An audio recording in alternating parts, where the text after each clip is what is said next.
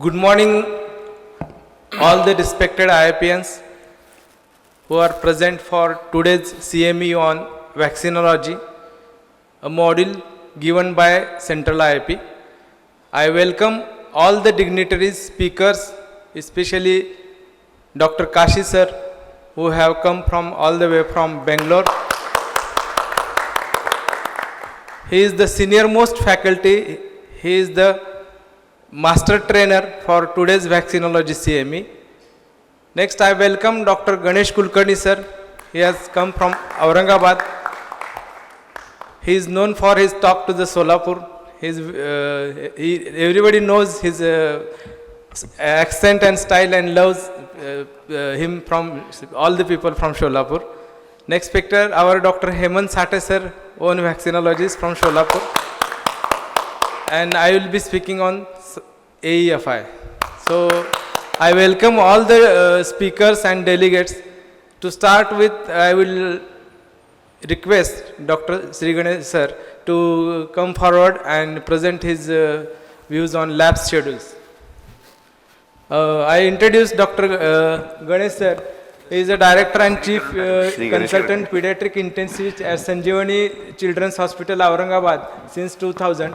He is a past Maharashtra state vice president and he has worked on many posts. He has also presented papers in the vaccinology. So I request sir to present his views on lab schedules. Thank you. Thank you. Thank you so much. A very good morning to all of you. There's always a joy to come to Solapur. Solapur has become a most sought after city for me. There are a few reasons to it. Someone senior but as enthusiastic as Dr. Sate sir. During this module, before this module, perhaps I had a lot of interaction with Sate sir. And the enthusiasm that, in fact, Kashi sir also must have, come across his enthusiasm. He always kept on saying, Ganesh, can I add a few more slides to it? I said, Kashi sir wouldn't permit you, sir. But the thing is, the passion for the subject and actually his zeal to present, to know a few more things. See, this is unmatched at his age. Talking on vaccinology in front of a vaccinologist of his caliber is something like, you are teasing an Olympian, swimming in front of him and showing him, the one who has already got a gold medal in Olympics, and you are not even a city swimmer and you are trying to swim in front of him is a task. But that gives you a pleasure and joy also. I believed in one thing is that there is always nothing in presenting, but by attempting to present, you come across people who are sitting across you and you learn so many things from them. My interest in vaccinology is perhaps, I owe it to Dr. Kashi sir. He's the one-man army in vaccinology. I have seen a lot of vaccinologists in the country. They have a very big name. They have very, aura with them. But this person is different because of his unbiased opinion about each and everything. I would vouch, whatever he says, it comes from heart. And whatever he says is the gospel truth. You don't have to read and go back and see the books, because books are sometimes, I find, very, confusing, because the text language is not so lucid. We all are Indians, we aren't born Britishers, so English is a problem for all of us while you speak it, while you present it, while you read it. So making this textual things to understand much more, he's the one who probably solves that problem to all of us. So first, naman to him. And he has accepted to come to Solapur with enthusiasm, and thing is, since last 2 months he is traveling all Saturdays and Sundays. Is a big thing. There is a bit change in the schedule today. Actually it is supposed to be starting with Sir's talk, and that is a talk on basic immunology and the general principles of vaccinology, because any sport that you want to play, you first have to know the rules to play that sports. So those are the rules that he teaches you, and thereafter we try to be masters of it. But here, probably this has become a part and parcel of every CME, that Sunday mornings is a bit busy. Everyone has to give time to their family first and then come to the venue. So I want all of Solapur IPNs to listen to him. That's the reason I have got my talk to be delivered first and then. So coming to this, before that, how can I forget Atul Da? I'm going to praise him at the end of it, because he is without him, he is my elder brother. He has already supported me, always been there for me. He has always stood by me, and I look up to him to be like him. Versatile man who can sing well, who can, have an aura, who has a great academics and mind-blowing compilation of pictorial cases. That's something which is, I don't think anyone can match in IAP in entire country today to his compilation. So, getting back to the business now, this is what is lab schedules. Now, one thing that troubles us in our day-to-day practice is basically a patient coming to us and saying, and when we look at his immunization chart, and we see a lot of vaccines are not given at all. Someone is missed, something is given before, something is given after, something is not given at all. And that's a confusion situation for us. Now, how to sort it out? That's the biggest task for all pediatricians in our day-to-day OPD. So this is what is, I'm going to deal with it. So lab schedule, what do we mean by lab schedule? So before that, we need to know what are schedules means. So schedules for vaccinology is basically, it is kind of a timeline for vaccinations, which those vaccines which prevent your vaccine preventable diseases. So it is a time frame, on which age, at what date you need to give particular vaccine. So that's a timeline. Now this, who decides this timeline? This timeline is being decided by the stakeholders. Now who are the stakeholders? Your government of India is your stakeholder. If you go to Europe, you probably have European Society is your stakeholder. You go to USA, CDC is your stakeholder. So every country has a scheduler that schedules the timeline for all the vaccines. Now how do they decide that this vaccine has to be given at this particular time? So there are multiple aspects. First is, it is epidemiological, because one has to know what epidemiology of certain disease, then only we would be able to introduce a vaccine at that particular age. So epidemiology tells you what is the disease prevalence, at what age this disease prevalence is much higher. So is this a vaccine preventable? So we introduce this. How many dosages of vaccines are needed? Because there are killed vaccines which need repeated boosters. There are live vaccines which do not need repeated boosters. So depending on the immunology of these vaccines and the epidemiology in the geography that, and then third is the programmatic thing. Like, you cannot keep on asking for every vaccine the child to come to you in your OPD, take a vaccine, go home, 10 days later come back again, take another vaccine, 15 days later come back again. That doesn't happen, because you have to give them a timeline in which they should be coming to you at a minimum times and getting the maximum rewards. So that's the reason why combo vaccines have come into the picture. So that's a programmatic thing. So one is epidemiological, second is immunological, because the immunology will tell you the immunocompetent group needs which vaccines, and then we have programmatic. So these are the brackets into which these schedules are being done. Now when do we call lab schedules? Labs means either the dose is gone late, the child is not, parents have not given it, they have made it late, or they have delayed for some reason, or they have defaulted, they have not given it, they have forgotten to give it. So these are the reasons why a lab schedule happens. They have other reasons, like someone may not be financially well at that point of time, someone may have forgotten it, someone may not acknowledge the importance of that particular vaccine. So there are a lot of things that is called as vaccine hesitancy. This is called as vaccine hesitancy. So let us come to a scenario now. This is a very common scenario that comes into your practice. This is a patient given an inactivated hepatitis A vaccine 1 year of age, comes for second dose at 3 years. Like for hepatitis A, the ideal condition would have been the child coming after 6 months to you, right? But instead of coming after 6 months, he forgot and he came to you at 3 years of age, and then he's asking you, sir, my hepatitis A. Now the questions that come into our mind is, should I restart the schedule? Should I again give the number 1 and the number 2? Or should I give only 1? Or should I tell him that no, now it is needed, time has gone? So these are different scenarios that may come to your mind. So what does immunology says about it is basically anything. What do you think? Should we restart? Should we add 1? Should we add 2? So let us understand that. So this is one vaccinology principle that you need to keep it in your mind is an interruption in the vaccination schedule does not require restarting the entire series of a vaccine or a toxoid or an addition of extra doses. So whenever you have a lapsed schedule, you do not have to restart. Where you are, you start from there onwards. Like, no, do not start from the beginning. That's the first vaccinology principle that you would learn today. Now, this is another scenario. A 2-year-old child has come in contact with another child with varicella. So, varicella exposure is there, right? Now, he is brought to you for vaccination. Now, parents wish to administer all the missed doses. He has received only bird dose OPV, he has received bird dose hepatitis B and BCG. How will you plan the lapsed immunization schedule? This is again a scenario. This is 2 years old child has given only bird dosages, nothing thereafter. And now this elder sib has got varicella, so there is an exposure to varicella. Now he is afraid. Now he is afraid. He has come to you in your opinion and say, now what do I do? I want to give all vaccines which are missed now. The common scenario that happens in our practice. Now, the parents do not want to, there is a precondition to it. He has some financial restraints. So he says that, I know you may be able to give all the vaccines on one particular day, but that's not going to work because I do not have that much of finances to support.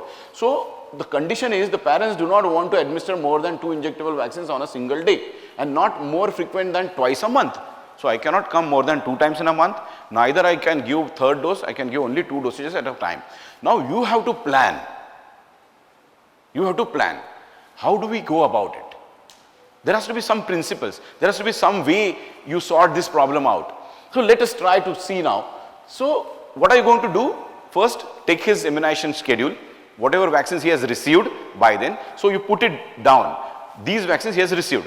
Now make another list of it that all the missed vaccines. So list all the missed vaccines recommended for that age. Now he is 2 years. So by 2 years he should receive all these vaccines. He has received only this and he has left for all these things. So you will make a list of all missed vaccines till the age of 2 years. That's your first priority list that you prepare. Now second thing what you do is determine recommended interval for catch-up vaccination. Now the question is we want to give him vaccines. Now what do you mean by catch-up vaccination? Catch-up means somebody has missed it and I want to catch up. Like, so we two were running a marathon.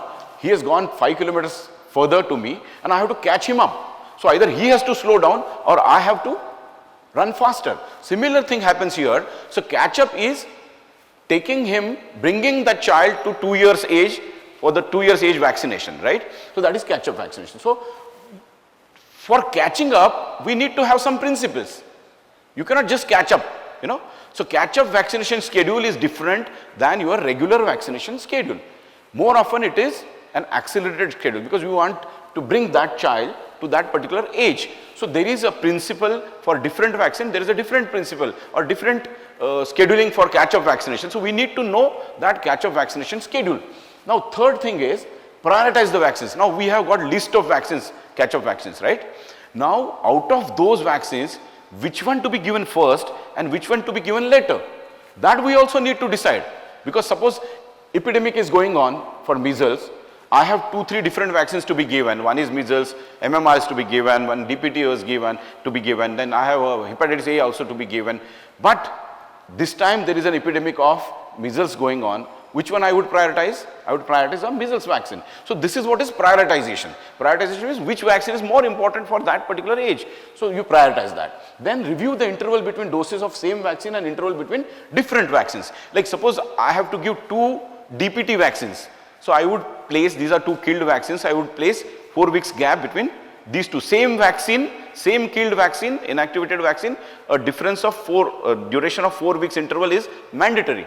But whereas you have a different killed vaccine, inactivated vaccine, you can give it even in 10 days later, 15 days later, you do not have to follow that 4 weeks interval gap, right? For live vaccines, you have to always maintain the gap of 4 weeks. So these are the principles of gap, right? So we apply that principles of gap to this scheduling now. So first is you list the missed vaccines, second is you determine the recommended intervals of catch-up vaccine, third is you prioritize the vaccine, and fourth is you find the intervals, which logical intervals which we need to follow, and then thereafter review the contraindications and precautions for vaccine types. Suppose you are trying to catch up a vaccine like DPT after 7 years. So capital DPT becomes a problem here, because we don't advocate to give DPT after 7 years. That becomes a high risk zone, right? You don't advocate DPT, full DPT course after 7 years. So that is what is a precaution and a contraindication. Certain vaccines we are not supposed to give after a certain time. So those are the precautions and contraindications that I would apply. And then I prepare the list, schedule as per the parents' preference. Then I ask the parents what they want. Should I give a pneumococcal, which is a little costlier vaccine, a Minactra, which is a costlier vaccine than the other one? So prioritization as per the parents say. So this perfectly solves your problem in your day-to-day OPD. If a child who comes with a lapse or a delayed vaccination or for catch-up vaccination. So if you remember these things, I think there wouldn't be any problem for all of you to follow. Now some list of vaccines due. Now this guy, go back to that guy now, 2 years old guy. List of vaccines due and number of dosages. Now he has received only BCG, only 0 dose OPV, BCG and hepatitis B. So DPT remains 2 dosages and 1 booster is remaining, right? Then he is remaining IPV 2 dosages, 1 booster. Then this is the list of vaccines that he needs to catch up, right? Now the second is the schedules for catch-up vaccination now. See, DPT 016 that we are going to catch up. So likewise, all different vaccines have a different catch-up schedule that I am going to apply it. And third is prioritization, like varicella, MMR, JE, DPT, IPV, HIB and HBV and PCV, I would prioritize over.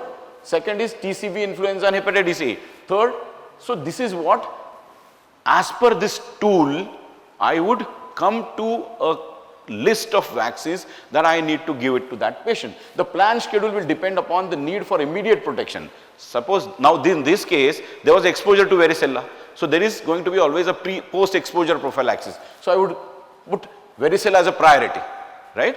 Then epidemiology like JE, Usmanabad. If you go to Usmanabad, you're going to have a JE as a priority there, right? While you are in Aurangabad, I may not consider JE as a priority. So if possible, give 3-4 shots per sitting. Try to convince him. You know, you may pay me later, but at least you finish your vaccines before, because the child is in a risk zone. Child would, you know, get exposed to the diseases. Our job is to prevent diseases. So that way. Now utilize grace period between doses. So grace period is, now sir will tell you about the grace period thereafter, because that, what is a grace period is, 4 weeks gap is mandatory, but for certain the vaccines which, killed vaccines, inactivated vaccines, 4 days prior also we would be able to give a vaccine. That's called as a grace period. So that's sometimes, we want to finish it off fast, you apply the grace period. Then different inactivated vaccines can be administered at short intervals. Suppose I'm giving it DPT today, pneumococcal after 10 days. So I can just shorten the interval between those inactivated vaccines. So that was all about lapsed scheduling. I hope this has sorted out your problems in your day-to-day OPD now. So missed vaccines, catch-up schedule, then fourth was rescheduling now, prioritization from a patient's perspective and a parent's perspective, and then give the vaccines, right? Now, what is more important for a vaccine? See, giving vaccine is just halfway done, but giving a potent vaccine is a full-time done. If you are giving a vaccine which is not potent, which is of no use, it is in fact rather devastating, because patient is under the impression that he has received a vaccine, and then you are giving him a non-potent vaccine. Now, why there happens a non-potency of a vaccine? So the biggest thing about vaccinology is vaccines have to be maintained into a cold chain. It has to be maintained into the bracket of 2 to 8 degrees. Now, what do we mean by cold chain? Cold chain is, it is a system in which we maintain a temperature right from the manufacturer through the transport to the end user. We maintain a temperature of 2 to 8 degrees. This is what is called as a cold chain. And this cold chain ensures the potency of a vaccine. Now, what might happen if you go below 2 degrees, there's going to be a freezing effect. If you go above 8 degrees, there's going to be a heating effect. Now, both these things, either freezing or getting exposed to the heat, is going to cause a potency problem. What happens if a potency is lost? There's no immune response. So cold chain brings potency, potency brings immunological strength to that vaccine, right? Now, how to store the vaccines? We have a lot of vaccines coming up in our consultation every fortnight. So depending upon our usage, a properly maintained cold chain is the lifeline for any immunization program, right? The optimum temperature, as I said, for all vaccines is between 2 to 8 degrees. Now, which is more harmful for vaccines, heat exposure or freezing? What do you think? Freezing is worst or heating is worst? Anything? Freezing is worst. Yes. So why? What is? Both are worst. Both are worst, absolutely worst. Because even heating also takes out the potency, while freezing also takes out. I wouldn't give this example, but this fits very apt, so I'm giving this. There's something which is called as a jhatka and halal. Both are bad. Both kill the survival. But jhatka is one and there's nothing remaining, the death. Cumulative is you are dying every minute. Similarly, a cold injury is jhatka. It is once and for all or none. Today potent, next moment non-potent. So that's cold. That's the reason why sir said it is right, because cold is once and for all. Once you are exposed to cold, gone. But heat, cumulative. One exposure to heat, little less potency. Next exposure to heat, little less potency. So likewise, you accumulate the negative part of it. So this is what. Both are harmful. Cold injury is an all or none phenomena, while damage caused by exposure is cumulative. Which are the vaccines which should never be frozen now? Now tell me those vaccines which never should be frozen. Those are called as freeze sensitive vaccines, right? Which one? T containing. All T containing. Before that, if I have to label only one or two, which one I would label? They should never be exposed to cold. Hepatitis B. Always keep it in mind. Hepatitis B comes top on the list. So hepatitis B and then all T containing vaccines. So these are all inactivated hepatitis B, triple, quadra, penta, hexa and all conjugate vaccines. They are all sensitive to cold. So you should never freeze them. Now coming to your OPD consultation room now. We use different things, right? Someone is magnanimous who has a cell of, who has a coverage of rather 100 vaccines in a month, 200 vaccines in a month, has a storage problems, has to have something which is more formidable for him. So he uses ILR. Second is he has something somewhere around 50, 60 coverage every month. So he wants a separate fridge which is purposely built for keeping vaccines. So that is purpose built. It is only for vaccine storage, nothing else. That's a purpose built.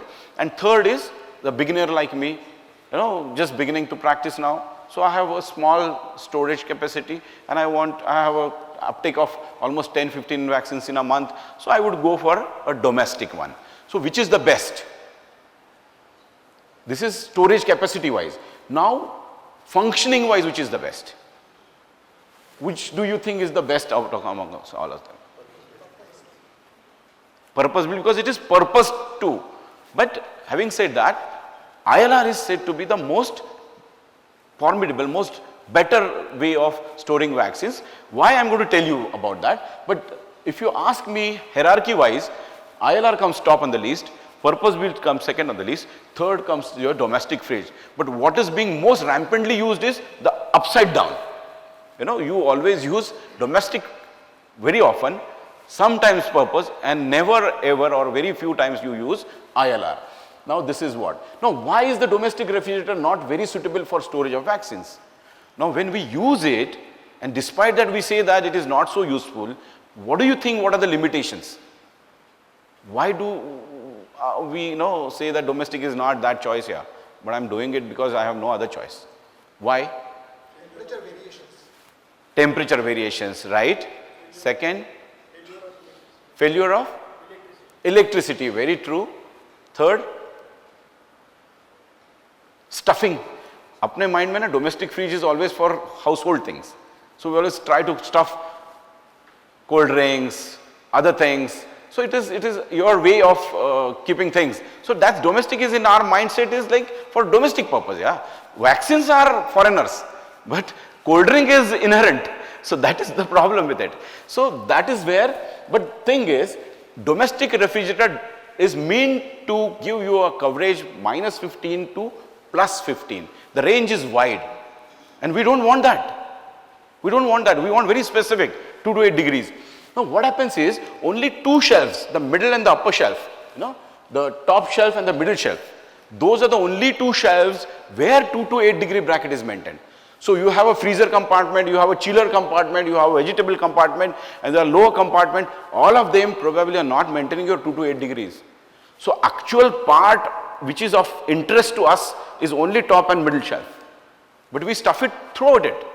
That's where first thing goes wrong. Okay. Now second is only top and middle. Temperature varies significantly every time you open the door. We have a habit of opening the door every now and then for a lot of other things. So every time you open the door, there is a drop in the rise in the temperature. So that which affects it. Temperature rises during defrosting in cyclic defrost and frost free. So either way, if you have auto defrost or whatever, every time it starts defrosting, temperature starts rising. So that's one. Cabinet temperature is easily affected by ambient temperature. So your surrounding temperature like Solapur, Aurangabad, surrounding temperature and this season is almost 40 degrees and 42 degrees. So domestic freeze gets affected by your ambient temperature. So these are the reasons why domestic freeze is not up to the mark as far as vaccinology or vaccine storage is concerned. Now, how best can the domestic freezer be used for storage of vaccines? Now, once you have got married, right, you cannot change your wife. You cannot say that, no, this is not of my types. What do you have to do? You have to change her according to you. So now I say that domestic is not of my types, but then I have to live with him. So how do? I try to modify certain things in that domestic freeze so that it becomes very familiar to me and very useful to me, and that is what? Tell me any 1 or 2 first. What can be done to make domestic more friendly, more useful, more accurate? Ice packs. Ice packs, you keep a lot of ice packs. Okay, then? Uninterrupted electricity. Don't open doors now and then. Don't store it something else. So a lot of things. So let us try and see what are the essentials for a good domestic fridge. Is you have to have you always use a double door. Don't use a single door. Okay. So use a double door, freezer compartment up and the rest of the things is down. Separate freezer cabinet compartment. Door seals should close snugly. You always keep on checking. Do an audit of your domestic fridge. Auditors do audit. We also do audit for our fridge. So try to check whether your the lining, covering line, rubber lining tubing is up to the mark, it is snugly fitting or not. Then free from leakages and coolant. So if the water is running down somewhere, there is some leakage. So try to cover it up. Then auto door closure on leaving. So the mechanism of auto door closure should be intact. Auto defrost preferred. No temperature fluctuations in danger zones. So these are certain things that we would follow so that domestic fridge becomes more useful to us. Now, the placement of fridge has some unique advantage. How? You have to keep 10 centimeters away from each side, more so from your back side, because there are coils behind it. So from behind at least 10 centimeters and the sides 10 centimeters, and it should be above the ground 5 centimeters above the ground level. So this is where your placement. Second is you should not keep it just beside the door opening. Your main door is here and you keep your fridge here because ambient temperature is going to affect it. So keep it away from the door. Third is away from a direct sunlight. Now these are the things, if you follow, your domestic fridge also would start giving you more happiness. Is there any particular order in which vaccines are to be stored? Now the question is, you have sorted your problem out. Now you have got a bunch of vaccines to your door. Now the vaccine guy came and he delivered your vaccines. Now you have bunch of vaccines, different vaccines. One is killed vaccine, one is live vaccine, one is conjugate vaccine, one is oral vaccine. There are a lot of vaccines which come in a bunch. Now you have to keep them in your compartment. Either you have to do it by yourself or you have to teach your guy who's placing. I doubt we tell this to anybody in our hospital. We just give him the vaccines and tell him to pack it up. How often really we look into this? We do not look into it. But my say to it is, by doing this, ignoring this, we are in fact creating a problem, right? So this is where the top shelf should always be. So we have, I said there are heat sensitive and cold sensitive vaccines. So what is going to be there on the top shelf? So freeze sensitive is going to be down because your chiller tray is up. Closer to your chiller tray, temperature is going to be lesser. So you don't keep all those vaccines which are freeze sensitive on the top shelf near to the chiller tray. So top shelf would always be with heat sensitive vaccines. This is measles, MR, MMR, BCG, OPV, yellow fever, Japanese encephalitis, varicella and rotavirus. Middle shelf is always your T containing. The middle and the lower is freeze sensitive vaccines, all T containing vaccines here, and lower shelf is only for diluents and hepatitis B perhaps because this is the most cold sensitive vaccine. So this is the hierarchy with which you keep all these vaccines into your fridge. Your doors are to be kept only for diluents, right? Now what do we do with the freezer compartment? So you are supposed to stack it up with your all ice packs for conditioning and unconditioning thereafter. So that compartment is only for ice packs, right? The door is for diluents, and you would be able to encourage keeping lot of cold mass into your fridge. The water bottles, only water bottles, not drinkable water bottles. Why? Because in case of power failure, this will give you a hold over time which is far further than your normal hold over time, right? Now, what things the checklist, the audit here is check for seals and close niggling, that safeguard power supply. Sometimes put up a sticking bow, red sticking plaster on the board because the mousie comes and she thinks that it's going unnecessary, she puts it down. Or she keeps her mobile charging for that and keeps it here. So that should not happen. So here, then ideal storage. You shouldn't keep your vaccines, just pile it up like that. You keep it into boxes, different boxes, so that you sort it out properly. Then use refrigerator exclusively for vaccine storage. No burgers, nothing to be, no eatables and no cold drinks. And then this is the cool mass that we would increase, because that will, thermal ballast would go 10% of fridge volume and can maintain fridge temperature between 2 to 8 degrees for 4 to 6 hours without power. And why is now coming back, why I say that ILR is so better than the others? Ideological, never seen. Many few of us have seen what is ILR. But why it is said to be the Amitabh, why it is said to be the best one, is basically it has a lot of coils surrounding the walls of the ILR, and the water throws through the coils. This water is frozen. Now this water in turn lowers down the temperature. So in case of power failure, this cold water remains there. So it is kind of a cold mass which is being created, which will give you a lot of holdover time. That's one thing. Second thing is ILR can maintain a temperature is 2 to 8 degrees as little as 8 hours of power supply. Means it can go on for 48 hours to 72 hours without a power supply. And that is what is called as a holdover time. Now holdover time means it is the time taken for the fridge or the cooling equipment without electricity supply to bring it back to that end point. So that is the holdover time. Maximum holdover time, that means you are better one, right?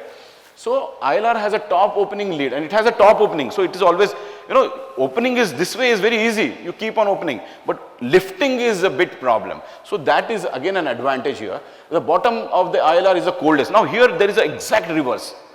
In domestic, we have a freezer compartment up, we have a chiller tray up. Here it is at the bottom. So the storing is also, vaccine should be stored in a basket to avoid direct contact with the slides. So that we do in domestic fridge also. Now, what are the differences in the storage recommendations in ILR and domestic fridge? I don't take much time because it is exactly the opposite of domestic fridge. Domestic, we top shelf, we had all heat sensitive vaccines, and the ground freeze sensitive vaccines. Here we do exactly reverse. So it is exactly reverse that we do. Now purpose built, this is something which is coming up in a big way now. We all are practicing pediatricians, I think, should at least have purpose built rather than having ILR, because ILR is too costly. But purpose built is only for vaccine storage. It has a transparent glass, so you can look out which vaccine is available or not. Just for seeing the availability, sometimes we open the door. So that is not going to happen. It comes with a display of temperature there up. So you can see whether the temperature is being maintained 2 to 8 degrees. So temperature is maintained 2 to 8 degrees. Vaccine refrigerators have good temperature recovery. So you open the door, it has a good recovery as such, has high and low temperature logging standards with a digital controller. A vaccine refrigerator will maintain 2 to 8 degree temperature during a defrost also, and there are the glass doors.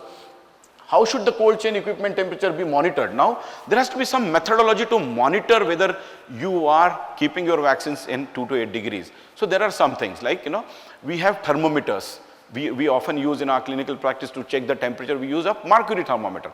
But for these, we use more often alcohol thermometers. Then now the new generation, a digital generation. So they use digital thermometers, digital clocks, digital thermometers. So this digital watch. So we have freeze thermometers and we have, this is digital data loggers. Now what is the difference between a data logger and a digital thermometer? Is basically a data logger means it will give you exactly what has happened between last 1 month of time.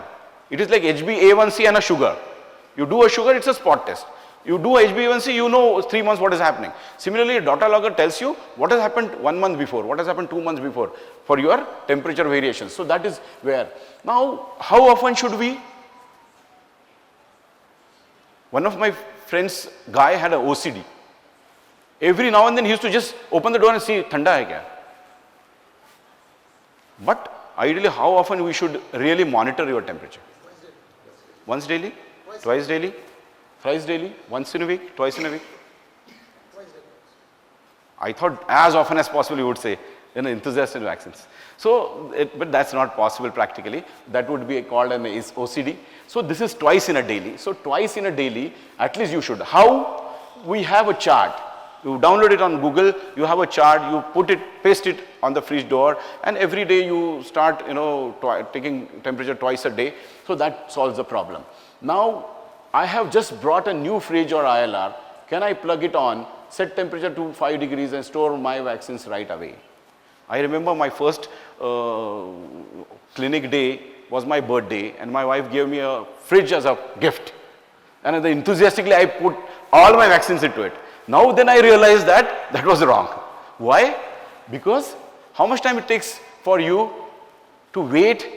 नहीं तो क्या होता है, नया mobile है कि we just forget everything, we just get into our mobile, start exploring all what functions it has, how it looks, what other things. So that's kind of a new liking, नया चीज आया कि we use it. But it does not hold true for this storage refrigerators, because unless and until you do not know whether it is maintaining the temperature between 2 to 8 degrees. How would we know that? So twice daily we are anyway recording here, no? So it may take 2 to 7 days for that fridge to come to that level of protecting it between 2 to 8 degrees. And how do we know that? So we take readings there one after the other. On 2 consecutive days, if you find your temperature is being maintained in 2 to 8 degrees, that means your fridge is now ready to store the vaccines. So don't rush for it, right? So once you have 2 consecutive, and I have an outreach immunization station now. What is the best way to transport and store the vaccines? Now outreach is, many of us go for a camping somewhere, someone tells us, some NGO calls us for typhoid vaccination, some NGO calls for flu vaccination. So we have an outreach. Public domain, it is a usual process. They all go for outreach session. For pediatricians, we have certain times when we go for outreach. Second utility of outreach session is basically if your domestic fridge, there is a power failure of 4-6 hours now, and you have to transfer these vaccines, and your friend's neighborhood friend clinician also has a power failure. So what are you going to do? So have a vaccine carrier, it would hold it for further more hours. So that's an outreach. Now this is what is called as vaccine carrier, right? Everyone should have it, not this one. This is the previous one. There is one more amendment into it, and the photograph I'll show is, this is the photograph. The difference between this and this is, you would be able to see that the ice packs are not in contact with the vaccines here. There is still a well there in between, right? Because your ice packs close contact with the vaccine might, so from freeze sensitive vaccines like hepatitis B would get spoiled by just being in contact with the ice pack. So this is what is, now usually it carries 16 to 20 vials, right? It maintains 2 to 8 degrees.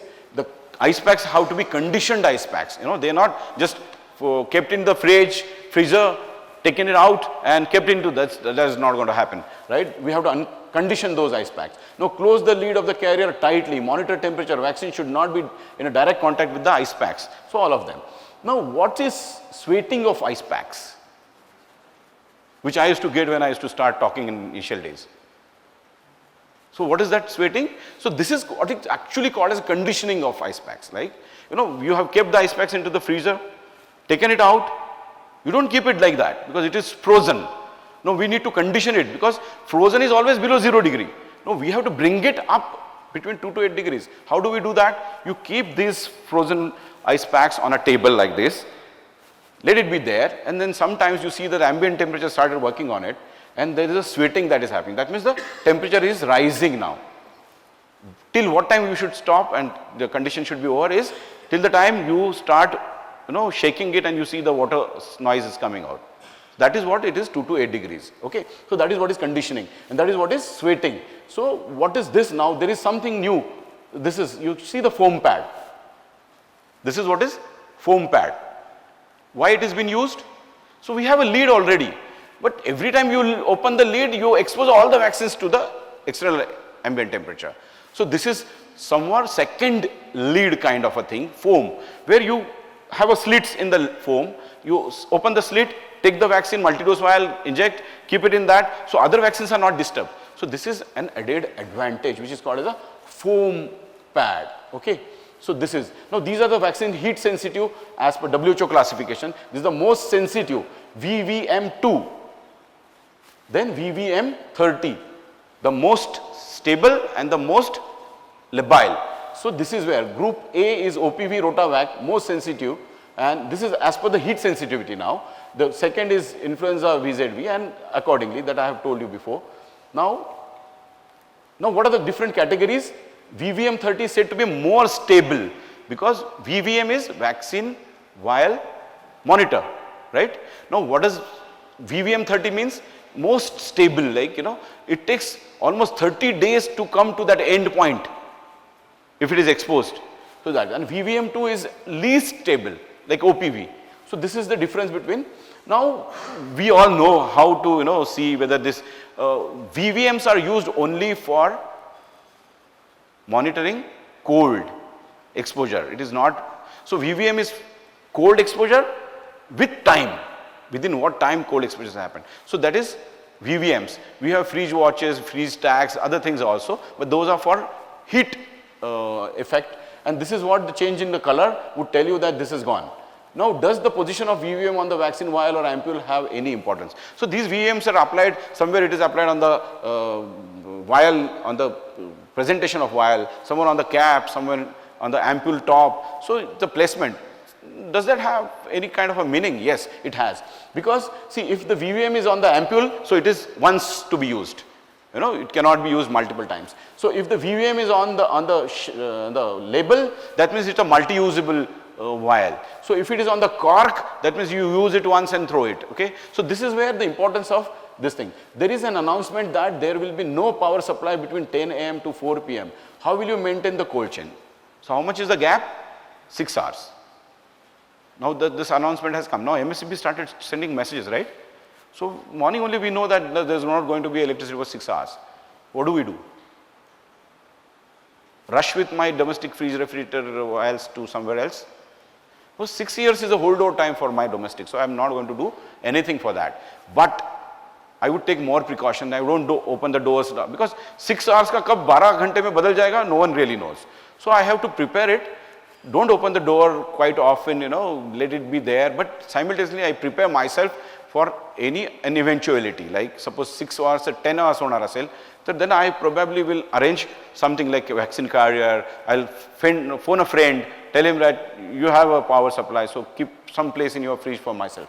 So this is what ILR, if you are already using ILR, probably nothing can beat you.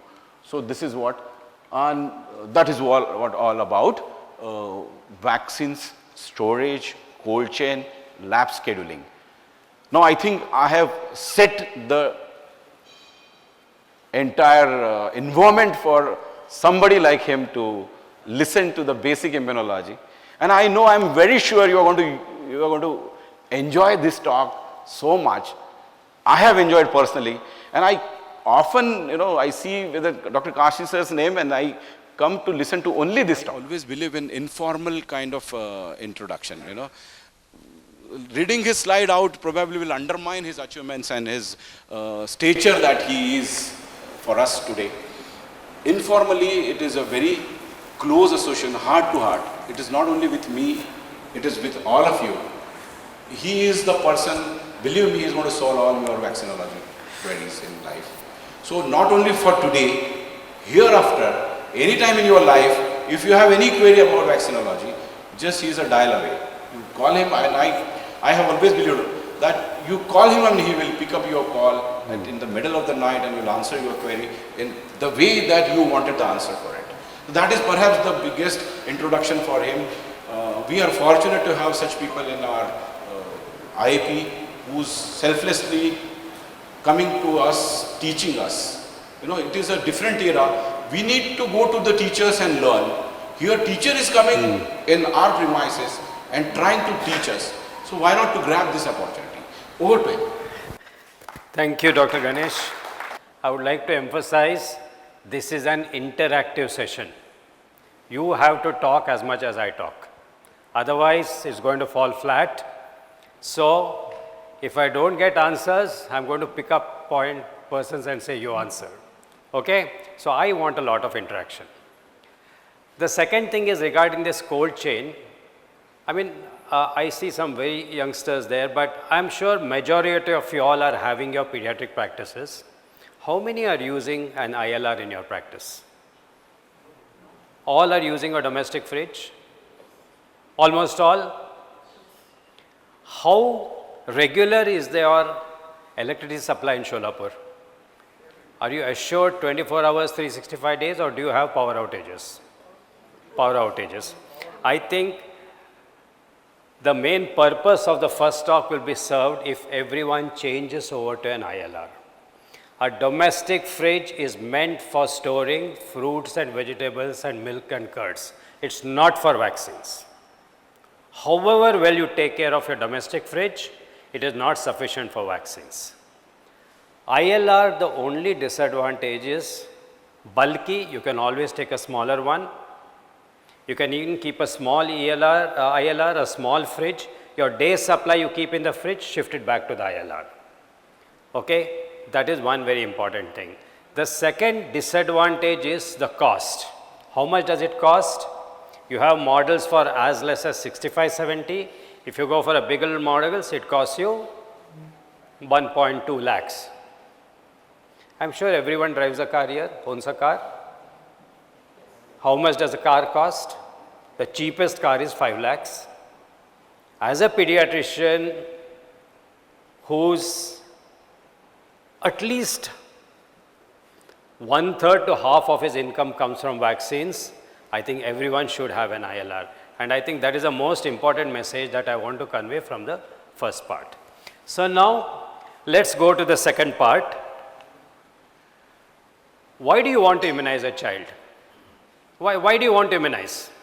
I want interaction, please. Otherwise, I'm not going to go forward. Why do you want to immunize? Someone from here. Huh? Why do you want to immunize? You want to protect the child, right, who is immunized. Can you think of something more than that? Okay, so you want to prevent illness, complications of the vaccinated child. Anything more? Yes, so disease burden, that means you want to reduce the illness in the community, right? And what is the ultimate aim of any vaccination program? Want the disease to go away from the face of the earth. So we have three main aims. You want to protect the individual, you want to protect the community, including those who cannot get vaccinated, like someone on steroids, or someone who is pregnant and cannot take live vaccines. You want to protect the entire world. That means you want to either eradicate, eliminate, extinct, or control the disease. Now let's examine some of these individual words. What is eradication? Has any disease been eradicated from the world? Human diseases? Smallpox. You will change after I complete this slide. Extinction is very different from eradication. Extinction is when the pathogen no longer exists on the face of this planet. And so far there is no human disease which has been extinct. We have eradicated smallpox. Smallpox is no longer found in humans, but the pathogen is still there in 2 or 3 laboratories in the world. So smallpox is not extinct, it is only eradicated. Now what do you mean by eliminated? Polio has been eliminated from the Americas. Measles, rubella has been eradicated from the Americas, but not from Southeast Asia. So the disease is no longer existing in a defined geographical area. And for a geographical area, we go according to the WHO. Either we have the different Americas, Africas, then we have the Southeast Asian region, West Pacific region, Mediterranean region, etc. So when you say eliminate means it has disappeared from one geographical area. Control is when it is no longer a public health problem. The disease is there, but it is no longer a public health problem. And a classical example of that is tetanus. Neonatal tetanus has been eliminated, but tetanus is under control. Overall tetanus has not been eliminated, it is controlled. Okay? So these are the main aims why we want to immunize. Right. First, I think everyone in this hall has to be convinced that all vaccines are safe. Every vaccine goes through a very, very rigorous developmental process, right from the preclinical, phase 1, phase 2, phase 3, and even after the vaccine has been rolled out, post-marketing surveillance goes on to see whether any rare adverse effects which have not been detected in the phase 3 trial, are they there in regard to that particular vaccine. And remember, at every phase, right from the preclinical phase till phase 4, safety is first. Only then they look at other factors like immunogenicity, efficacy, etc. So we have to be convinced that any vaccine which has entered clinical usage is safe for human beings.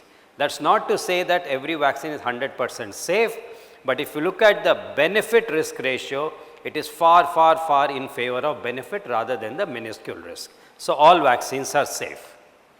Now let's come to one of the most basic things in vaccinology, how a vaccine works. Now when you introduce a vaccine, for simplicity let us take a injectable intramuscular vaccine. That vaccine has the antigen, and the antigen is not really very powerful. It has an adjuvant. Okay? Now what is the function of this adjuvant and the antigen? Now when you introduce a vaccine,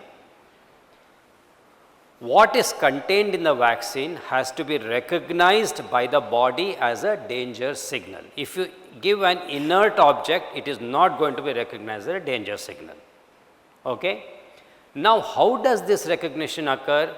Because most of the pathogens and the adjuvants have something that are known as pathogen associated molecular patterns. I am sure most of you all have heard of this factor. These are highly conserved molecules, they may be proteins, carbohydrates or fats, which are recognized by the cells of the immune system. And to recognize these pathogen associated molecular patterns, the antigen presenting cells have something known as the pattern recognition receptors. So once the vaccine is injected, once the pathogen associated molecular patterns interact with the pattern recognition receptors, a lot of changes takes place in the antigen presenting cells. The first is lot of intracellular signals go back, forth, transcription of genes occur, more cytokines are produced, Because of that, two changes takes place. One is an inflammatory environment is created, more and more antigen presenting cells come, more and more of the vaccine antigen is consumed till the last molecule is ingested from the site of administration. The second important step is certain changes occur in the antigen presenting cells, whereby it induces them to migrate to the regional lymph node. So, from your deltoid they will go to the axillary lymph node, from your thigh they will go to the internal, through the inguinal, they start migrating. Now, during this process they have phagocytized the antigen gets broken down into small particles. What is necessary for the immune response is presented on the surface of the antigen presenting cells. What is not necessary is thrown out by a process known as exocytosis. Endo is when you take in, exo is when you throw it out. So, exocytosis. So, all these processes are happening, and by the time it reaches the lymph node, the antigen has been processed and made very palatable for the T and B cells.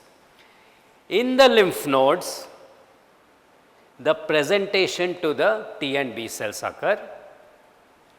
Intracellular pathogens like viral antigens are presented to the MHC class 1, which induces a CD8 plus response. Extracellular antigens like many of the bacterial pathogens interact with the MHC class 2, which initiates a CD4 type of reaction. These are not water type compartments, but to some extent they interact with each other. And what follows now is one of the most important steps in a vaccine response, and that is the production of the germinal center. Okay. Once the antigen is recognized by the B cells, it attaches to the B cells. Initially some mild reaction takes place, you get some low levels of IgM antibodies, no memory cells. Most important, some of these B cells with the antigen attached, they are induced by some of the T cells and go and attach to what is known as the follicular T follicular cells.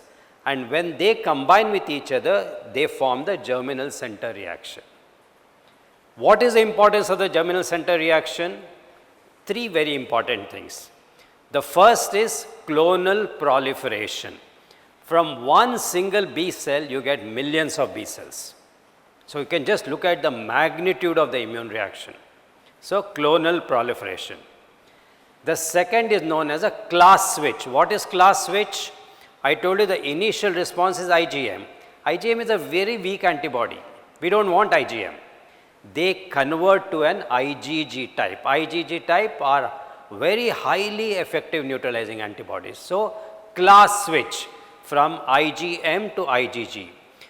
And the third most important thing is known as affinity maturation. What is affinity maturation?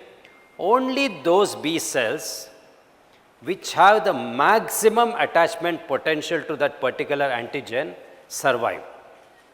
The rest are again apoptosis and thrown out. These high affinity cells again multiply, and the end result of the germinal center reaction is you have two populations of cells, one population producing very high affinity antibodies through the plasma cells, the short-lived plasma cells. They persist only for 3 or 4 weeks. That is why the antibody titer falls after that. The second population of cells is known as the memory B cells. Memory B cells is the most important result of a vaccine response. Without a memory B cells, your vaccines are useless. And the third is, I told you plasma cells, some are short lasting. Then you have long-lived plasma cells which go and stay in the lymph nodes, spleen, bone marrow, etc. They continuously keep producing antibodies for a variable period of time, and that is why after a vaccine, you give the pneumococcal vaccine at 6, 10, 14, but protection is there till 1 year. That is because of this long-lived plasma cells. Okay. So, this in essence is the basis of vaccine immunology. I have not dwelt into the T cell response, which is very similar. I have not explained too much difference between protein and carbohydrate, because this is just a very minuscule part of this particular module. This is not a scientific module. We are basically looking at applied vaccinology in this particular module. Now, when a vaccine is given for the first time, initially you get, look at this number 1, it's a very slow rise of antibodies. This is the IgM phase. Low level antibodies, no high affinity. Once the germinal center reaction starts, which takes about 5 to 7 days, their antibodies start peaking, and here you have very high affinity antibodies. The germinal center works for about 2 to 3 weeks and then they start fading away. That's why the antibody titers begin to fall after you give the vaccine. So these are the phases. Now, this will explain why we give a certain interval between different vaccines. DPT vaccines, the interval between 2 doses is 4 weeks, between the second and third 4 weeks. Why 4 weeks? Why not 2 weeks? If you give it at 2 weeks, you don't have antibody titers, you don't have sufficient maturation of the germinal centers. At the end of 4 weeks, germinal center reaction has peaked, the antibody titers are falling. If you give a vaccine over here, the vaccine take will be acceptable. If you give it at 6 weeks when the antibody titers are still lower, your vaccine response will be even better. If you give it at 8 weeks when the antibody titers have come to baseline levels, it will be even better. So an 8-week interval is better than 6, 6 is better than 4. But why do we not give it at 4 and 8 weeks and 6 weeks? Dr. Ganesh has just explained. A schedule determines, it's a compromise between the epidemiological need and the immunological response. Here we have diseases occurring very, very early in life. Pneumococcus colonization begins as early as second day of life. Maximum rotavirus has occurred within 6 months. So we want early protection. So we are compromising. So we are giving it at a shorter interval so that we get protection earlier. So this is the reason why interval of 4 weeks is maintained between different doses. Now when you give a booster response, what happens? Booster response, it is a memory cells which become activated. Okay? Memory cells do not have to go to the phase of germinal center reaction. They are ready for action. So immediately you start getting very rapid, there is no lag phase, and extremely high levels of antibody titers. This is the anamnestic or the body's response to a second exposure to the antigen. Very high titers, initially they fall and then they fall very, very gradually. Right? So this is the difference between a primary and a secondary response. Now looking back, why is that we give boosters for say pneumococcal or Hib, but we don't give boosters for say hepatitis B? Can anyone tell me the answer? Interactive session, I want someone to talk. Why do we not give boosters for some vaccines and we give boosters for some vaccines? Just about the seroprotective levels at different ages. exactly. I want answers from the youngsters, man. Come on. Huh? Incubation periods of the disease. Yes. So the need for boosters depends upon the time taken for the peak of the anamnestic response and the incubation period of the illness. Clear? So if you have an illness with a long incubation period, like say hepatitis B or hepatitis A, the height of the anamnestic response, the time taken is much shorter than the incubation period. So once re-exposure occurs, within 5 to 7 days, you have very high levels of antibodies and it can neutralize that virus. So you don't need any boosters. On the other hand, if you take a short incubation period, meningococcus, Hib, pneumococcus, the time taken for the peak of the anamnestic response is much longer than the incubation period. So you need to have protective antibody titers as long as the risk for that particular illness is there. So you need to give periodic boosters. So, we give a pneumococcal booster till 1.5 years, but we don't give it at 5 years. Why? Because beyond 4 to 5 years, pneumococcal is no longer a major issue as far as children, or as far as those who are vaccinated is concerned. On the other hand, tetanus continues to be a risk factor throughout life. So, we give tetanus boosters every 10 years, right? Every single aspect of the practice of vaccinology has very sound immunological principles, and this talk is mainly aimed to make you realize why you are doing these things. You are all doing it, you are all doing correctly. This will just explain to you why you are doing it. Now, in case of viral vaccines, we know viral vaccines are live vaccines. Some amount of virus persists in the body for a very, very long time, constantly stimulating the immune system. So, the antibody titers very rarely go below the protective level. So, you never need to give boosters for live vaccines, right? Now, you all heard of herd immunity. It has become very popular after COVID. Now, what is herd immunity? The incidence reduction of a disease amongst the unvaccinated members of a population when a sufficient numbers in the population have been immunized. So, you immunize 70%, 30% or 20% are not immunized, also do not get infected. Okay.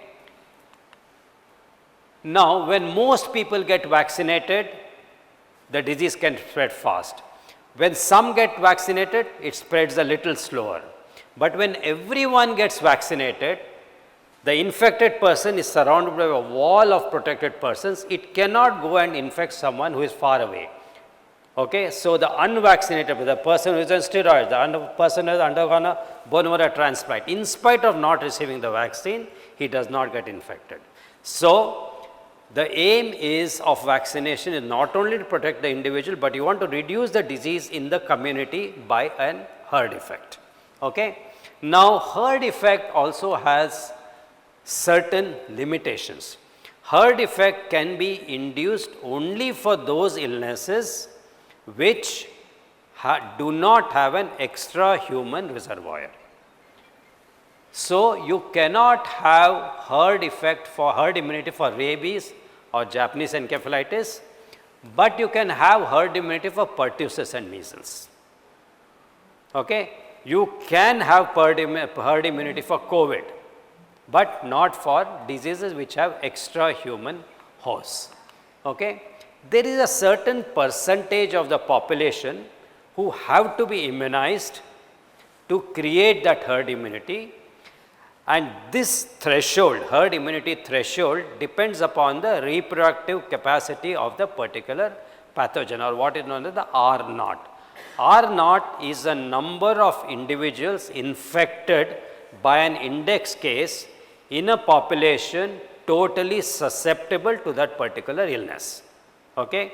So, diseases which have a very high R naught, like measles, pertussis, you require a coverage of 94 to 95% to have herd immunity.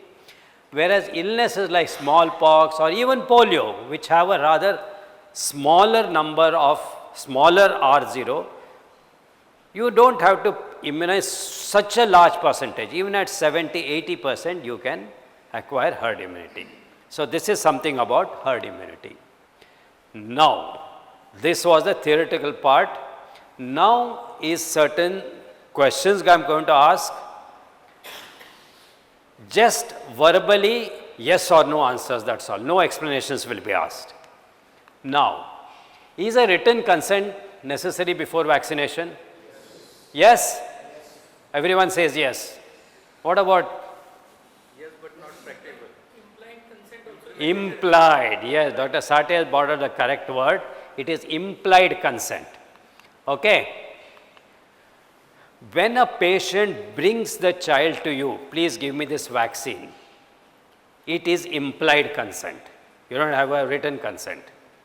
But that implied consent also implies certain responsibility on your part, that you have given enough information about the disease, about the vaccine, and about the risks of the vaccine.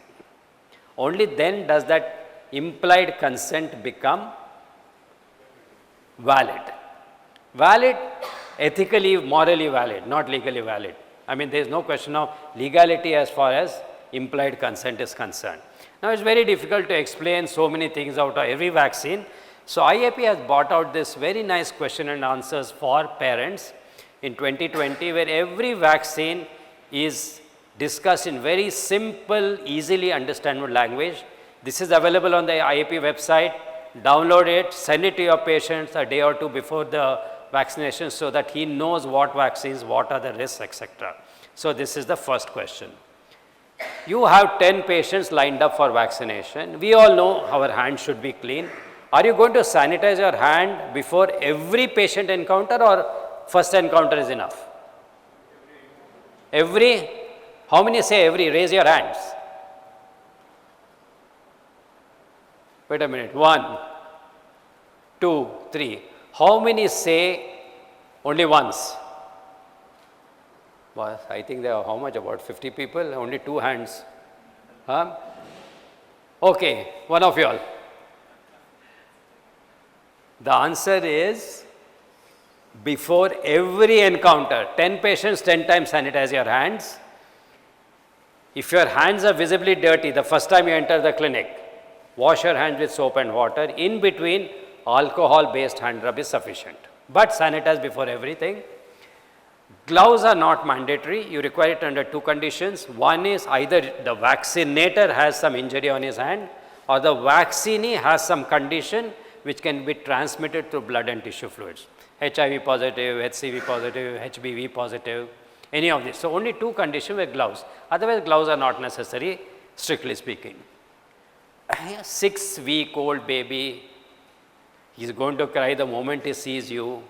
Is it really important that we should alleviate pain for a 6-week-old child? How many feel it's important? 1, 2, 4, 5, 8, 10. The others, I assume, feel it's not important, or they are non-committal. Huh?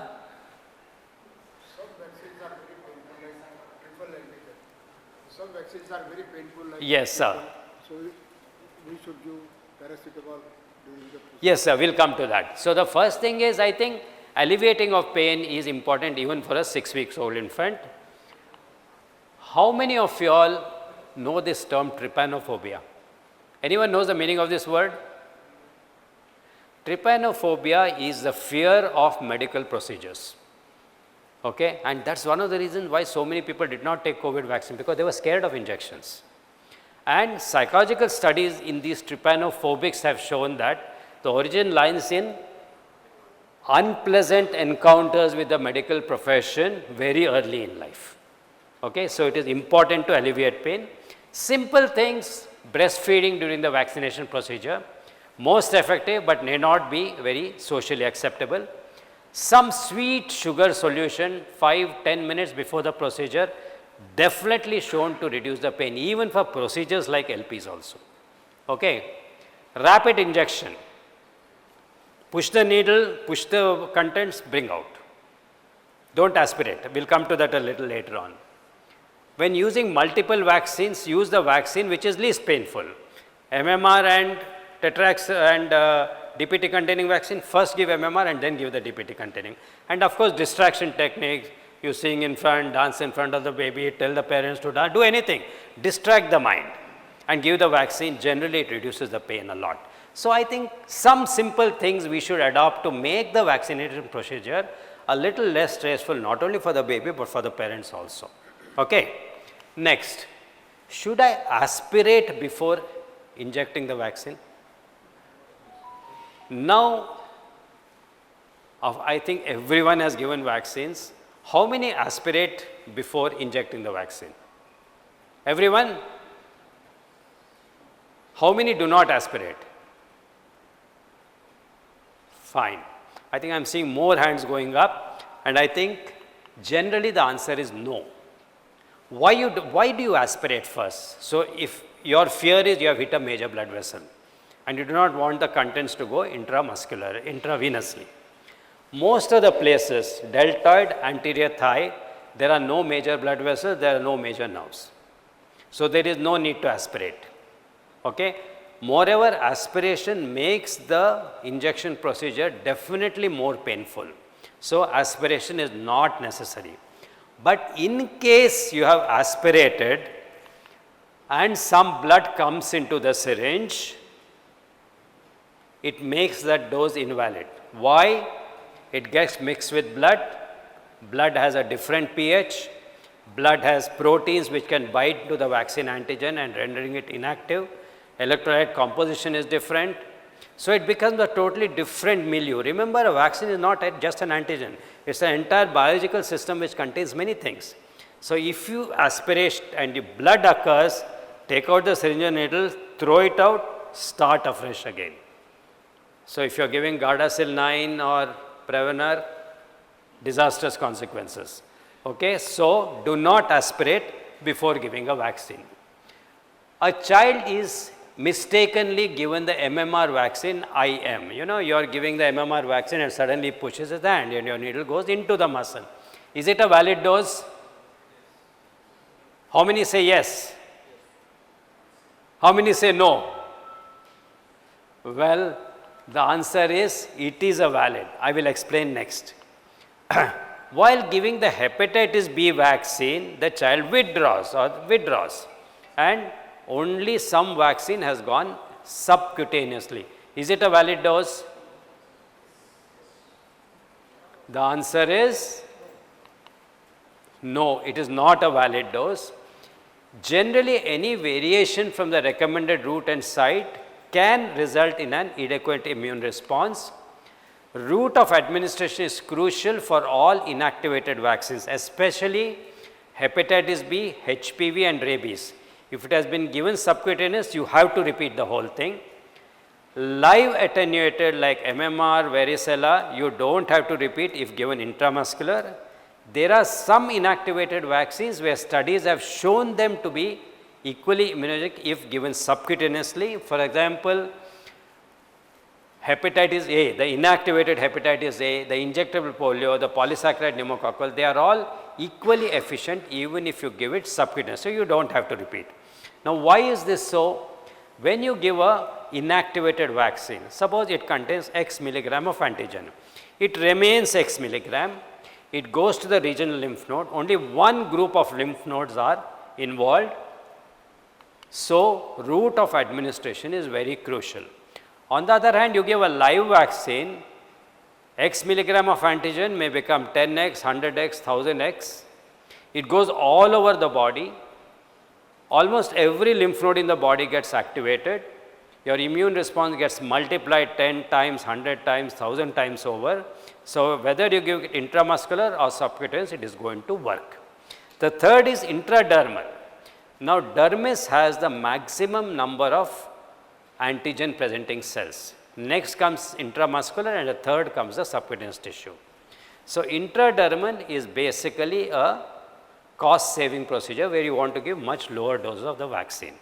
Intradermal is technically difficult to give. So, generally not recommended in our office practices where we are not very used to giving intradermal. Of course, many of us give BCG, but BCG is a different story, say rabies is a different story. Okay. I have misplaced the diluent for MMR, it is gone, but I have normal saline. Can I use normal saline instead of say whatever was there? Anyone knows what is the diluent for MMR, by the way? Distilled water. Wonderful. Yeah, Sate, I think you should not answer too much now. Others. Huh? MMR is distilled water, chickenpox is distilled water. Remember, every diluent is something that is specific for a particular vaccine. So, only the manufacturer's supplied diluent should be used. Okay? Can you store the diluents at room temperature? Answer yes or no? No. Because it has to be stored with the vaccine, but in case there is a shortage of space, you can keep the vaccines at room temperature. 24 hours before you are going to use it, keep it back in the fridge. Because if you use a warm diluent or a diluent at room temperature, it causes what is known as a heat shock and it can inactivate the antigen in your vaccine. Okay. Now, many a times, children take MMR and varicella together. Parents do not know the cause, they just walk in. So this mother bought her child in the evening at about 4 o'clock, second session of your practice. She says, oh, I don't have money for varicella. You give the MMR now. She takes the MMR, goes home. After 2 hours or 3 hours, she comes back and says, no, my husband said give varicella and has given me the money for that vaccine. So it is separated by 3 or 4 hours. And we know 2 live vaccines should be given together or 28 days apart. Will you give the second varicella vaccine to this child? How many will give? 1. How many will not give? The answer is you can give, because when you say simultaneous means, it means on the same clinic day or 6 hours, whichever is longer. Okay? So in this case you can give, but if the child takes a vaccine say at 9 o'clock at night and comes next morning at 9 o'clock, say no, give me the chickenpox, you are not going to give it. That is not simultaneous, because it is separated by more than 6 hours. It has to be on the same clinic day. So simultaneous means up to 1 clinic day difference can be there between the 2 vaccines. Small things, but these are things which people have encountered in their clinical practices. And believe me, many of these questions, we have how many of you all know we have an IAP helpline for vaccines? We have a very active helpline which was started during the COVID time, and most of these things have been picked up from the helpline. These are questions which have come up from the pediatricians all over the country, and that's how we have accumulated it and made it into a module. Okay? Then, post-COVID, you know, we had a lot of children who came out of the house for 2 years. So this child comes to you for DPT, IPV, MMR, varicella, TCV, hepatitis A. Remember, these are not 5 vaccines. DPT is 3, IPV is 3, MMR is 3. So 9, 10, 11, 12 antigens. Can you give all? The parents are ready. Will you give all the vaccines on the same day? How many will give? Yeah, I want more interaction. I want. How many will give? Whether you are right or wrong, forget it. You are going to learn the right thing when you go out. How many will give? How many will say no, the child cannot tolerate so many antigens, I will not give it together? How many will say I won't give? Huh? Remember, you can administer. Any number of antigens can be given on the same day. There are studies which have shown that the human immune response can respond to almost 10,000 antigens at any one instant. And there is no vaccination schedule, even if you use the WP vaccines where you have more than 4,000 antigens in one sitting. So any number of antigens can be given on the same day. The only exceptions are, you will not give PCV13 and Menectra to an asthmatic child on the same day. If the situation arises, you have to give them 4 weeks apart with PCV13 first and then Menectra second. This does not hold true as far as the Menveo vaccine. The other exception is you will not give PCV13 and the polysaccharide vaccine on the same day. They have to separate it by at least 8 weeks apart. Okay? Only 2 exceptions to this particular rule. Right? Next. Now this comes to the interval between vaccines and the concept of grace period which Dr. Ganesh alluded to. A 10-week infant received the second dose of the hexavalent vaccine on the 10th of June. 10th of June. We know the interval between 2 doses is 28 days and we know June has 30 days. So when should the infant routinely receive the 3rd dose? 28 days later. Right? So June 10th means July 8th. Agreeable? I am giving the answers also, because I am not getting it. So 8th July. Now, we explained this. I think we will just go through this. Sorry. Now, another 10-week infant who received the second dose on the 10th has to receive it on the 8th. But the parents are going abroad and they said, Doc, can you give it on the 3rd of July instead of the 10th, instead of the 8th? How many will agree for it? Tomorrow someone comes to your clinic and asks, what are you going to say? You can't say, I don't know. If you say no, your next door pediatrician may say yes and you will lose your vaccine. Huh? No? Okay. The answer is no. Why? Grace period. We say 28 days, but there is a grace period of 4 days. Anything given within that grace period is valid. So this child had to receive on 8 July, go back 4 days, don't count 8, 7, 6, 5, 4. Any vaccine given before the 4th of July is invalid. So he wants it on the 3rd, it's invalid, you will not agree. You said you can come on the 4th. What is the difference between 3rd and 4th? I mean, there is nothing great physiological occurring, but some rules have to be made. Experts have said that this is it, so we should follow it. Otherwise, there is no big difference between that one day, but somewhere the line has to be drawn. So this dose is invalid, and this is grace period. Now, we finished with this. Only rabies vaccine is the only vaccine which doesn't follow the rules. There you give it at very short intervals because you want a very early immunological response.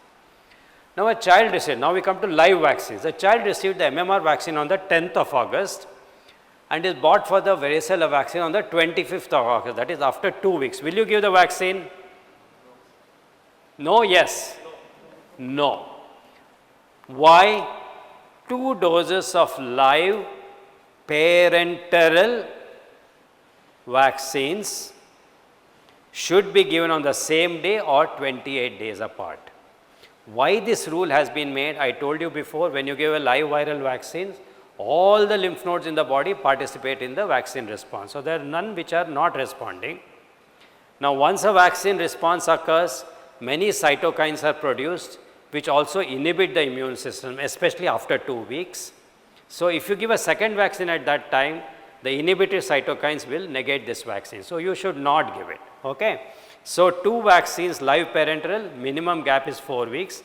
This rule applies only to live parenteral. It doesn't apply to your OPV and Rota. Okay?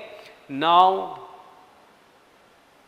for different live parent, for MMR and varicella, grace period is not applicable. But 2 doses of MMR or 2 doses of varicella, grace period is applicable. So first dose of varicella, second dose you give it after 26 days, it is valid. If you give it after 25 days, it is valid. Okay?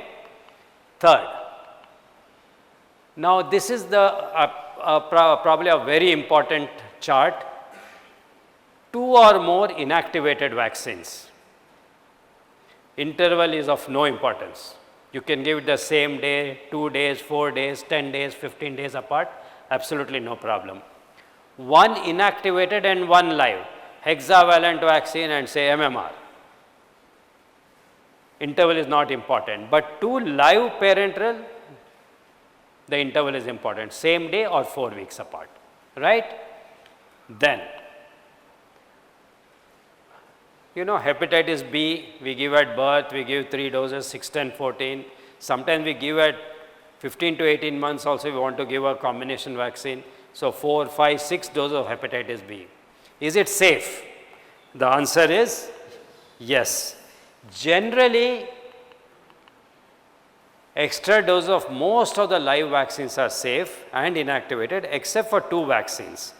Tetanus, if you give more number of doses, you get the Arthus reaction, you know, where in the presence of very high levels of circulating antibodies, if you add some more antigens, antigen-antibody agglutination occurs and that agglutinins get deposited in your subcutaneous tissues and you get that thick swelling with the orange peel type of appearance. The second is PPSV23, local reactogenicity increases with subsequent doses. So only 2 doses where reactogenicity is increased with multiple doses, other vaccines no.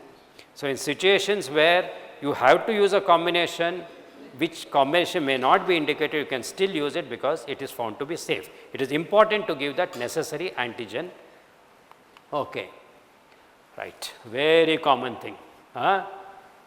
You have administered the typhoid conjugate vaccine, okay? You put the sticker on your chart, the patient goes out thanking you. He's sitting in your waiting room for the 10 mandatory minutes. Suddenly barges in, doc, it's expired 3 months back. I'm sure most of us have gone through this phase because sometimes that print is so small, you don't read it, you're in a hurry. 1, it is not a valid dose. Any expired vaccine is not a valid dose. Okay. Now, let's see, Dr. Atul, if this has happened to you, how will you manage it? What will you do? First thing, We have an additional mic here. I think we'll keep one mic for the audience. Hello. Yeah. So, Dr. Atul, how will you manage this situation? Yes, this happens. Yes. And many times it happens with somebody else and patient comes to us also. Yes. For the opinion. And so first thing is we have to check before and just read Yes. the date before injecting. That is one precaution which we can take. Once the parent come inside and he is usually shocked because 3 months expired, he is panicked because Yes. he will say something is going to happen. More than, he is scared. Exactly. That is what he has pointed out. It is the fear of adverse effects. Adverse effect. So first thing we have to calm down him. That let him assure him that nothing is going to happen to the Excellent. child. First point. And the manufacturer has prepared like that. This vaccine even after 4-6 months will not have any side effect. Right. But it may not be valid. Exactly. That we have to explain. But after explaining this also, usually they sometimes Are not too happy about it. They are not happy or they will not believe you. So tell him that these are the senior consultants in our city. You can go And ask them. meet and ask, and if they give the same advice, he will be satisfied. Right. And anything, and again one thing we should tell, if anything wrong happens, report immediately. So, he has brought it out very well, but before the whole thing, the first thing you will do is accept that an error has occurred and apologize to the, swallow your pride, apologize to the patient, assure that there will be no harm. Many patients may feel you are just saying that to save your skin. Go to the CDC Immunization Action Coalition website, boldly written that expired vaccines will not cause any adverse effects. Okay? And the third thing which Dr. Atul missed out is offer to give an additional dose at no cost. Remember, you can be legally liable only if you have caused harm. You have given an expired dose which doesn't cause any harm. The only harm is the vaccine may not work. You have offered to rectify it by offering an additional dose free of cost. You document all these things. Even if the parent walks out without accepting it, you cannot be hauled to the court. You are not legally liable. So this is what you should do in case you have given an expired vaccine. Okay? Yes. I follow 4A approach. 4A approach. That is 4 alphabetical A approach. First is accept, as you said. Second is apologize. Third is assure nothing is going to happen. And fourth is action, that you said. Hey boss, I think we should put it in the slide. I'll alter it. Excellent. Yes. I think what he said is very good. I think that 4A, I think we should include, it's very good. Now, if it's an inactivated vaccine, you can give immediately. If it's a live vaccine, you generally give after 4 weeks. Don't give on the same day. Because the expiry date is a legal necessity.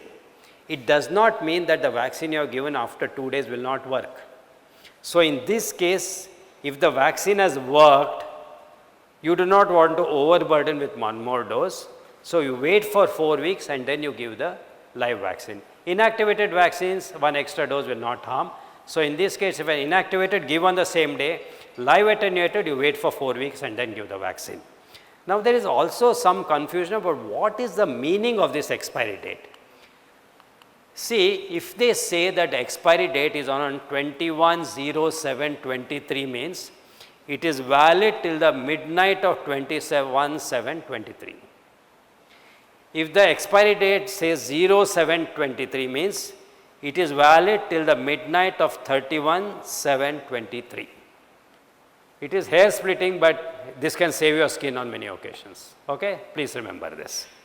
Okay.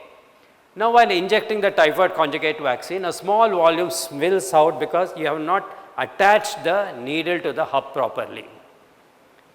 And maybe about half has gone. Is it okay? You assure the patient, no, it will work, or it's not okay. How many will repeat the vaccine? So it is not okay. You have to repeat the dose. It has to be considered as invalid. Same rule, inactivated, same day need. Here if it's a live, you can give on the same day because you have not given the full dose of the vaccine. So you can repeat on the same day. You need not wait for 4 weeks. Rota really doesn't matter because it is mucosal, it really doesn't matter. It doesn't matter. It doesn't matter. Okay. Now you are administering a Tdap to a adolescent. You are just injecting it and he pulls his hand and the needle comes out. What will you do? Is it okay you clean the skin and the same thing you inject and finish off the remaining dose? How many? I mean, I'm sure most of us would like to do it, but is it correct? Huh? What will you do? Change the needle and give. Well, I think that is something that is very convenient, but not correct. You should not do it. The needle should be considered contaminated. Okay? When you put the needle into the skin, there is a retrograde flow of tissue fluid, which can change the composition of the vaccine. You see, in fact, to avoid that, we use the rapid injection technique. So, here it becomes invalid, take out, throw it out, fresh dose of the vaccine. Okay? Now, sir, a pediatrician has this protocol of administering paracetamol 30 minutes before the vaccine, every 6 hours for the next 48 hours, because he doesn't want to be woken up in the middle of the night by a mother whose infant is crying after the DPT vaccination. It's very convenient, no? But is it right? No, because studies have shown, especially with Synflorix, PCV10 and PPSV23, that if you preemptively administer paracetamol, clinically significant suppression of the antibody titers can occur, clinically significant. But on the other hand, once an adverse reaction is occurred and there is release of inflammatory cytokines, at that time if you give paracetamol, it does not affect it. So, no preemptive administration of paracetamol before vaccination. I think interchangeability we can just go through fast. As far as possible, do not interchange brands. Brands of DTWP, hip conjugate, hepatitis B, hepatitis A can be interchanged. There is data for interchange of Rotatec and Rotarix and Rotacil and Rotavac. But the 2 foreign and the 2 Indian vaccines, there is no interchangeable data. Even IPV brands are interchangeable. Quadrivalent meningococcal are interchangeable. In general, they are interchangeable, but as far as possible, try to avoid. Now, a child has a history of rashes and wheezing after consumption of eggs. Okay? Can the child receive the MMR vaccine? Yes or no? MMR. That table no one answers. Come on, tell me. Yes or no?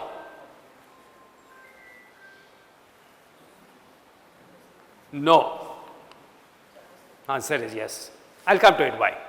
Can this child receive the influenza vaccine? Yes. Can the child receive the MMR, the yellow fever vaccine? No. Okay. So, egg allergy is a contraindication for yellow fever vaccine. You should not give the vaccine. Egg allergy is a precaution for influenza vaccine. You keep your resuscitation ready, observe the child for every 30 minutes and be confident that you can handle it. Egg allergy is neither a contraindication or precaution. Just give it like any other vaccine. So, what is a contraindication? If you administer vaccine, there is a very high chance of a serious adverse effect. So, generally you should not give the vaccine. Contraindications are not permanent. A child on high dose of steroids for nephrotic syndrome, you cannot give the varicella vaccine. But once he comes off that high dose and 4 weeks has elapsed, he can give the vaccine. So, most of the contraindications are temporary. Okay. Precaution is same thing, but the chances are less. It's a question of magnitude. If it's a precaution, you can give a vaccine, but you have to be ready for any adverse effect. Okay.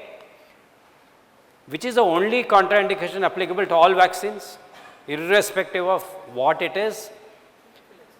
Anaphylaxis to a previous dose or known allergy to any of the vaccine components. In this case, it applies to all single vaccines. Okay. Why do you want to document? You know, we always say write down the batch number, stick the why, because it is very important from detection of AEFI point of view. Okay? What was the batch number? Many times AEFIs are associated with certain batch of the vaccines. So you need to document that. If you have given multiple vaccines and you have got a big swelling on the left thigh, which vaccine did I give on the left thigh? You will not remember. So document it, so that you will know which is the vaccine which caused the reaction. So from the AEFI and documenting local reactions, documentation is important. Now a 13-year boy presents with a road traffic accident with abrasions. You know, we have to give him tetanus prophylaxis, but there is no record. But the mother says, no, I think I have given him the Tdap at 10 years. Will you accept the mother's word and say, okay, fine, or will you say, no, I have to give the vaccine?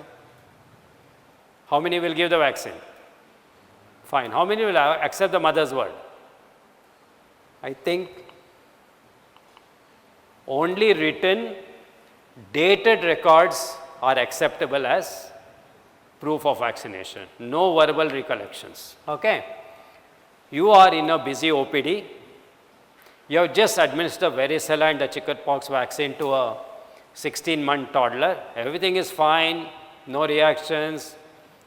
Mother is walking out. She says, hey doc, but I just forgot to inform you. 2 months back, this child was admitted with MISC and he received steroids and IVIG.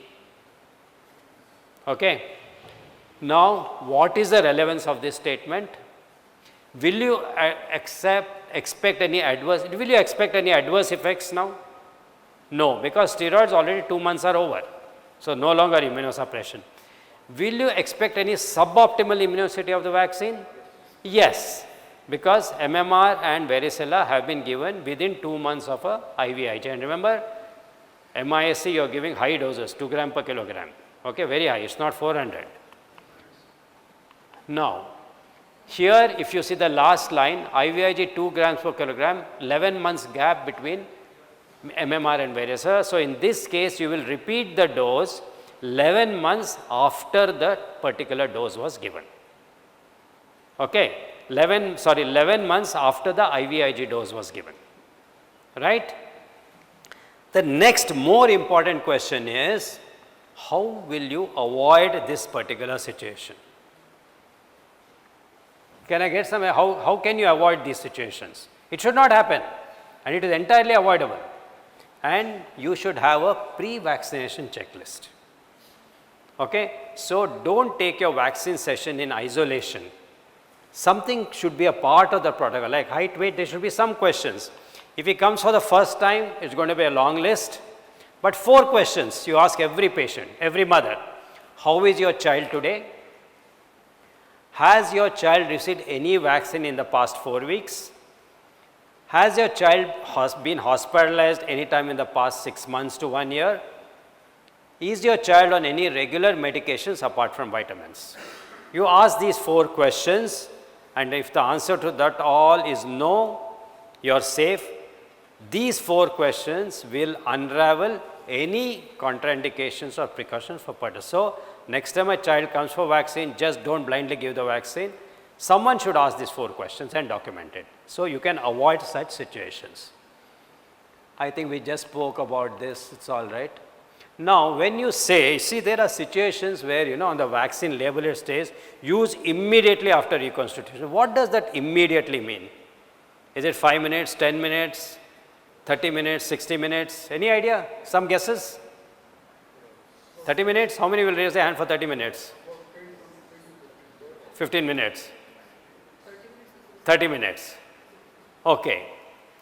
Generally, immediate administration implies the time taken after reconstitution, the time taken for preparing the vaccine, preparing the patient, administering it and documenting it.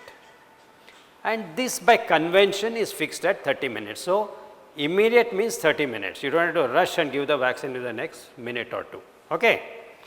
Now, a traveler is going to a JE endemic area during the monsoon and he wants to take the JE vaccine.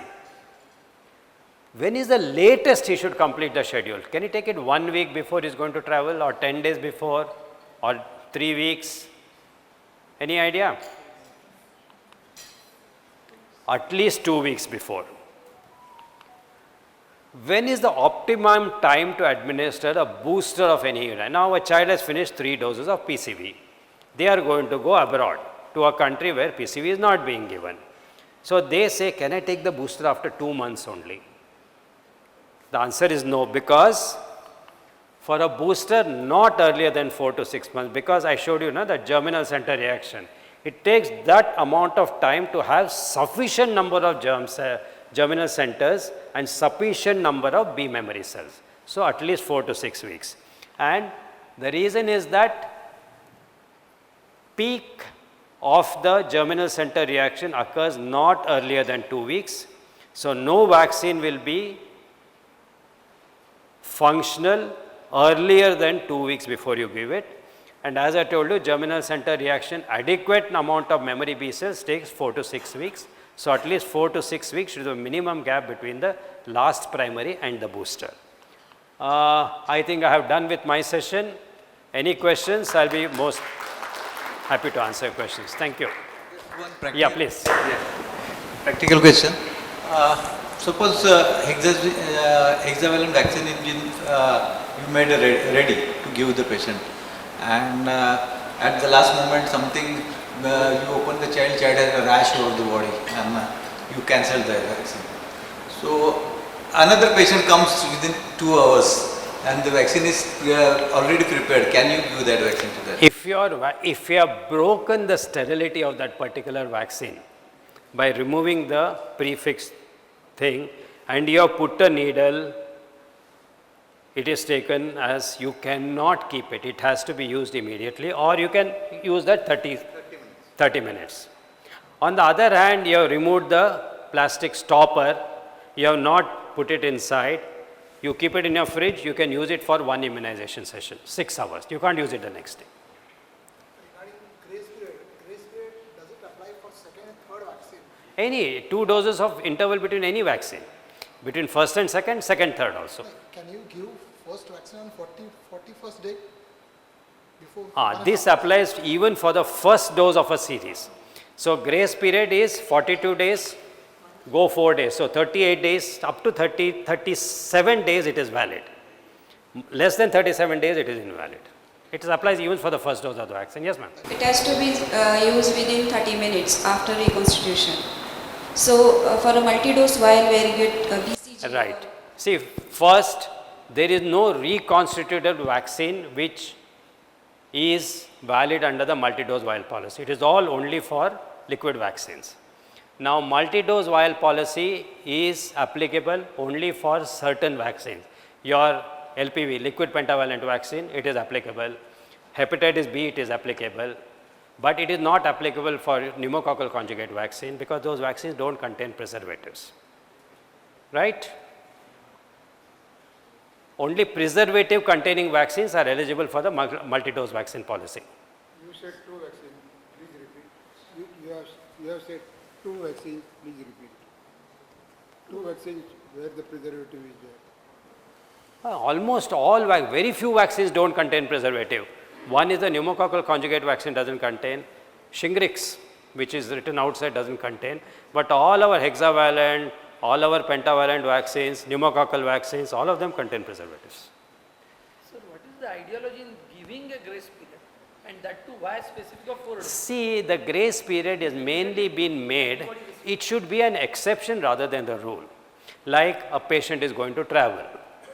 Rather than being unimmunized for a longer period, he might take it if he falls within the grace period. So grace period is usually used for such situations or for catch-up. A patient has missed doses and you want to finish the schedule as soon as possible, use the grace period. So even in that lab schedule which Dr. Ganesh spoke about, use the grace period, keep a gap of 24 days, don't keep 28 days between doses.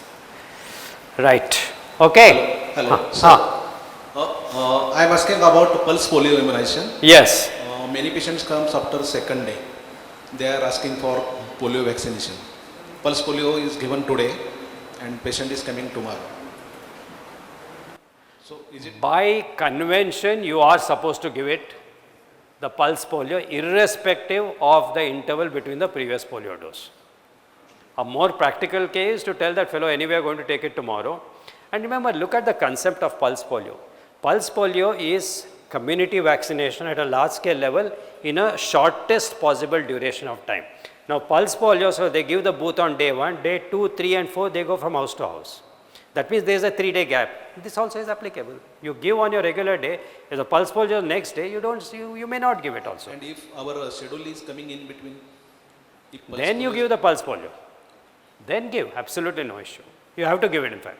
Because supplementary immunization activities is not included in routine immunization. It is separate. Secondly, regarding his question, we have changed the needle. We keep the vaccine in between 2 to 8 degrees centigrade in that particular session of the vaccination. Yes. Can we not use that? You can use it. No, You can. we said for 30 minutes.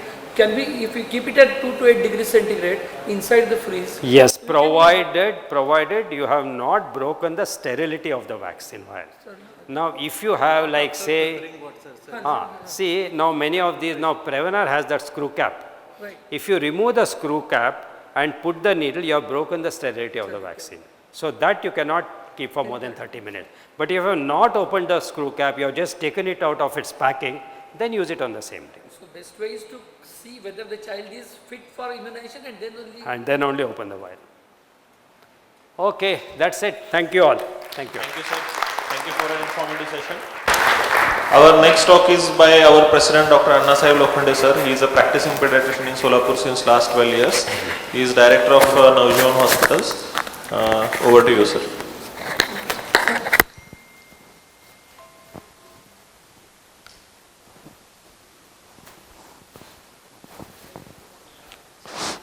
Make one small comment. See, this is not a vaccinology module. We have had quite a few modules, one in 2018 which I only formed, and I think last year Dr. Sagar Kulkarni's module has really extensively covered everything.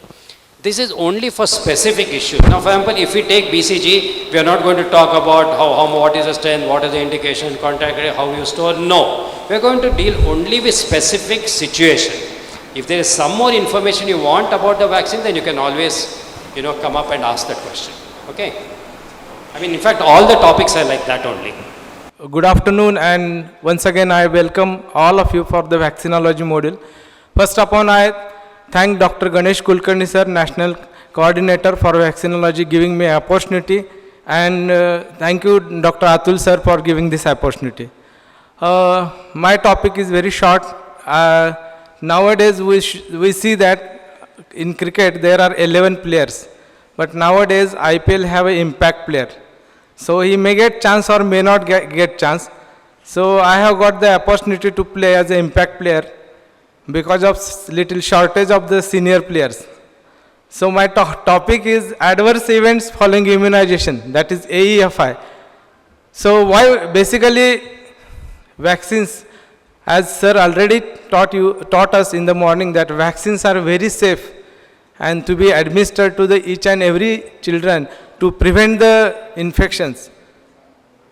Still, like a drug which have side effects, vaccines have side effects. So we need to know the side effects. Some are serious side effects, some are minor, some are very serious side effects. So why we want to learn about these AEFI? So after knowing the side effects, we will have to monitor the adverse reaction following newly introduced the vaccine. Second point is, importantly, we need to monitor the rates and trends in the adverse reaction that are occurring after the vaccination. Then we have to monitor the reactions because of manufacturing or administration problem. Then we need to monitor any newly occurrence of any side effects after immunizations, and whether the occurrence of defined vaccines, defined reactions that is occurring while giving the vaccination. So these are the few important things. For that we need to know the adverse reactions or adverse event following the immunization. So now next we will go to the day-to-day scenario. a 18 months child develops a febrile seizure a day after the first booster dose of DPT. A 6-week infant cries excessively for 4 hours after Penta 1. A 8 weeks infant passed blood in the stool a day after rotavirus vaccination. A 14-week infant developed acute gastroenteritis 2 days after the Penta vaccine. Now the question is, all are AEFI or all are AEFI except 4th and 2nd, all are AEFI except 4th. What can be the answer? A, B, C. Some murmuring about C is coming. Any different answer? Okay. So all are AEFI. So what is an AEFI? So in our practice, we are hearing news about mishap happened during the vaccination. In the newspaper also, the people, they making chaos about it. Anything they got against the doctor, they will make a big drama against the doctors. So we need to know what is an AEFI. AEFI is defined as any untoward medical occurrence which follows immunization and which does not necessarily have a causal relationship with the usage of vaccine. The adverse event may be any unfavorable or unintended sign, abnormal laboratory finding, symptom or disease. So AEFI is any untoward medical occurrence. Sometimes it also because of parental concern or mass media affection after immunization also, that can be also AEFI. So how is AEFI is classified? AEFI is classified mainly accordingly, WHO classifies according to their specific definitions and according to the severity. So first we will see the definitions of AEFI. Vaccine product related reactions. An AEFI that is a cause precipitated by a vaccine due to one or more of inherent properties of the vaccine products. So we know that extensive limb swelling following the DTP vaccinations. So this is inherent property of the vaccine that leads to the AEFI, adverse effect after immunization. So vaccine quality defect related reaction. An AEFI that is caused or precipitated by a vaccine that is due to one or more quality defects of the vaccine product, including its administration device as provided by the manufacturer. For example, incompletely inactivated wild polio virus in IPV leads to the paralytic polio in vaccine. This is manufacturer related AEFI. So third AEFI is immunization error related reaction.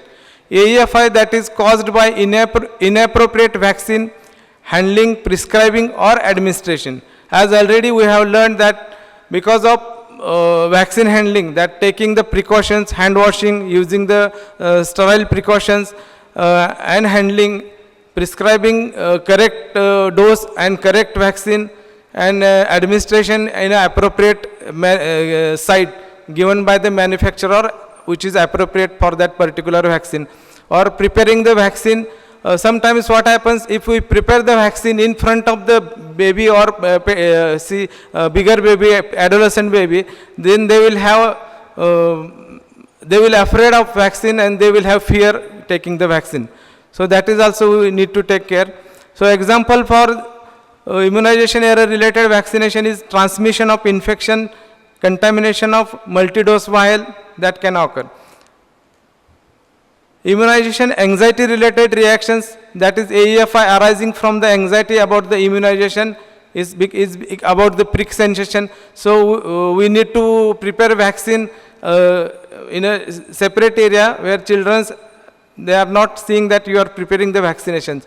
For example, vasovagal syncope in adolescent following vaccination. Coincidental events. An AEFI that is caused by something other than vaccine product, immunization error or immunization anxiety. Example, malaria occurring in the day after vaccination with MMR. So it has nothing to do with the MMR. So that disease is occurring because of different pathology. Then we need to label it as a coincidental event. So immunization errors are the most common cause of AEFI. So immunization errors, what we have learned, because that is in the administration, preparation and prescribing. So that is on our part, they are more common. We have to work to prevent these AEFI. Now again, case scenario, a 3-month child develops high fever and seizure a day after second dose of DPT hexa vaccine. So under what category of AEFI is this classified? So we have seen the 5 categories. One is the product related inherent property, second is the manufacture, administration, then anxiety related, and 5th one is our coincidental. So under which category it comes? It comes under vaccine product related AEFI. Should it be reported? So now question is, which AEFI should be reported? So it should be reported. Which AEFI are to be reported and where to be reported? All serious. What do you mean by serious adverse effect of following immunization? These are the effects where there is a risk of death, where the patient needs hospitalization, or there is a disability, or AEFI cluster. What do you mean by AEFI cluster? That means the more number of patients, they are getting the similar kind of AEFI in a cluster. So what can be the probable problem here? It can be a problem with a manufacturer, or the maybe cold chain problem, or that particularly that can be there. A common problem will be there. And third is vaccine quality suspicious. Any new event or signals associated with newly introduced vaccine. If the new vaccine is introduced and any new event that is associated, it is taken as a serious AEFI. AEFI that may have been caused by immunization error and significant events of unexplained cause occurring within the 30 days of vaccination, all these are called as serious AEFI. These all should be reported. Events causing significant parental or community concern, that is also reported as a serious AEFI. Are all severe AEFI serious and vice versa? For example, a 14 weeks infant developed induration more than 20 millimeter on the thigh following a penta vaccine. This is a severe reaction.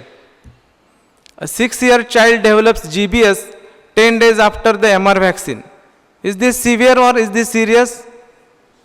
Yes, this is the serious. So this AEFI should be reported. Almost all serious reactions are severe. Almost all serious reactions are severe, but all severe reaction need not to be serious. So we need to report each and every case of the serious reaction. So where to report? In our district, we have a district immunization officer working for Jilla Parishad Primary Health Center and the corporation area. They have their own numbers. I will definitely share their numbers also on our group. So that should be reported to the both nodal officers. A 3-month child develops high fever and seizure after second dose of DPT hexa vaccine. Whom should it to be reported? How should it be reported? Whom to report? Rural areas, inform medical officer in charge of nearest primary health care. Urban areas, inform medical officer in charge nearest urban health care center, district immunization officer. Site is www.idsud.org. How to report any AEFI? There is a case reporting form, patient related data, vaccine related data, event related data. We can go through this form and fill up and send it to the medical officer. Be prepared for investigations. Once an AEFI occurs, after attending to the medical needs of the vaccines, the following should be done. Keep all documents of the event occurrence. Save the SDV, MDV used maintaining the cold chain. Save the syringes and the needles used for administration of vaccine. Maintain a log of all details. As a practitioner, cooperate with health officials and investigations for casualty assessment. Casualty assessment is not your responsibility. Casualty assessment is not your responsibility. A 5-year child is administered the varicella vaccine. 10 minutes later, he develops some urticaria rash, starts coughing, sweating, and becomes tired. What has happened and how you will manage? Whether this is serious reaction or severe reaction. So, a case of anaphylaxis is suspected in the following criteria is met. Early onset of rapid progression of one or more signs symptoms of any two of the following three systems: respiratory system, cardiovascular system, dermatological and mucosal system. How will you manage this child in your clinic? Make the child to lie down and legs must be elevated if possible. Adrenaline 1 into 1000 if weight is known, 0.01 milligram per kg dose, maximum is 0.5 ml by IM route on anterolateral thigh. Age-wise chart is also available. The adrenaline can be repeated after 5 minutes if required as per clinical response. ABC, basic airway breathing circulation, we have to take care of that. Oral antihistaminic, they got late reaction, IV is not recommended. Oral prednisolone, IV hydrocortisone may be given, but not crucial measure, they can be a supportive. The main role is of adrenaline. Hospitalized for 24 hours to observe the late manifestations. This is the appropriate, age-appropriate chart for adrenaline using. So this is one drug that is licensed by the government of India that can be used by the nursing staff. So this chart might have prepared, or we are also having very helpful by using this chart. So there is a separate guidelines or separate permission is given by the government to use this adrenaline to all the nurses in the periphery as well as in the city area. So now what is syncopal episode or anaphylaxis? So syncope, it has one set of immediately or shortly after vaccination. Anaphylaxis, some delay after vaccinations, 5 to 30 minutes. Syncope, we have pale, sweaty, cold and clammy skin. In anaphylaxis, urticaria rash at the site of generalized puffy face, swollen face, puffy eyes. Respiratory symptoms in the syncope, normal to deep breaths. In the anaphylaxis, wheeze or stridor. In CVS, tachycardia, transient hypotension. In anaphylaxis, we get tachycardia and hypotension, GI tract, nausea, vomiting. In anaphylaxis, we got an abdominal cramps. Neurological complications of syncope are transient loss of consciousness and recovery once prone. In anaphylaxis, loss of consciousness, no change with the prone position. So these are the few that we already theoretically we know that what are the differences between the syncope and the anaphylaxis. So after having all this, I will only say that we can prevent the all the adverse effect following immunization by taking some precautions.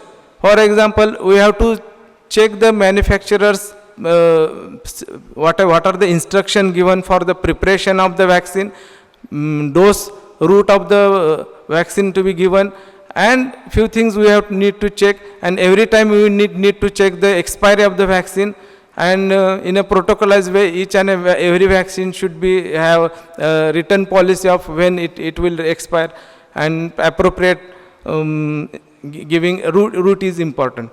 So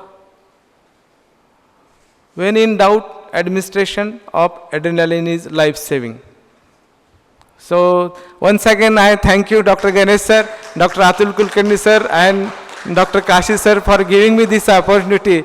I have presented this in front of the all big cricketers, what I can say. Thank you once again. How many of you all remember that rotavirus vaccine called Rota Shield? You know, it was investigated. It was found to be safe. Post-marketing surveillance, they found an increased risk of interception. They compared the risk with Rota Shield versus the previous levels of they found an increase, it was withdrawn. So many a times, and the incidence was at least 1 in 10 to 15,000. So unless the study is larger than twice the number, it will not be detected. So many of these adverse effects get detected after the vaccine has been used. Now the other thing is for most of the AFIs, we keep a 30-day limit. But there is another entity today called as new onset medical diseases. Do vaccines cause multiple sclerosis? Do vaccines cause other sides of autoimmune disease? And these issues may arise a few years after vaccination also. So even these conditions now are included in the AFI, and the 30 generally does not apply for all situations. Now, anaphylaxis. I think this is something anyone giving vaccines should be ready to face it if it occurs. And literally, I think you should have mock drills for anaphylaxis in your clinic once periodically. One, you should know how to recognize your adrenaline should be ready. In your clinic, you forget everything else. You should have an oxygen cylinder and you should have adrenaline. These two things, if you have, absolutely fine. And believe me, most of the anaphylaxis that have occurred, very rarely do they go into very severe shock unless you have delayed the onset of treatment, you know. I mean, in my clinic, I have had in my, more than 40 years of practice, twice I have had anaphylaxis. One with measles vaccine in a child with cow's milk protein allergy, which is very well described. Other was following a rabies vaccine. I mean, there is time. It's not like anaphylaxis, you give the vaccine, she falls. No.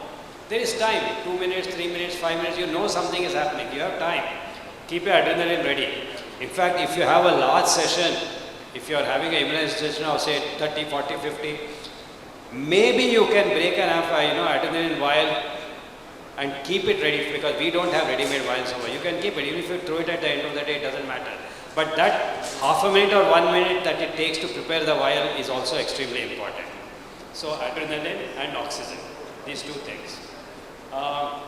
And of course, don't break your head. Is it syncope or is it anaphylaxis? If you are having doubt, just give adrenaline, because children don't have pre-existing medical conditions. Some amount of adrenaline is not going to harm. Little more also will not harm. Don't waste your time calculating doses. Just give first, that's all.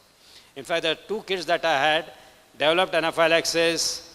I gave adrenaline. Okay.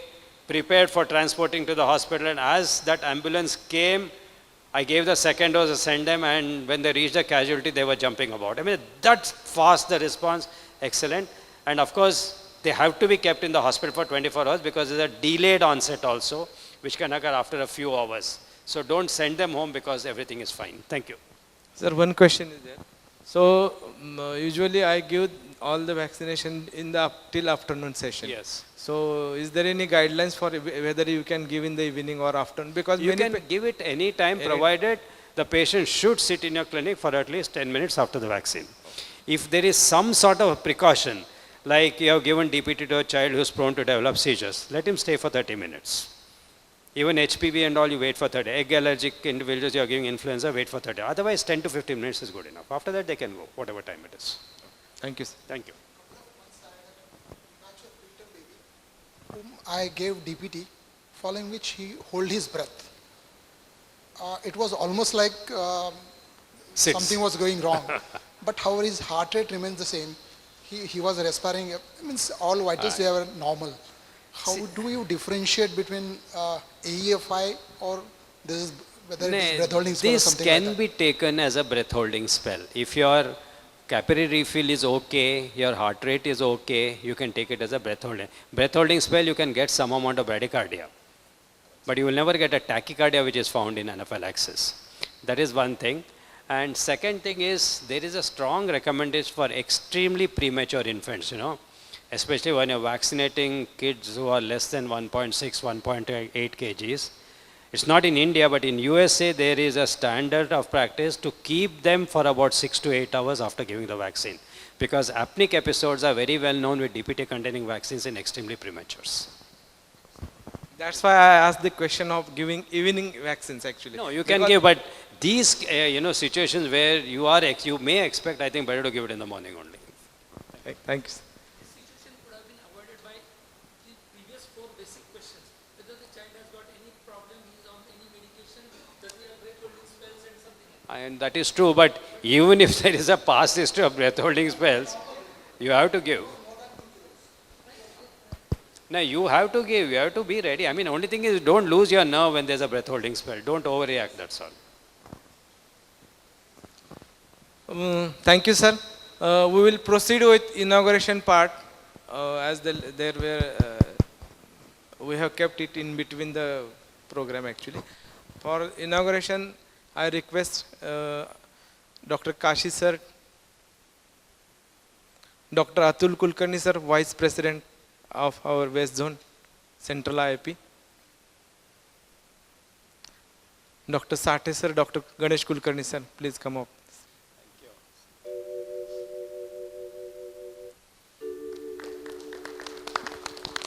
Vakratunda महाकाय सूर्यकोटि समप्रभ निर्विघ्नं कुरु मे देव सर्वकार्येषु सर्वदा वक्रतुंड महाकाय सूर्यकोटि समप्रभ निर्विघ्नं कुरु मे देव सर्वकार्येषु सर्वदा वक्रतुंड महाकाय सूर्यकोटि समप्रभ निर्विघ्नं कुरु मे देव सर्वकार्येषु सर्वदा प्रथमेश्वरा गणेश्वरा.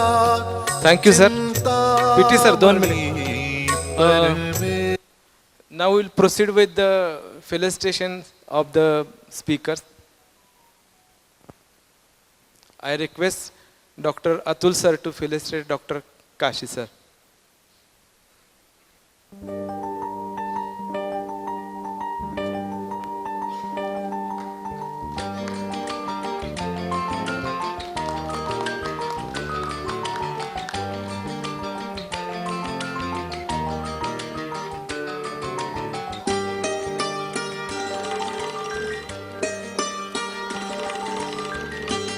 I request Dr. PT Kulkarni sir to felicitate Dr. Ganesh Kulkarni sir.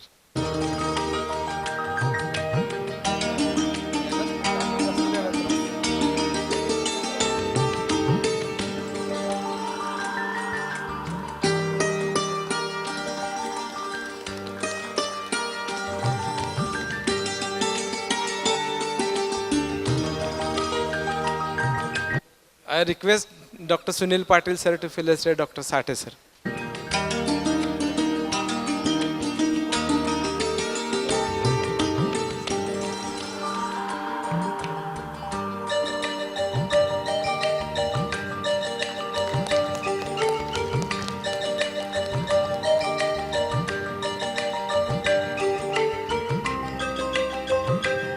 I request Dr. Atul Kulkarni sir to felicitate our President Dr. Annasaheb Lokhande.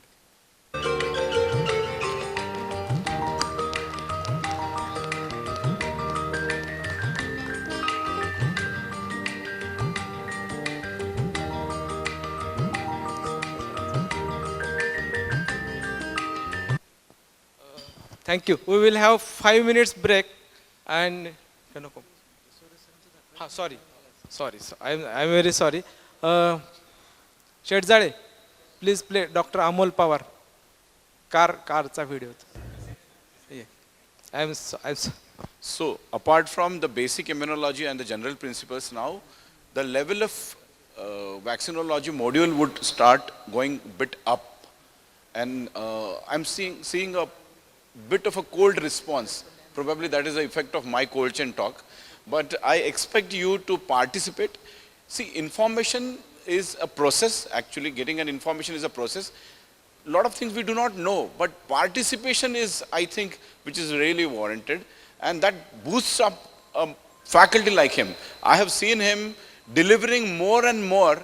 In fact, you challenge a best player and he will give you the best kind of a result. So start opining, giving your hands up and contributing. You may ask anything irrational, rational, logical, illogical, whatever, but that would really give us something more to give or deliver much more way. So please, please, please, thank you so much. Thank you, sir. Now we will have a message and wishes from Dr. Amol Pawar, Secretary. Please play the video. Solapur IIP seniors, friends and colleagues, greeting from Presidential Action Plan Committee. Under the presidency of Dr. G. Basavaraj sir, dynamic Dr. Secretary Dr. Yogesh Parikh sir and First National President Dr. Atanu Badra sir, we have rolled out these vaccinology workshops across all states of India. This module has been designed by none other than the Dean of Vaccinology, Dr. H.G. Kasi sir, Sumita Naik ma'am, Dr. Ganesh Kulkarni sir, and their colleagues. National Coordinator Dr. Ganesh Kulkarni sir is working very hard to roll out this module in different district branches across India. Dr.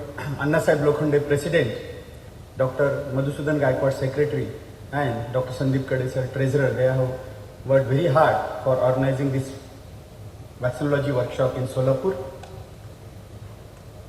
As you all know, ever smiling Vice President of National IIT, Dr. Atul Kulkarni, sir, has been unanimously elected as Vice President of our Veg Zone. He is also working very hard with Dr. Basavaraja sir for success of this Presidential Action Plan. Dr. Gyanmurthy sir, Chief National Coordinator of Action Plan, then Dr. Nandish, he's a Joint National Coordinator of this plan, and myself, Dr. Amol Pawar, as a Joint National Coordinator.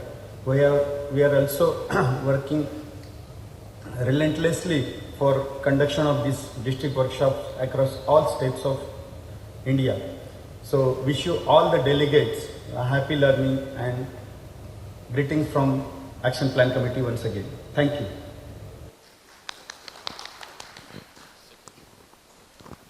Next, please.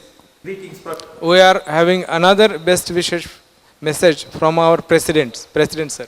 From Indian Academy of Pediatrics, on behalf of 45,000 members, let me congratulate Solapur Academy of Pediatrics office bearer, our Anna Sahib Lokhande, Madhusudan Gaikwad and Sandeep Kade for organizing this wonderful vaccinology module, which is bridging the theory from the theory to the practice. So today's program is under the guidance of our West Zone Vice President, none other than Dr. Atul Kulkarni ji, along with the other seniors like Sandeep Kulkarni and Pratibha Patil, and the past President of Solapur Academy of Pediatrics, who is very active, Kundan Chowde, for guiding the Solapur Academy of Pediatrics to organize this workshop. Today's faculty who has been in a set a benchmark under the guidance of Dr. S.G. Kashi, Dr. Sumita Naik, Dr. Ganesh Kulkarni ji. They have prepared this module in such a way that how it will be useful to the practicing pediatrician. And all this is possible mainly because of our national coordinator, Dr. Gnanamurthy, along with our joint action plan coordinator, Dr. Amul Pawar and Nandish. Really, they did a great job, especially Dr. Amul Pawar, who happens to be the secretary of MHA-AP, doing a great job at the national level. So I am sure the whole Maharashtra Academy is going to be benefited with his presence at the national level. And our Central IIT office, led by Dr. Atul Kulkarni, our West Zone Vice President, Dr. Yogesh Parikh, our Honorary Secretary General, along with Dr. Athanu Badra. Really, they have coordinated very well with MHA-AP team, Ram Gopal Chejraji, along with Dr. Amul Pawar, to great the academics to the greater heights. Wish you all the best for this program. Once again, I congratulate IIP, Solapur Academy of Pediatrics, Anna Sahib Lokhande, Madhusudan Gaikwad, Sandeep Kade for this wonderful workshop. Best wishes for this workshop. Thank you very much. Thank you, sir, for wishes. Now I request Dr. Atul Kulkarni, sir, Vice President, West Zone, Central IIP. Good afternoon, everyone. Greetings from Central IIP. I am properly from Solapur. This is my city. But as the Vice President, I welcome you all for this Presidential Action Plan 2024. Dr. Basavaraja, after taking his charge in January, doing a wonderful job as a president, and he has rolled about 11 modules this year. And this is one of the best module, I will say, of these 11 modules. Besides these modules, there are some social events like IIP Ki Baat, Community Ke Saath, and other programs are there. And here I am very happy to say that our Academy of Solapur, under the able guidance of Anna Sahib Lokhande, doing a wonderful job. we had already 2-3 academic sessions per month with social events. He is going to schools, he is arranging social events, then radio talks, news in the newspapers. Also there is on the Facebook and YouTube also. So Anna Sahib Lokhande is doing a wonderful job. Last month we had a Sharad Kasliwal oration, and this year we are going to have one Mahakritikon also here at Solapur under Dr. Chairmanship of Dr. Nakate and Vaidya sir, and also Anna Sahib. So he is doing a wonderful job. So a round of applause for our president. And best wishes for that. And surely I am going to increase the number of workshops. I can allot a few more workshops to our city also, if they are available. Today we have, yeah. Yes? All here, okay. Today, actually, I was supposed to go to Karad for one infectious disease conference, but when I came to know Dr. Kasi sir is coming here, I cancelled my program and I stayed back here. I remember 15 years back when I was invited at Bangalore Pediatrics Association for a talk. Myself and Kasi sir was a co-panelist on the Vaccinology. And when I heard him, it was mesmerizing.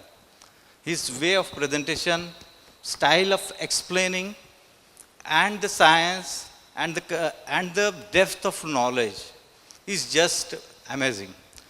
And from that, I am the fan of Dr. Kasi sir. I never miss his talk. Also, Ganesh told the same thing. So, welcome you, sir. And this module is prepared by, this is conceptualized by Dr. Kasi sir. So one big round of applause for Kasi sir. Speaking about Ganesh, my elder brother, अर्धा तास पाऊण तास बोललो तरी कमी पडेल. He is a wonderful person. Already all the Solapur people, they are a fan of Ganesh. Yes, He has been there for 2-3 talks before. He is in vaccinology.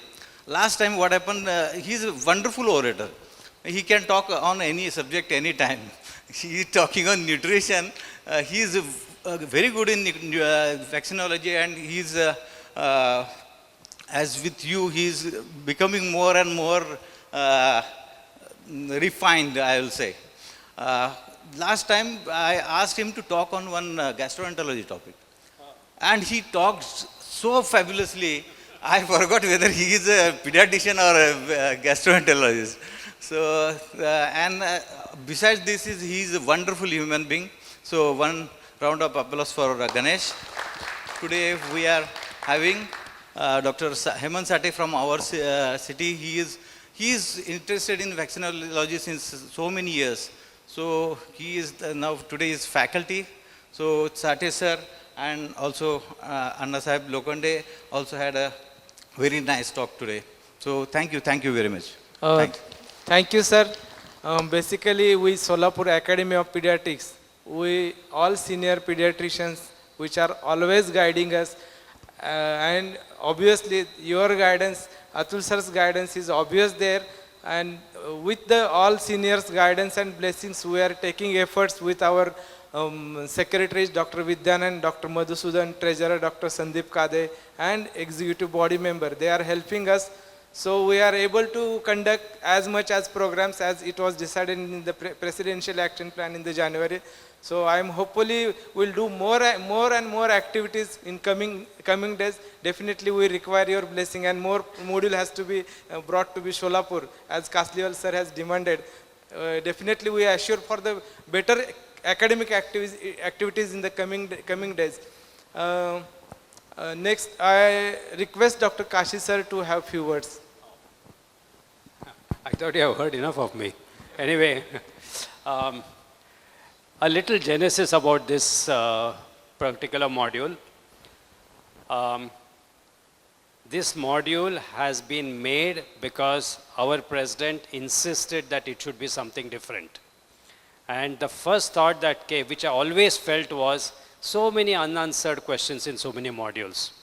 So we really hooked up with many pediatricians. We went to that IAP helpline, our own personal experiences, and you will see the real module now when we are discussing individual vaccines. That's where most of the doubts are. So I'm happy that this module has really been taking off well and fairly well appreciated. Personally, I think I have been involved in 3 of the national sessions, and probably this is the 4th or 5th. I think 2 weeks later I'm going to Nasik also. I'm really enjoying it tremendously. And as Dr. Ganesh said, I will be even happier if you all show, more energy and vibes. Some questions, be proactive. It stimulates the speaker also. Thank you very much. Thank you. Thank you, sir. We will have tea break. And in special situation, I would like to call upon Dr. Shirshetty madam. She is working as a nodal officer for corporation for AEFI. I request Dr. Vaishali Shirshetty madam to share her experiences about the AEFI in her area. Thank you, madam. Thank you so much, all the dignitaries, for giving me a chance to present in front of you. As you know, I am working as a nodal officer for immunization as well as AEFI in corporation. We face a lot of problems, but we have a committee which is called as AEFI committee, which includes pediatrician as well as IAP member also, even microbiologist and epidemiologist also. So here we discuss all those cases which happens in our area.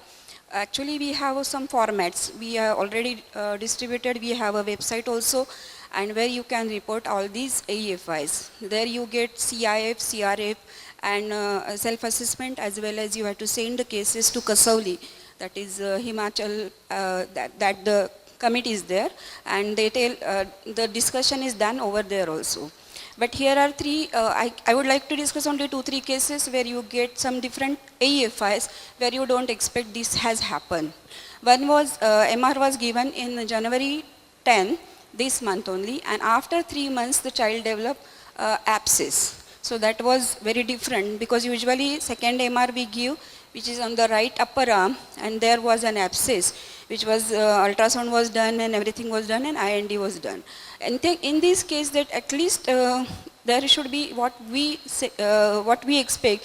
The surgeon should be also involved, because most of the abscesses are drained by these surgeons, and you don't know what has happened, and that those AEFIs are not informed or not reported to us. So that was one of the case which happened after 3 months of MR which was given. It was clear cut as an abscess only. Second case was very interesting, where Penta 2 was given. That was a female child, I'm specifically telling you, and the child expired, and we got a call, and then we rushed. And there was huge crowd, as usual. You know how corporation people are supposed to be treated, and the citizens, they behave with us, everything. There was a big mess.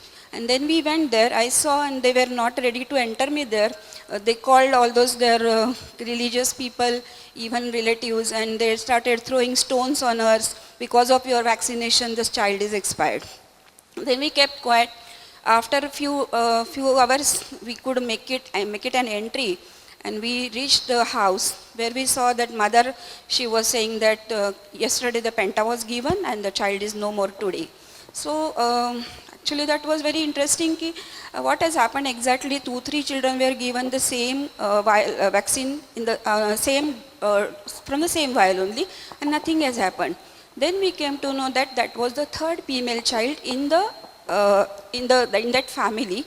And the thing is that the child was given Penta and everything was okay, but some of the Anganwadis and some of her relatives told us that that was the 3rd female child in the family. And then we came to know that mother, she put a pillow on the child, and the child was sudden infantile death, and that was the thing which happened in the society. And that I would like to mention here, because most of the cases, they may not have direct connection with your vaccination itself, But that has a social as well as a family impact, and that was child. Then we asked them that we'll get the postmortem done. If you are blaming us, then we have to go for a postmortem. So they were not ready because they already buried the child and everything has happened. And then we came to net, that was the third female child in the family, and this is how they committed the things, and that was blame on AUFI. So this was one of the most important thing which I would like to share here. So thank you so much for giving me an opportunity, and I would like all of you to report us the cases because we... Sir, that was a huge pressure from everywhere, political as well as religious and all these things, so we can't do anything. And even postmortem also not allowed. No, that means we are coordinating with the with this. No, people who we have got, this problem. sir, we took a form and we get written MLC we did. MLC did, but they cancelled it and they said that we are not going to do it anything and we don't have any complaint regarding you.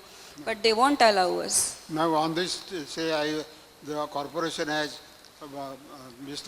has been misled by the people, and you have acted inadvertently, not to the point of law.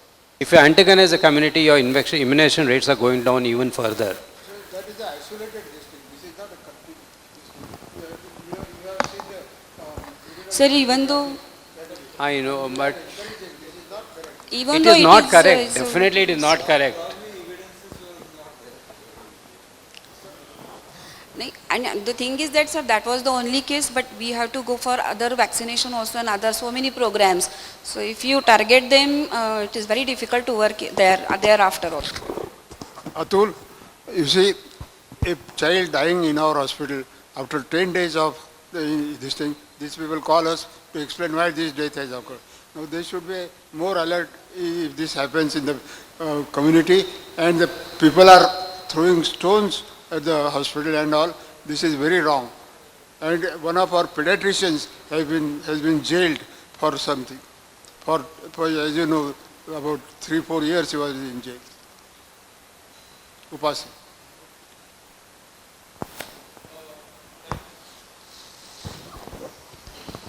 Hello. Thank you. No. I had three patients definitely presented, taken a pentavalent vaccine, coming next day with myocardial failure. And all the three patients were on the ventilator 7-8 days. We gave immunoglobulin and revived all the three patients. And this is a story between last 10 years. And definitely there was a pentavalent given a day prior, next day coming with a severe tachycardia, cardiac failure, severe mottling. And three patients I have seen. I have, it was not reported, but I have all the documents of this. Because I searched on the net, it has been given that some sudden immunological reaction can occur that is against the myocardial antigen. So that can cause in a myocardial failure. So this is some serious topic. Yeah.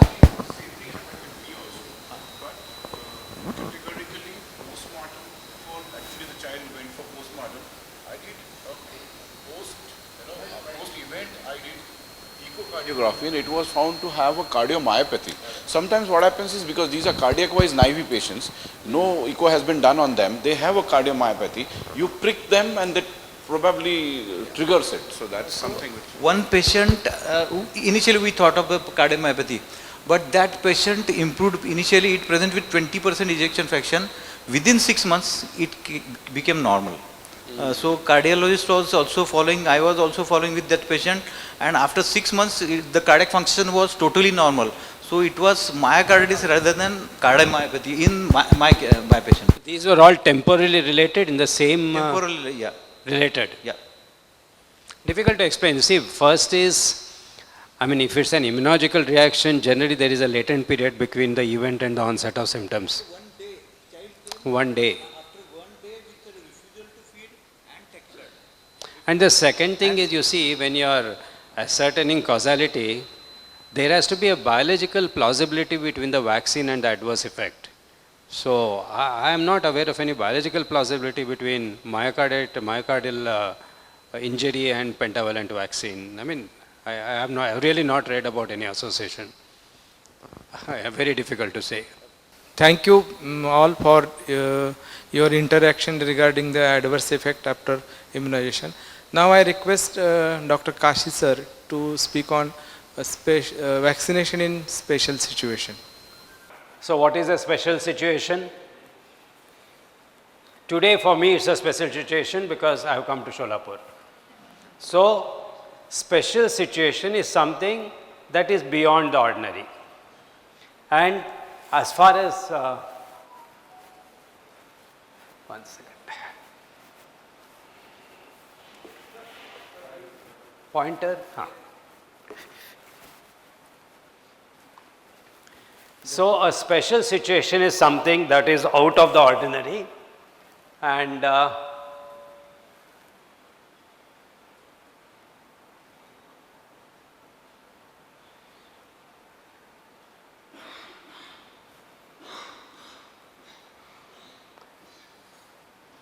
so a special situation is something that is out of the ordinary, where the act of giving the vaccine may result in either an increased adverse effect or a suboptimal vaccine response or a combination of both.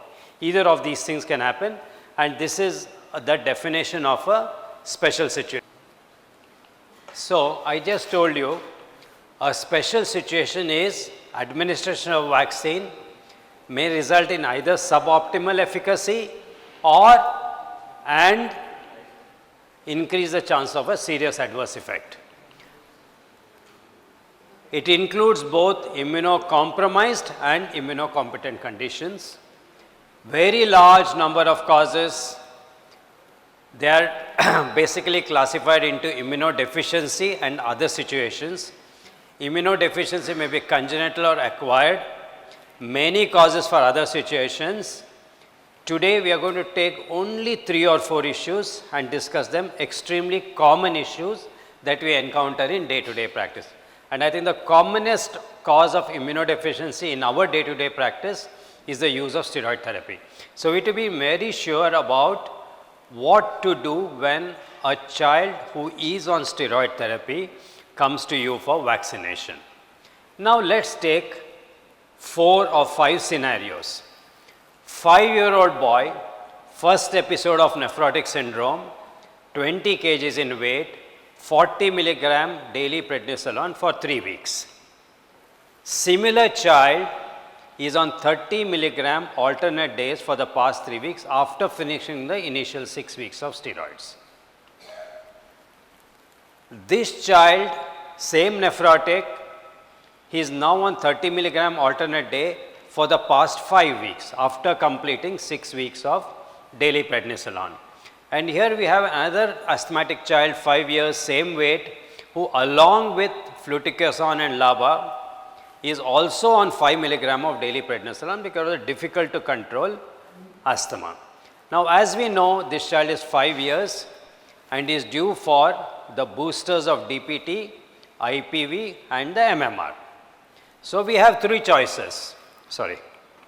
We have 3 choices. Either you give all the vaccines, you don't give any, you give all, or you give some and you don't give some. So how many will give all the vaccines? This we have to decide. Now to decide this, we need to know what are the rules of the game. When the dose of steroid is less than 2 milligram per kilogram in a child who weighs less than 10 kgs or more than 20 milligram per day in a child who weighs more than 10 kgs, there is no immunosuppression, whatever the duration of therapy. He is not immunosuppressed, he can receive all the vaccines. Greater than 2 milligram per kilogram per day if less than 10 kgs or greater than 20 milligram per day for someone who is more than 10 kgs, and if the duration is less than 2 weeks, it means the child is immunosuppressed while on therapy, but there is no suppression of the HPA axis, hypothalamic pituitary axis. So the moment you stop the steroids, immunocompetence is established. So he can receive all the vaccines once you stop therapy. The third situation is the same dose, but the duration is longer than 2 weeks. Here, suppression of the HPA axis occurs. So, even after stopping the steroids, there are chances that the level of steroids may take a little longer time to come back to normal. So, here you wait for at least 4 weeks after stopping steroids to give any live vaccines. Inactivated vaccines can be given even with high dose steroids, with the caveat that the immunological response may not be the best or optimal. You may get little lower antibody titers. These lower antibody titers may be clinically significant or not significant. Okay, right? Patients on alternate day steroids, inhaled formulation, topical steroids, or for older intra-articular steroids, they are not immunosuppressive, and the rules do not hold as far as these modes of administration are concerned. So, now let us get back to case number 1. He is on 20 milligram steroid for 3 weeks. Will you give all the vaccines? Will you give some? Will you give none? You will give all the vaccines. Will you give MMR also in this child? So, answer is you will give some, you will not give some. So, you can give the DPT IPV, but you will not give the MMR because high dose steroid therapy more than 2 weeks duration, right? Let us go to the second case. This child has finished his high dose and is now on alternate days for 3 weeks. In this situation, what will you do? Give all vaccines? Or again, will you give some, not give some? Read the question situation very carefully. Don't jump. Alternative steroids, I can give everything. What has happened over here? When have you stopped the full dose steroids? Only 3 weeks back. So, although it's an alternate days, it's still not 4 weeks since you have stopped the full dose steroids. So, even in this child, DPT IPV can give, but don't give MMR. Analyze very, very well. Okay. Third case, alternate day steroids, high dose steroids stopped for more than 4 weeks ago, so he can receive all the vaccines including MMR. And last one also all vaccines, because as I said, inhaled steroids plus the dose of steroids only 5 milligram per day is not immunosuppressive. So, this child can receive all the vaccines. So, steroids and vaccinations very simple. So, remember the 2 milligram per kilogram, 20 milligram, 2 weeks. Remember these 4-5 figures, you can draw out all the rules then. Okay? Steroids is clear.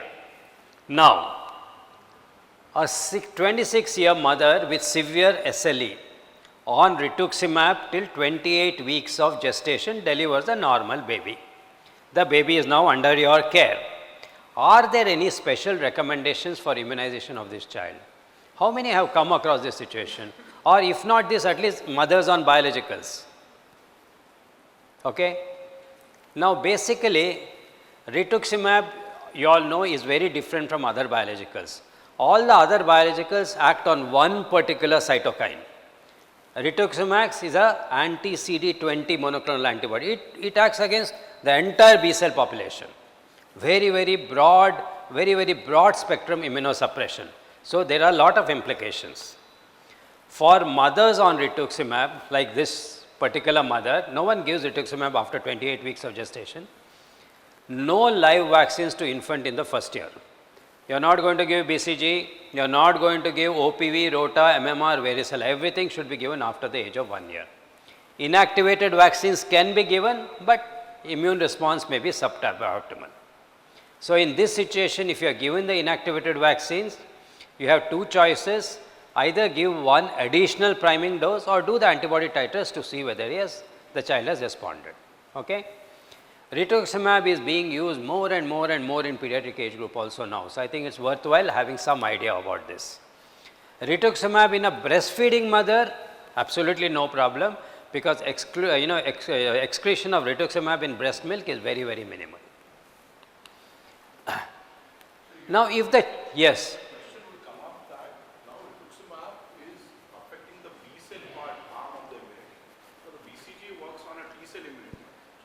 Yes, there is a lot of talk about this, but if you actually see the immunological response, predominantly T cell, there is also some role for B cell. How important that is, we don't know.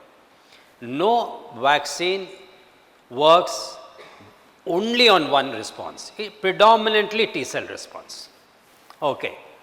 Now, rituximab sometimes is used in patient. This is a 15-year-old girl with resistant ITP who was given rituximab, took it for 3 months, went into a remission.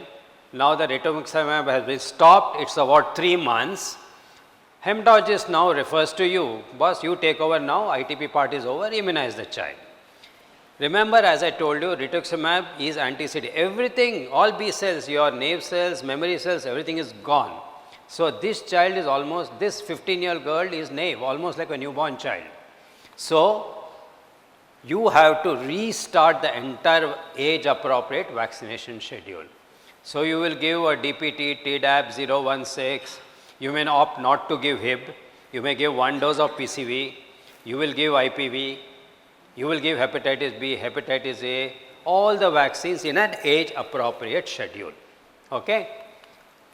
As far as other biologicals are concerned, most of the other biologicals, as I told you, work on a single limb, one particular cytokine, anti-TNF alpha or anti-IL-6. They are not so broad based. Generally, if you are giving live vaccines, complete it at least 4 weeks before you start your therapy, or you give it up to 3 months after stopping therapy. So by then the immunosuppressive action is gone, right? Now, a child is on treatment for ALL. What are the recommendations of household contact? We know that if you have an immunocompromised host in the house, the best way to protect him is see that everyone in contact with him is immunized and cannot transmit infection. So you will see that all age appropriate vaccines are administered to all the members of the family. So you will give, depending upon the age, MMR, Tdap, varicella, herpes zoster, rotavirus, annual influenza. Okay? The only vaccine which you should not give is the oral polio vaccine, because OPV is transmissible. It can be transmitted to the fecal-oral or even respiratory route. So you are not going to give OPV, you prefer to give IPV. In case one of the vaccinee develops a rash, that vaccinated child should be isolated and the immunocompromised person should be observed for onset of varicella. Any newborn or that appropriate age group, if the child has received rotavirus vaccine is also transmitted to the feces. So the caretaker, the handler, parents, grandparents, etc., should wash their hands thoroughly after every contact with the child, so that they don't go and transmit it to the immunosuppressed child, because we know rotavirus goes through fomites also and not essentially through fecal-oral route. Now, another child with ALL, everything is fine, she is on maintenance therapy, she has not been immunized against chickenpox, she comes into contact with chickenpox. Now, we know that generally in an immunosuppressed child, we don't give live vaccines, but we also know that varicella is devastating in an immunocompromised child. So, the only exception made is in such a situation, you can vaccinate provided the child is in remission for more than 1 year, the platelet count is more than 1 lakh, the absolute lymphocyte count is more than 700. If these conditions are met, stop maintenance chemotherapy for 1 week, give the vaccine, don't give for 1 more week and then continue. Why not give immunoglobulin for this child? It would be safer. Yes, it would be safer, but immunoglobulin is shorter duration.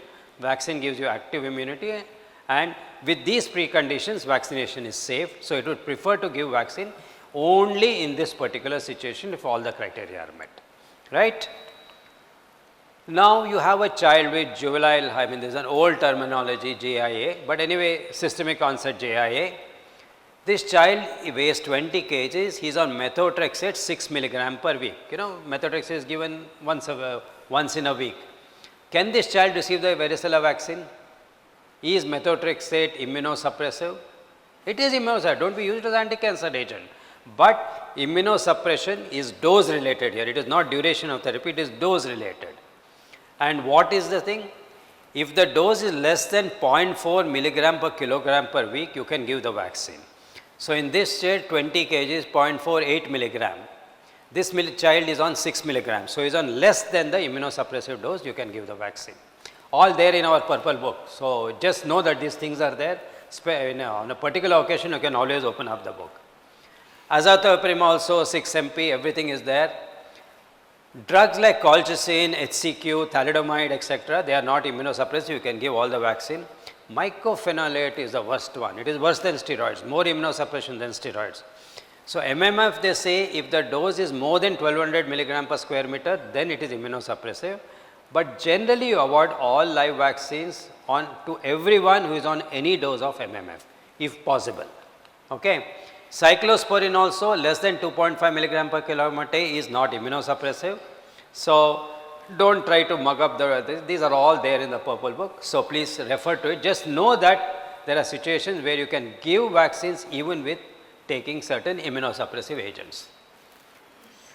Now a child who has completed chemotherapy for acute lymphatic leukemia comes to you for advice regarding the pending vaccines. What are the recommendations? So he has completed chemotherapy, not a bone marrow transplant, completed chemotherapy. So in this situation, chemotherapy to some extent destroys the memory B cells also, chemotherapy. So you need to give a booster dose of all the vaccines. Somehow chemotherapy affects the memory B cells more than the naive B cells. So you need to give a booster dose for all the age appropriate vaccines, and you give it in a particular schedule. Live vaccines you don't give for 12 months, non-live vaccines you start after 6 months. Influenza inactivity is the only vaccine which you can start as early as 3 months. So 3 months inactivated influenza is very devastating in the immunosuppressed. 6 months later all the other inactivated, 12 months later you give MMR and varicella. Now what about a child who has received a bone marrow transplant? Remember, in bone marrow transplant the conditioning for BMT is total marrow ablation. I mean literally your T cell count is 0, B cell count is 0. Okay? In this case you got to reinitiate the vaccination. And when will you reinitiate? Influenza 3 months, all inactivated 12 months. There we said 6 months, here it is 12 months. MMR varicella after 2 years, there we said 1 year in chemotherapy, here it is 2 years. Provided graft versus host disease is not there. If GVHD is there, then you got to do the lymphocyte count and then decide when you can give the vaccine. Spherocytosis is a condition where a child needs a splenectomy, and there are special needs for splenectomized child. So where the splenectomy is elective, you should complete the vaccination schedule much before the splenectomy, and there are certain rules regarding that. Especially they need the vaccines against encapsulated germs. So which do they need? Pneumococci, meningococci, Hib, and don't forget typhoid conjugate. Okay, these are all encapsulated. You should complete the schedule at least 2 weeks before the splenectomy. Okay, so if you are going to give say some vaccine which requires 2 doses and the interval is 4 weeks, you got to start the vaccination schedule at least 6 weeks before the planned splenectomy. Now sometimes the splenectomy is emergency, a road traffic accident, spleen has to be removed. So in this case what do? You give these vaccines, if not vaccinated earlier, you give these vaccines post-operatively. Studies have shown that the antibody responses are better if given 2 weeks after the surgery. But if you wait for 2 weeks, many may not come back. So the general recommendation is once clinical recovery has occurred and the patient is going to be discharged, start the vaccine schedule before discharge. Don't wait for the 2 weeks, that figure is not very important. Bleeding disorders, you know, you have a hemophilic child, The child needs his shots. Say hemophilic, he needs his DPT at 5 years. He is a mild hemophilic, he doesn't have spontaneous bleeds. He just had some increased umbilical bleed and it was detected in the newborn period. Now, what are you going to do? You are scared. Will there be a big hematoma? Please remember, if there is no spontaneous bleed, generally it means the AHF levels are more than 5%. And if the levels are more than 5%, vaccines are safe, injections are safe, provided use the highest, that is the thinnest possible needle for intramuscular injection. Once you have injected the vaccine, 5 to 10 minutes sustained pressure without releasing, no rubbing of the vaccine site. Where appropriate, you can use the subcutaneous. I told you in my first talk, hepatitis A inactivated, you can give the inactivated influenza. Some vaccines which are meant for IM can be given subcutaneously. Will you give the DPT containing vaccine subcutaneously? No. Why? Yes. All the adjuvanted vaccines should never be given subcutaneously. Okay? Any adjuvanted vaccine should not be given subcutaneously. So, DPT you will give. So, if there is no spontaneous bleed in a hemophilic, that is, he is a mild hemophilic, more than 5% AHF, give the vaccine with this precaution. But if he has spontaneous bleed, has a recent spontaneous bleed, wait for factor replacement and give it when he is under the protective umbrella of the factor replacement. As far as platelet disorders are concerned, nothing to be aware, just apply firm pressure. Why? Because in platelet factor deficiency, generally isolated platelet factor deficiency, the clotting mechanism is intact. And once the needle goes in, the trauma causes the release of tissue thromboplastin and that initiates the coagulation cascade. So, in a case of purely platelet disorders, qualitative or quantitative, IM injections can be safely given. Unless the platelet count is very low in the range of 10,000, 5,000, you will not give it. Okay. Cochlear transplant, lot of kids going on for cochlear transplant. Are there any special recommendations? Again, what happens is in a cochlear transplant, you are putting that spiral thing in the inner ear, and between that and the intracranial contents, there is a bone which is just paper thin. And in many cochlear implants, some damage to that particular bone occurs during the surgical process. So, these kids are very prone to develop pyogenic meningitis. Most common, more than 80 to 90% is due to pneumococcus. Some are due to Hib, but studies have shown that as far as meningococcus is concerned, there is no increased risk at all. So, these patients should receive the 13-valent pneumococcal vaccine followed 8 weeks later by the polysaccharide vaccine. That gives the complete protection. No need for meningococcal vaccine. Hib vaccine the child will have received. If he has not received, then you give the Hib vaccine. Okay. Now, a 6 weeks infant is brought to you for vaccination. You do a pre-vaccination checklist, well, like what I told you in my first talk. And in that she tells you, doc, we lost the previous child at the age of 15 days. They said it was sepsis, but they were not very sure about the diagnosis. What are the implications? What does this mean? Does that ring an alarm bell in you? Yes, sir. Wonderful. Sir, I think you people should really open up now. Huh? What does this imply?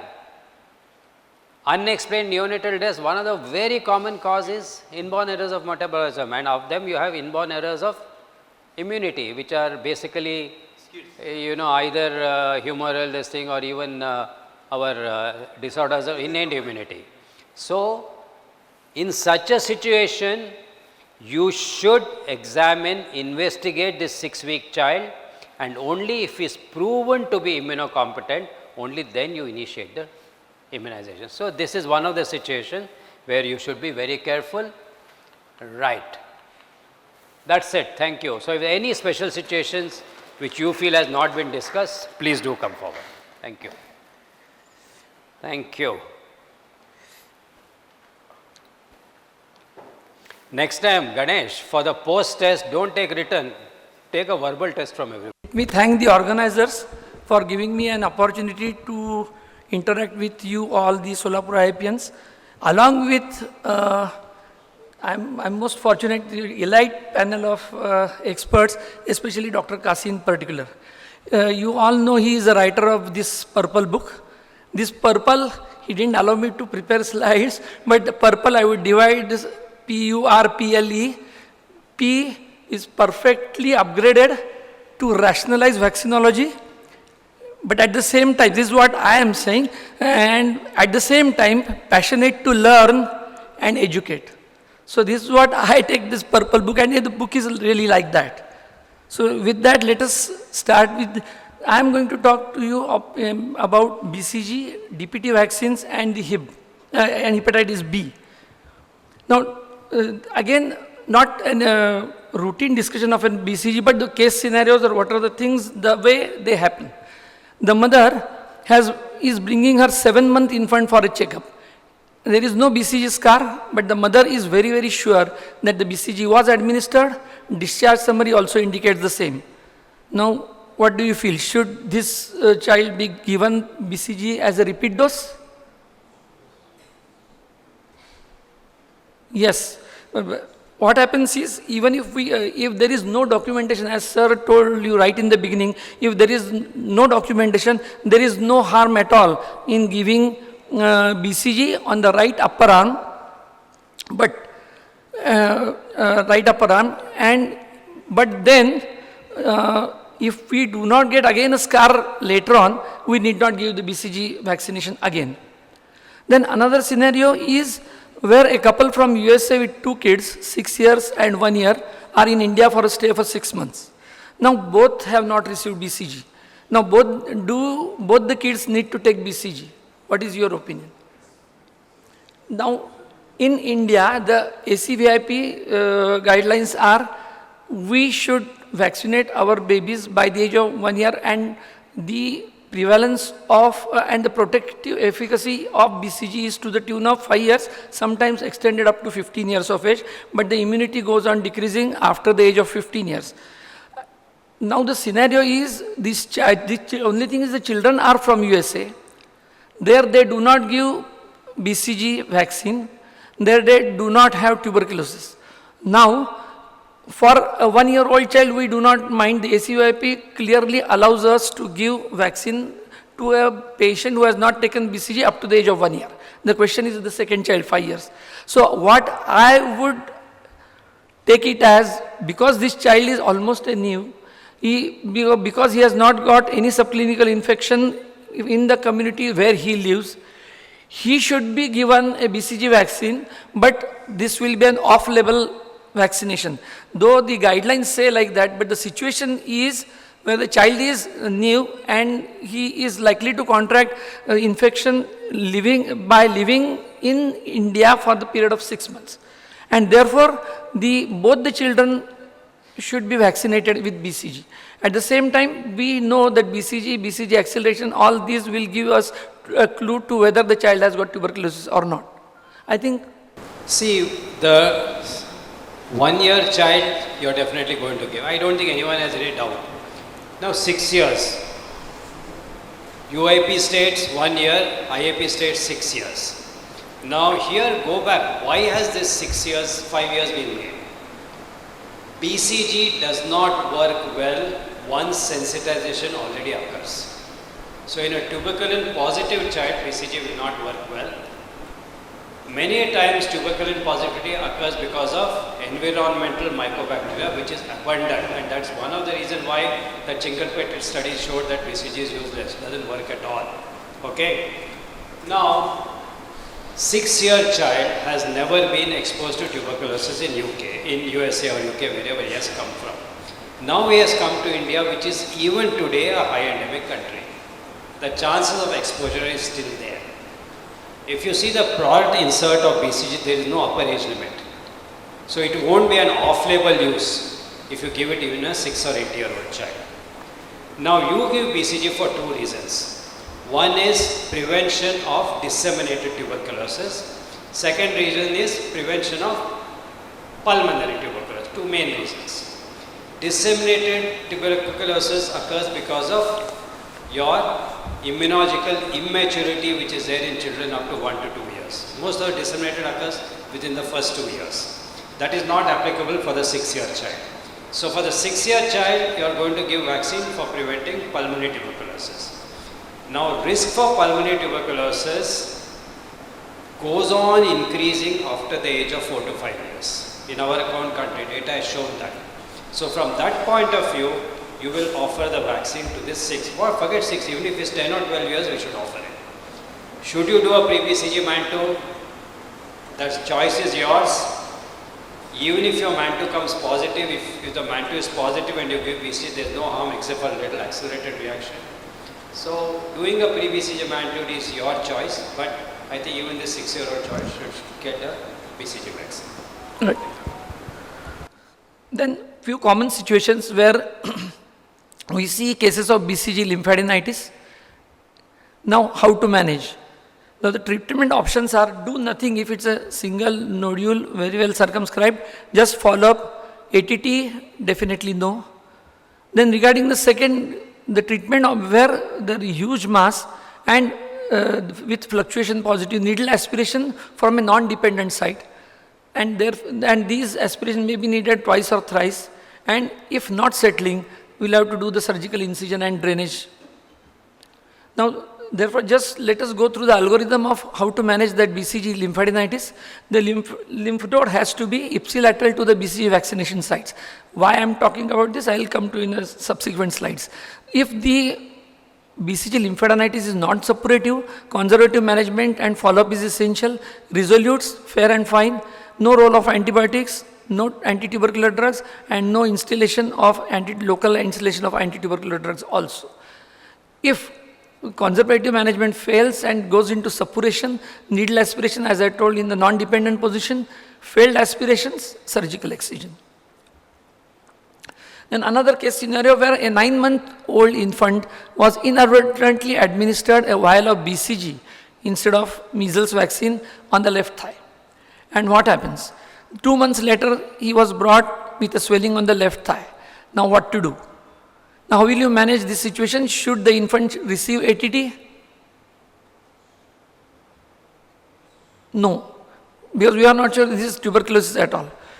And then only thing is if the mass is fluctuant and you need to again aspirate again in a non-dependent site. Now two other case scenarios where a 7-month-old child, low-grade fever for 4 weeks, rashes all over the body, hepatosplenomegaly, failure to thrive, and HIV negative. Another child, 9 months, low-grade fever for 2 months, progressively enlarging swelling for 6 months, and discharging sinus for last 3 months, and hepatosplenomegaly and failure to thrive. How to manage? This is a disseminated BCG reaction or BCGosis. Now how to manage that?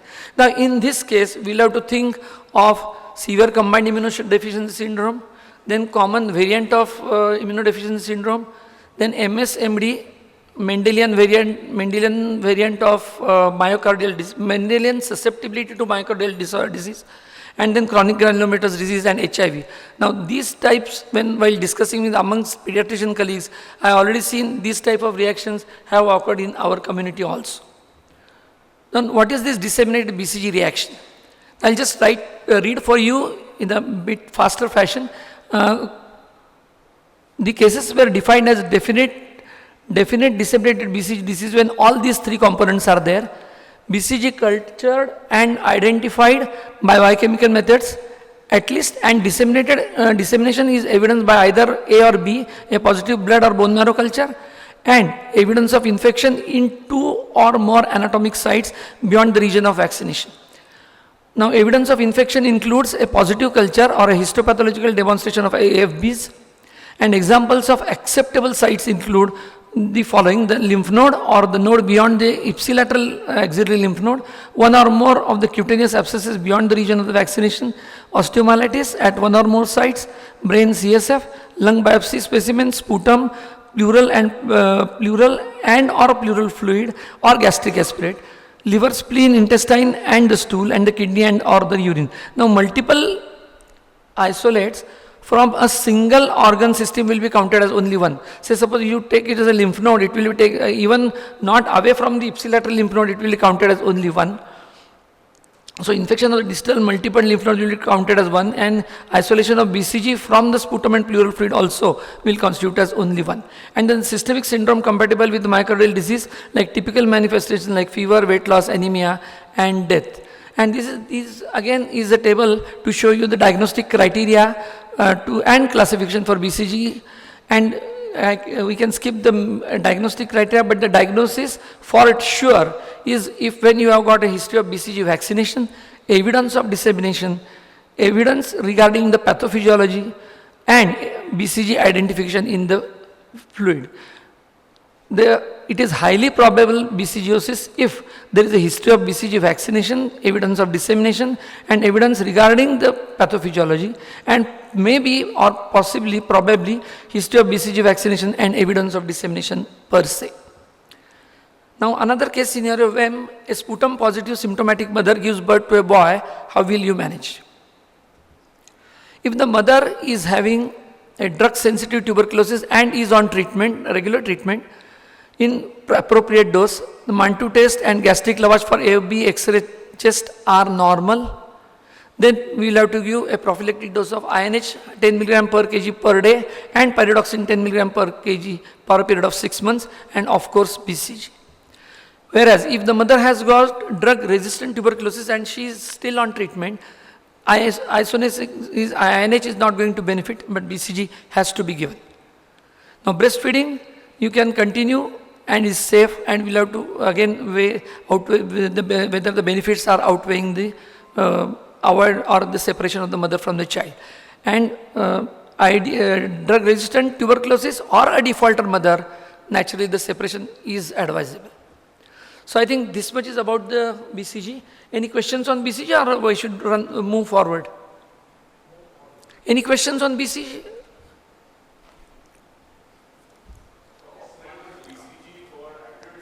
Yes, a few words. Again, sir, did not allow me to put a slide. I just said a few words about the BCG for adults vaccination, which is going to start from 1st of May. Now, this vaccination is being given to the adults in Indian population because India is an endemic country, to try to decrease the rate and to achieve a target of tuberculosis elimination by the 2030. Now, who are the people who are going to be selected in this? Of course, with your consent. If you give consent, then only this will be given. It's not a compulsory or forceful vaccination of an individual, but the target population is all those people who are already taken anti-tubercular treatment for the last 5 years, or who are in contact with the patients of tuberculosis, or who are themselves have declared that they are smokers, or diabetic mellitus patients, all those who are BMI below the 18, and all those who are chronically diseased and at risk of getting pulmonary tuberculosis somehow or other. So these will be vaccinated from 1st of May, and this is a study in collaboration with ICMR and to be funded by WHO. So as it is a study and is going to last for 2 to 3 years. So I would say that it is, and then one of the study from Malawi says that this type of repeat BCG vaccination has benefited to the tune of 59%. So it is worthwhile trying it in India. We will be able to give them a lifetime experience. But for us to decide in general, we will have to wait for the results to come. This is what my personal feeling is. Sir, on the same. Yeah, 1 or 2 comments I would like to make. Please remember, whatever the dose of BCG in an immunocompetent person, there will be no dissemination. Because there's something called a host range restriction. A particular pathogen is specific for a particular host. Mycobacterium bovis, the natural host is the cow, not humans. So it can never spread. In fact, I have had 2 children where onco-BCG, you know what they use for vesicle bladder, which contains about 100 times the amount of regular BCG has been given, and nothing has happened except for an accelerated reaction. So in all these cases, definitely no AT2 to be given. Now the second issue is, you saw that mother with tuberculosis. We know that the BCG that we have in our country is not INH resistant. So if you give BCG with INH, there is a chance that the BCG will be inactivated. So why is the government still continuing to propose BCG even when INH has been given. Even the WHO and some of the Western countries in this situation will postpone BCG till 3 months. Now, reasons given by the government is one, for uniformity, second, there is no harm if you give BCG in that particular age group.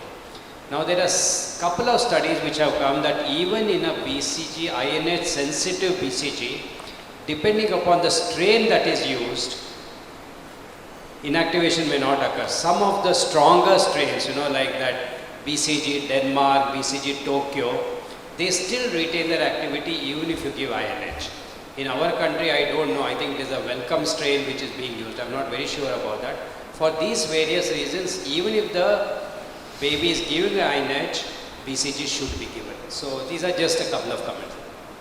Right. So nowadays, this particular BCG campaign which is being planned for our entire nation for adults, are they looking for the non-specific innate immunity against, because the cohort what they are trying to select is very peculiar. They're not giving it for all adults. First, this is a pilot study. Now, all the time we were taught that in those BCG is not very useful in those who are already infected or diseased. There was a new vaccine, BCG vaccine, BCG tuberculosis vaccine called ICI 131. The study was done in Africa, where the control was our conventional BCG and the end point was IGRA conversion. Someone who is negative becomes positive.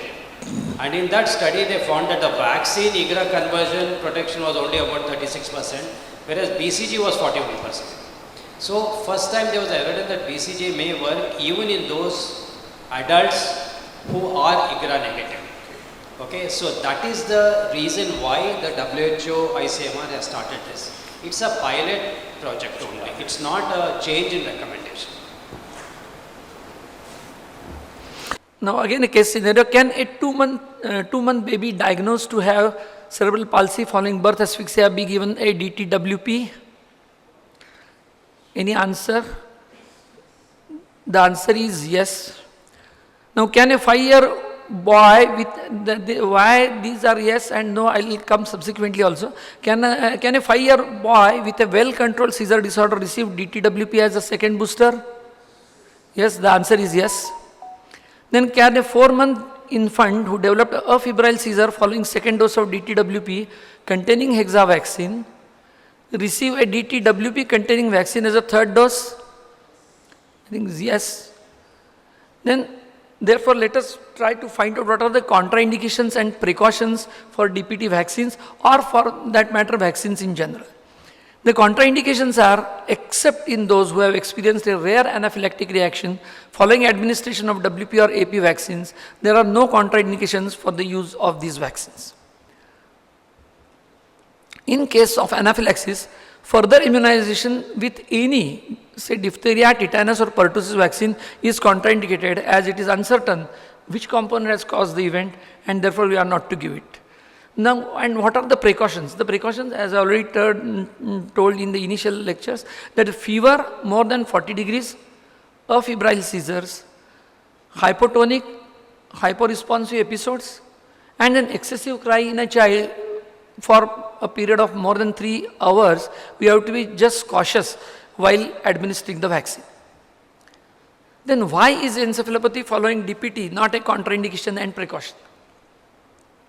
What has been observed that the most of the cases of encephalopathy which were blamed to be caused by WP vaccine were later on proven to be cases of Dravet syndrome, which is a sodium neuronal channel encephalopathy, and DPT as a cause of encephalopathy, the act and the causality was not proven, and this has been very well put in a WHO position paper, and therefore it is not a contraindication or neither a precaution. Now next, the Tdap, a full dose of tetanus and a small dose of diphtheria and pertussis can be given as a second booster at the age of 5 years. Any idea? No. No. Then this is the graph which is trying to show this. And then if a child has received Tdap at 8 years, as a delayed 4 to 6 years booster dose for some reason, when should the adolescent Tdap be administered? It is seen that all the full dose vaccines should not be given beyond the age of 7 years because of the reactogenicity. There we need to have a full dose of tetanus with a reduced dose of diphtheria. Now, if a child has been given at 8 years a booster of Tdap, the second booster has to be given somewhere around the period of 11 to 12 years. I'll just go through that. For persons aged 7 to 9 years who receive a dose of Tdap as a part of catch-up, an adolescent Tdap vaccine dose should be administered at the age of 11 to 12 years. If a catch-up is administered beyond 9 years, then there is no need of using an adolescent Tdap around the age of 12 years. Now, this recommendation is as per the latest CDC or ACIP guidelines. Now, a child has recovered from pertussis. Does he need further doses of pertussis? Any answer? Yes.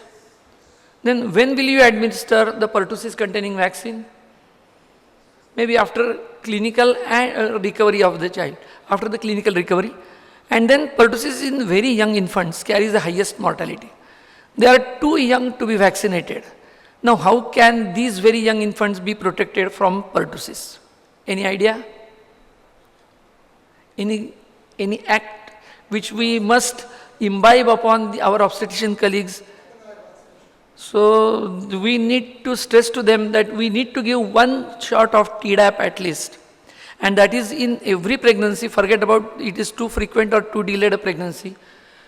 To be given between the period of 26 to 37 weeks of gestation, followed by a second dose of tetanus toxoid for them, but for us it is DT only. And this should be before 2 weeks prior to the delivery.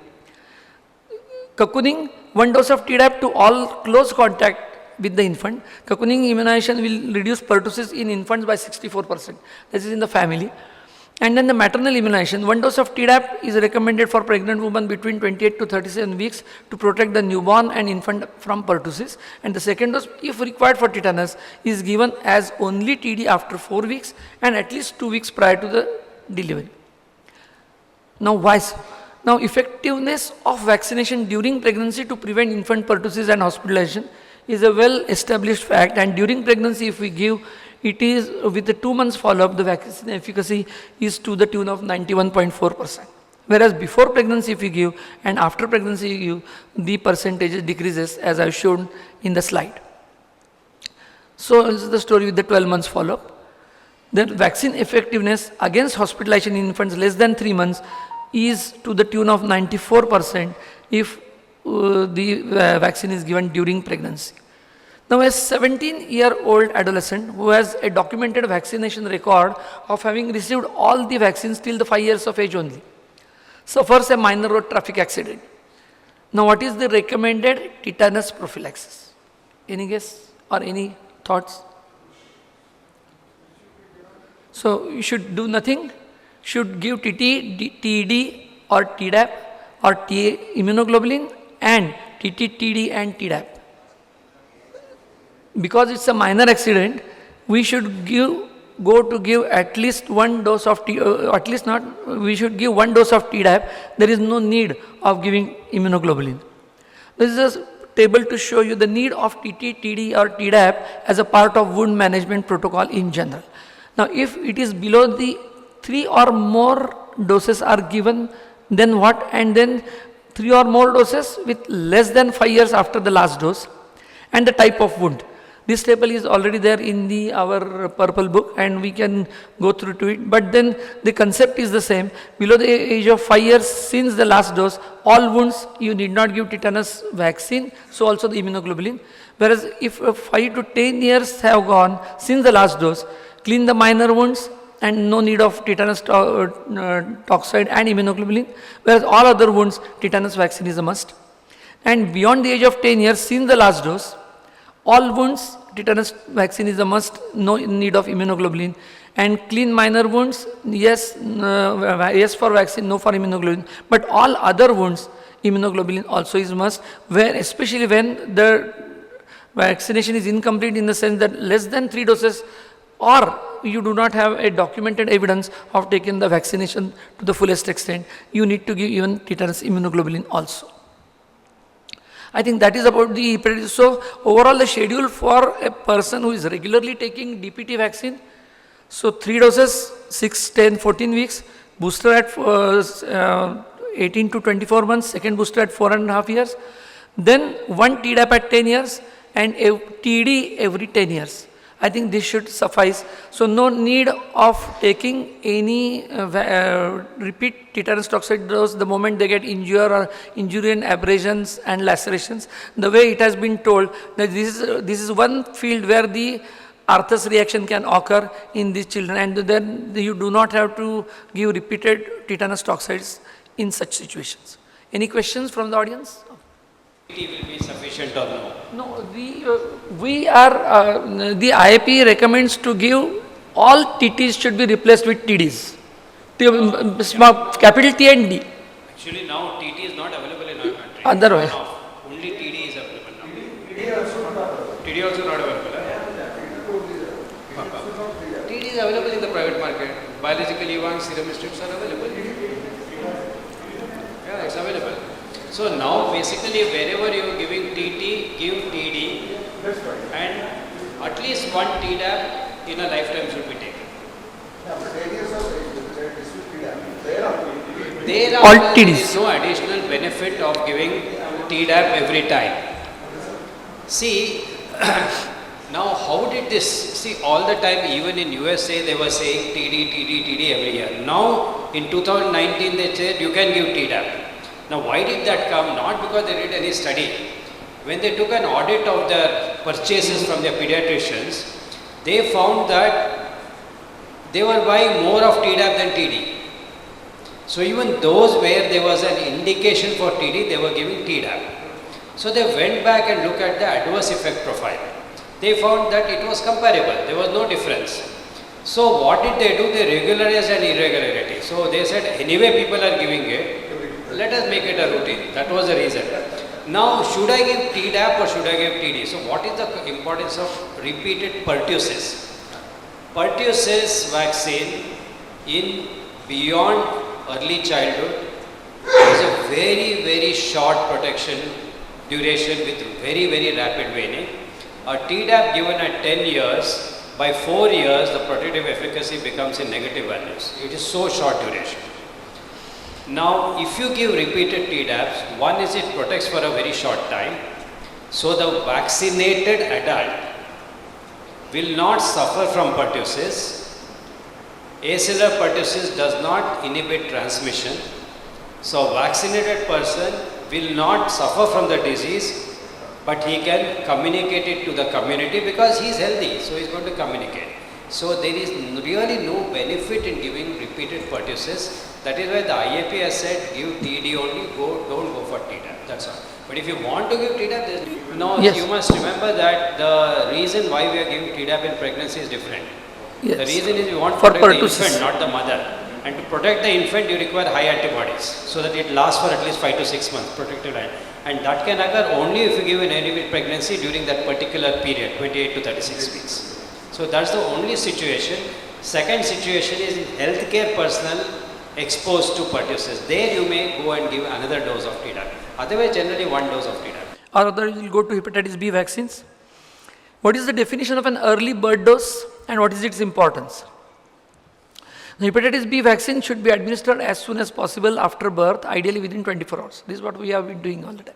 The birth dose given any time before the first primary dose brings carriage rate down from 6.2% to 3% in case the first dose is given beyond 7 days of birth, and if you give within 24 hours it comes to almost 1.2%.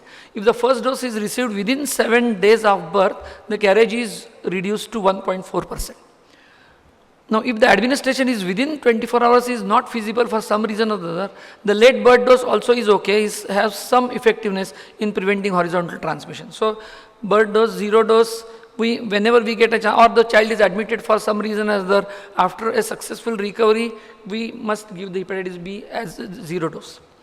Then who should be tested for antibody response after hepatitis B vaccination? Now we all know that the titers of more than 10 milli-international units per ml are considered as seroprotective. Now, routine post-immunization testing for anti-hepatitis B is not necessary after routine vaccination in healthy population, whereas the recommended 1 to 2 months after the final vaccine dose for the following specific age groups. Now, hemodialysis patients, then people who are HIV infected, then other immunocompromised patients, people who are at occupational risk of getting exposure to hepatitis B, sexual partners of hepatitis B surface antigen positive people, and infants born to hepatitis B surface antigen positive women. Now again, the preterm infant weighing 1.8 kg born after 34 weeks, what hepatitis B vaccine schedule is to be followed?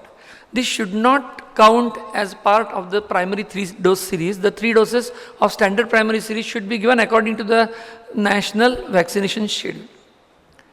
Now, birth dose plus 3 doses as per the national schedule, therefore. If the mother is hepatitis B surface antigen positive, again we will have to, as we have been practicing, is hepatitis B immunoglobulin is to be given as early as possible, preferably within 12 hours of birth, and the birth dose and 3 doses as per the national schedule has to be followed. Now, in an infant born to hepatitis B positive mother who has received HBIG and 3 doses of hepatitis B vaccine, is it necessary to test the infant blood for anti-hepatitis B surface immunoglobulins? And if yes, when? Any comments? It is yes, but then when? Now, the test the hepatitis B, HBs, AG and anti-HBs at the age 9 to 12 months or 1 to 2 months after the final dose of the vaccine series, if completion of the series is delayed naturally. Now, do not test the levels if they are below the age of 9 months, because mother has already taken hepatitis B immunoglobulin and anti-HBs resulting from the use of HBIG might still be positive, or within 1 month of the most recent hepatitis B dose, testing for hepatitis B HBs AG sooner than 1 month for a vaccine dose might produce a transient hepatitis B surface antigen positivity, and this may be okay. And then, is it safe for hepatitis B HBs AG positive mother to breastfeed her infant? Yes. And HBs AG positive mother should be encouraged to do breastfeed, including immediately following delivery. However, the infant should receive HBIG and hepatitis B within 12 hours of birth. This is what I already told. No increased risk of infection among the breastfed infants who have received prophylaxis. Now, how long a person should wait to donate blood or have an HBs AG blood test after a dose of hepatitis B vaccine? Any comments? It is advisable to wait for at least 4 weeks. Now, transient HBs AG positivity can be detected up to 18 days after hepatitis B vaccination and up to 52 days among hemodialysis patients. This does not mean that the person is infected with hepatitis B virus, and therefore donating too close to receipt of hepatitis B could make a person invalid, to be permanently deferred from blood donation if that person tests. But transiently, for us it is transiently, but for the blood bank it is positive, and then transiently HBs AG positive after the vaccine dose. So it is better that we wait for 4 weeks.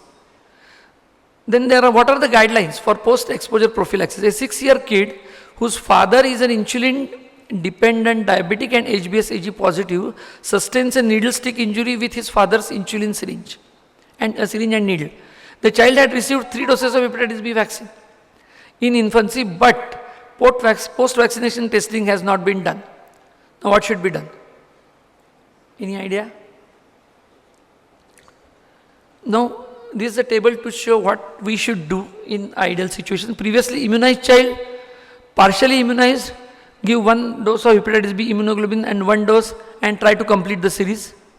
If you do not know the response, you do not have a documentation, test the exposed person for anti-HBs. If there are more than 10 milli-international units per liter, if adequate, no treatment. If inadequate, HBIG 1 and restart the schedule. If he is a known non-responder and no revaccination, HBIG 1 followed by revaccination. And if he is a non-responder to initial and even the revaccination series, 2 doses of HBIG and the second dose 1 month after the first dose. Then, and I think I should stop here. Any questions on hepatitis B? Or we go to the next pneumococcal vaccine? I hope I'm audible. Now another combo of 3 vaccines, and perhaps these 3 vaccines are very important because pneumococcal being a vaccine which is very much talked about. Now in recent, maybe another year or so, you would find lot of pneumococcal brands coming up into the market. You know, initially PCV7 enjoyed lot of effectiveness for years together. In fact, I would still tell you that PCV7 was the only vaccine which showed the perfect effectiveness over this globe. It had almost kind of eradicated this disease. But then again there was a lot of things happening, and then PCV13 came into the market, and which is still a gold standard for all of us. And then PCV10 came from Sanflorix, which was from GSK, and then recently Pneumocil, which came up, and then now we are talking about Nubivax 14, and maybe sooner or in another 6 months of time MSD is coming up with a PCV 15. PCV 20 is almost launched in USA and on the way to get launched in India itself. So lot of brands of PCV are there. So these are there. Still one is a gold standard. We say that PCV 13. We compare all other vaccines to PCV 13, that is Prevnar 13, and the other is PPSV 23. Now if you remember, of late we used to give typhoid polysaccharide vaccines every 3 yearly, right? And then soon it went off because a conjugate typhoid vaccine came into the market. But having said that, PPSV 23 is still standing very tall. Now why is that? Why this is being a polysaccharide hasn't gone out of the market? Just because it has more number of serotypes in it, the maximum number of serotypes in it. So PPSV 23 is still standing high because it contains more number of serotypes.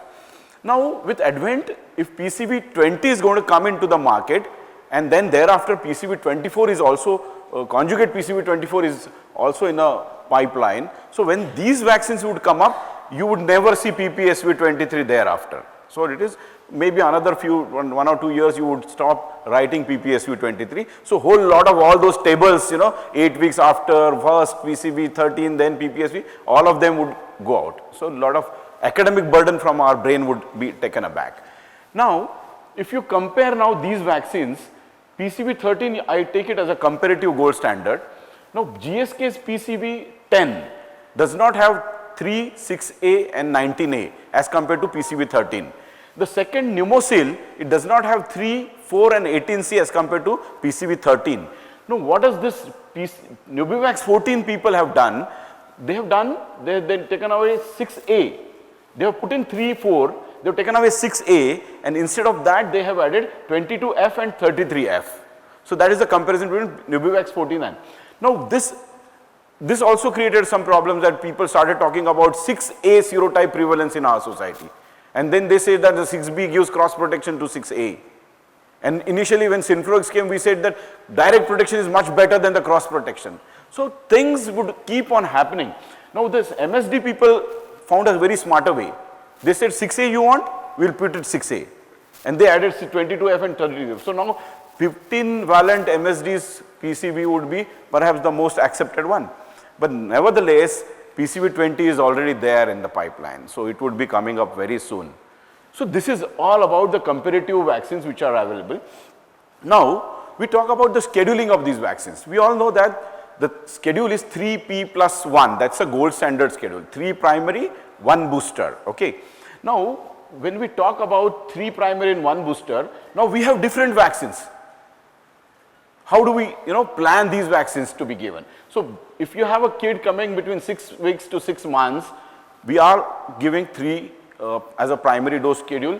For PCV 13, yes, PCV Synflorix 10, 3 doses, PCV Pneumocil 3 dosages, and Nubivax 14 also 3 dosages.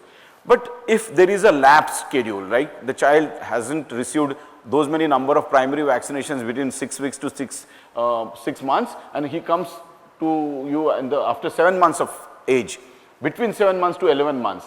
now the dosing would go down, it wouldn't be 3p plus 1. So here 2 primary dosages for all of them, but the Nubuvax, now the Nubuvax 14 is not recommended because right now the studies aren't there. Otherwise this vaccine holds good, but the studies aren't there. Now for the booster dose, yes, all of them 12 to 15, 12 to 15, 12 to 15. Again Nubuvax studies aren't yet available, so we are not recommending it at this point of time. Now if the child comes after 12 months, again 2 dosages. Here the primary dosing is going down now, 3, now it was 2, now it is 1. Now here we are giving 2 dosages, but the first is a priming dose and the second is a booster dose. So the duration or the interval between the first and second is 8 weeks here, not the 4 weeks, right? So second is acting as a booster here. So 2 dosages, 2 dosages, 2 dosages, even Nubuvax there is no data, so not giving. So 24, like 2 years after the child is coming, you give only 1 dose of the vaccine, that is a priming dose as well a boosting dose. And here also these 2 new vaccines do not have data, so not to be given. So this is all about. Now a child has received PCV 2+1 schedule in NIP, has come at 18 months for his boosters at your clinic. See, we kind of follow 2 different schedules at the same time. In office practice, we follow ACVIP. In public domain, we follow NIP, UIP, or Universal Immunization Program. Now, there, the scheduling is 2p plus 1. That means they are giving only 2 primary and 1 booster. And the 2 primary is 6 weeks and 14 weeks, whereas the booster that they are giving is at 9 months. Whereas what we are doing in our office practice is 3p plus 1, so 6 weeks, 10 weeks, 14 weeks, and the booster at 12 to 15 or 16 months. So that's a bit of a difference between UIP and non-NIP vaccines. Now, this child who has received 2p plus 1, he used to go to public domain, received 2p plus 1, at 18 months, he has come to you and he is saying, you are giving booster to all the kids for your office practice. Now, why are you not giving a booster to me? I want a booster. Would you be giving it? Yes?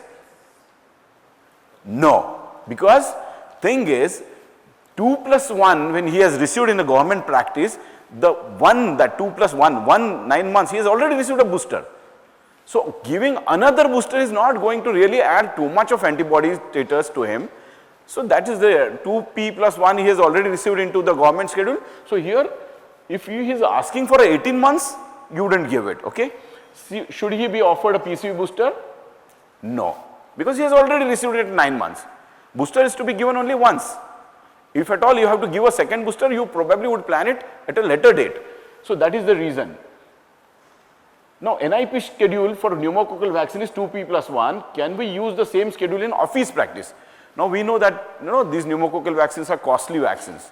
Someone tells you that, why are you following 3p plus 1? Why don't you give 2p plus 1 in your private practice? So, it would cut down the cost. But that's not possible because, see, as I just said that in ACVIP we follow, office practice we follow ACVIP, and that is 3p plus 1. So, if he has to take 2p plus 1, he will go to government setup. Now, why is that difference? Why 2p plus 1 and why 3p plus 1? It is for programmatic reason, because see, when a government brings out a vaccine into its roll call, it has to think about a lot of things, as a program for the country. Even addition of 1 dose would incur a lot of expenses, and so, and comparatively study wise, 2p plus 1 gives you a marginal kind of a protection to you. So, and programmatically 2p plus 1 holds true for, but when you're thinking about a private, one-on-one discussion about a patient and giving a vaccine in your office practice, you have to give him the best possible thing. What is the difference between 3p plus 1 and 2p plus 1? 2p plus 1 would generate a good antibody titers, good GMT titers.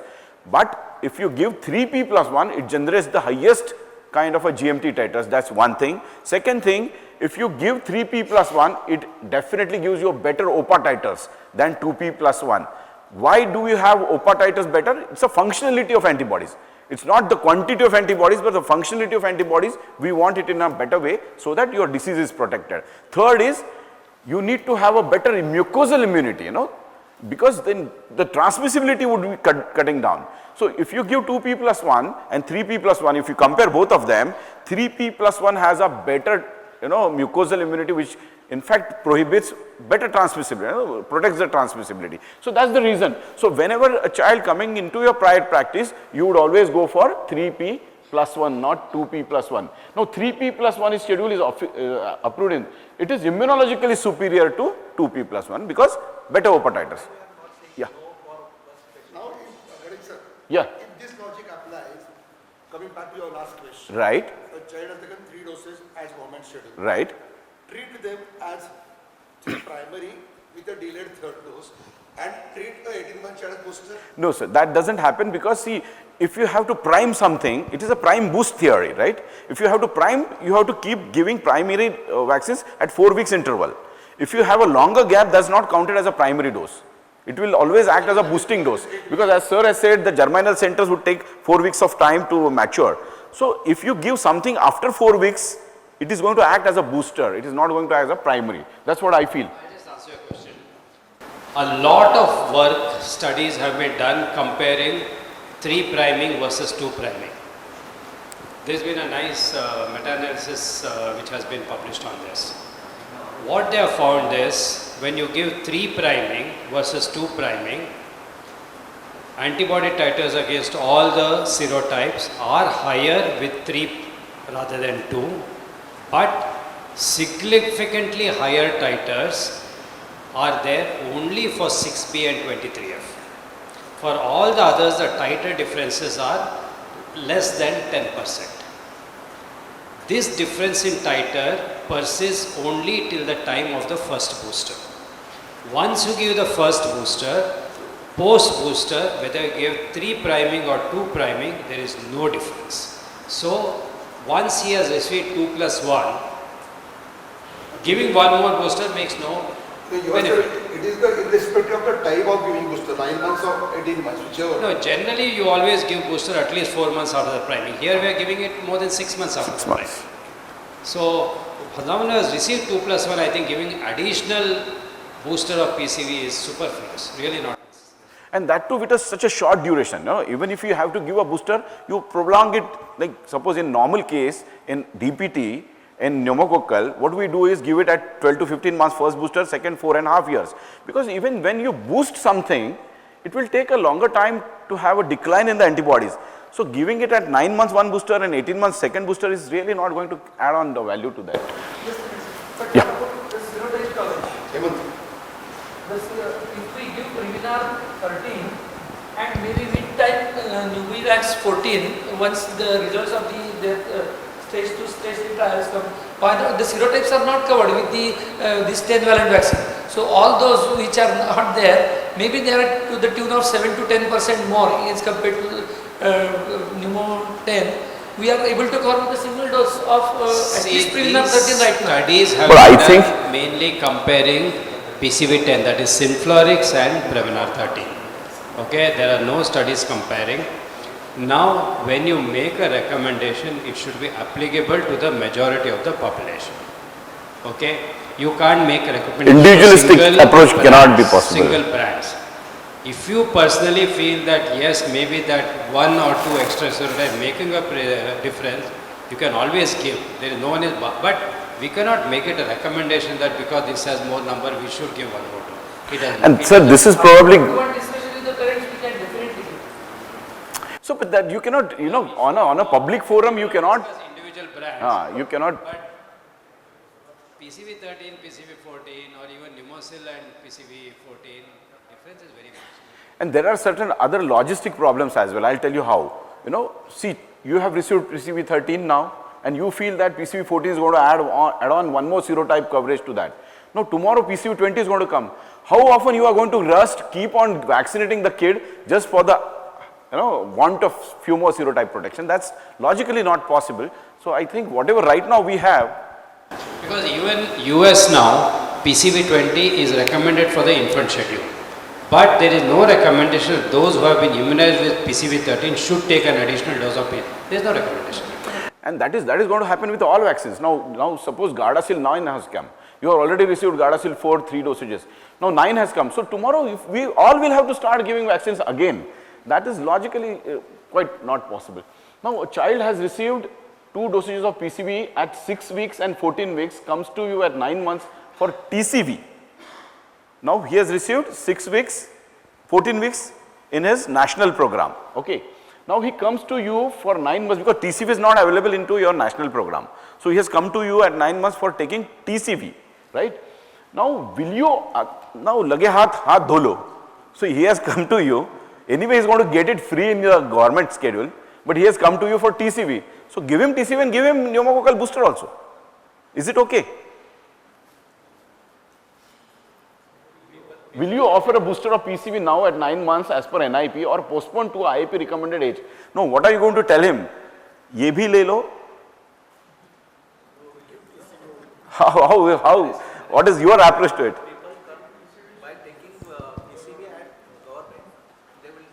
No, for certain reasons he came to you first and he wanted to go to NIP thereafter. So would you? Even I don't know about this. Logically, morally. This question is that the patient wants to shift from NIP to UIP. NIP to IAP schedule. So he comes for the typhoid vaccine. The NIP schedule says 9 months you give PCV booster. IAP schedule says gives at 15 months. So in this situation, will you offer 9 months or 15 months? The patient wants to take it from you. No, there is a last stop. First 2 vaccines he received are with a gap of 8 weeks. So we would not accept them as primary. We give them a 9% booster and complete the government schedule as per them all. See now here what sir is saying, sir is saying that he wants to shift over now completely from UIP to private practice. Now here we need to give it because see he has already received only 2 dosages as a primary. So he is halfway protected. He is not as good protected as a 3 primary schedule. So here we need to give him at 9 months because he wants to shift over completely, right? You don't postpone it to 15 months. Am I right, sir? Yeah, so in this situation, see the patient wants to take from you only the PCV also in addition to TCV. In this situation, IAP says give the PCV booster at 15 months. But here we should not postpone because in 2+1 schedule, the antibody titers are lower, waning of the antibody titers are faster. So you have to give at 9 months and you should not wait till 15 months. That is what I want to convey with this question. Now one more. Postpone it to the IAP schedule. TCV साठी आलाय तो फक्त आलाय. हाँ दोन्ही आणि द्यायला पाहिजे because now he is shifting over as because आपण 15 months ला देतो ना, so we don't wait till that long. We give it at 9 months. So why are PCV vaccines recommended to be given first when a patient is getting both a PCV and PPSV 23? So patient can get a PPSV as well and PCV as well. So we always talk about give PCV first, then give PPSV 23. Why is that? So again, studies which have said categorically, see after giving the second dose PCV and then 1 year later they found that antibody titers, a scenario where PCV was given before and PPSV was given later, the antibody titers were much better, whereas PPSV was given first and PCV was given later, antibody titers were not as comparable to the previous scenario. So previous recommendation, if I mistake not, to give PPSV first and later on the PCV. I don't know, means I have never, whatever I have learnt is it is always PCV first and PPSV. So was there any recommendation before that PPSV was given first and then PCV? Yeah. See, there were certain situations where in children about 2 years in high-risk situations were given PPSV 23 first. No, particularly for high-risk situations. PPSV first. They were giving PPSV 23 first. In such a situation, you should give a gap of at least 1 year before you give PCV 30. But in general, in pediatric age group, we never give PPSV 23 first. We always give PCV 13 only first. True. So the sequence provides best immune response to both PCV and PPSV 23. Evaluation of immune response after second pneumococcal vaccination administered 1 year after the initial dose showed that subjects who received PPSV 23 as the initial dose had lower antibody response, as I just clarified. Now 8-year-old child diagnosed with homozygous sickle cell disease, does this child need a pneumococcal vaccine now? Of course, yes. Only pneumococcal vaccine? He would need more than that rather. So this is a situation where he would need a pneumococcal because encapsulated organisms, they are going to have more prone for getting So what is the schedule for these babies? What is the schedule?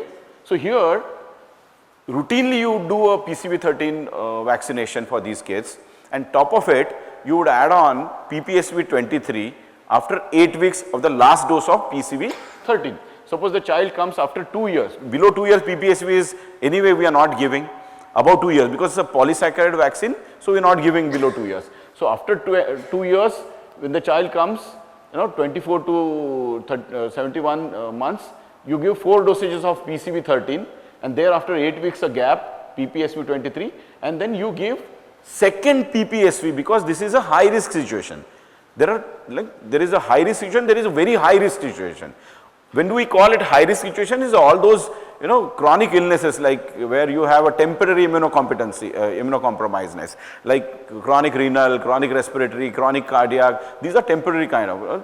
These are not true immunocompetency, altered immunocompetency levels. So here it is a immunosuppressed situation where you want to give both of them. So between the 24 to 71 months, if he has received, so depending upon how many PCV13 he has received, you would add on PCV and then give PPSV23. That is the bottom line. Now, whether to give this particular vaccine after 6 years, because after 6 years, PCV13 is not recommended because it is a special situation now. So only these kids who have a special situation, there we are giving PCV13 and then we are giving PPSV23 followed after 8 weeks and then PPSV23 after 5 years. So this is, which are the high risk groups for pneumococcal infections? As just now I said, this is a high risk, immunocompetent high risk. The child initially was immunocompetent, but because of certain reasons he has become immunosuppressed. So chronic heart disease, chronic lung disease, chronic liver, chronic kidney, alcoholism, diabetes, smokers and others. Now what are the true high risk situation where anatomical or functional asplenia, sickle cell disease, hemoglobinopathies, SCIDs, all those immunosuppressed situations, HIV, altered and acquired immunosuppression. So these are the situations.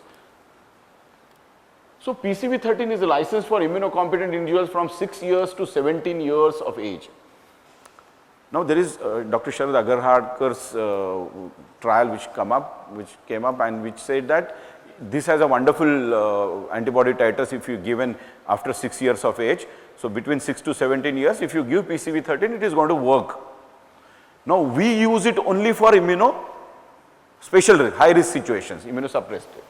Now here, will you offer PCV13 to all children in that age group? Now once it is said that it is working, we have a trial also which has proven beyond doubt that this works.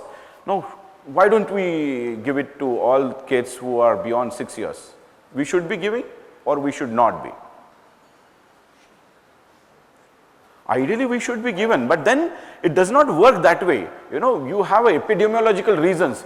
After 5 years, how many times have you seen invasive pneumococcal disease being so common as below 5 years? It is not so much.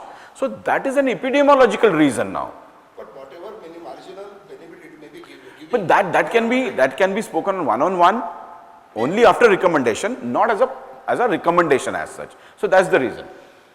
No. Okay, now coming to another wonderful vaccine, that is polio. This is something which we must admire all. Yes, sir. Instead of trying to achieve the serotype protection and the phenomenon of substitution is going to be there, why not go or ask companies to produce a serotype independent wholesale pneumococcal vaccine? Yeah.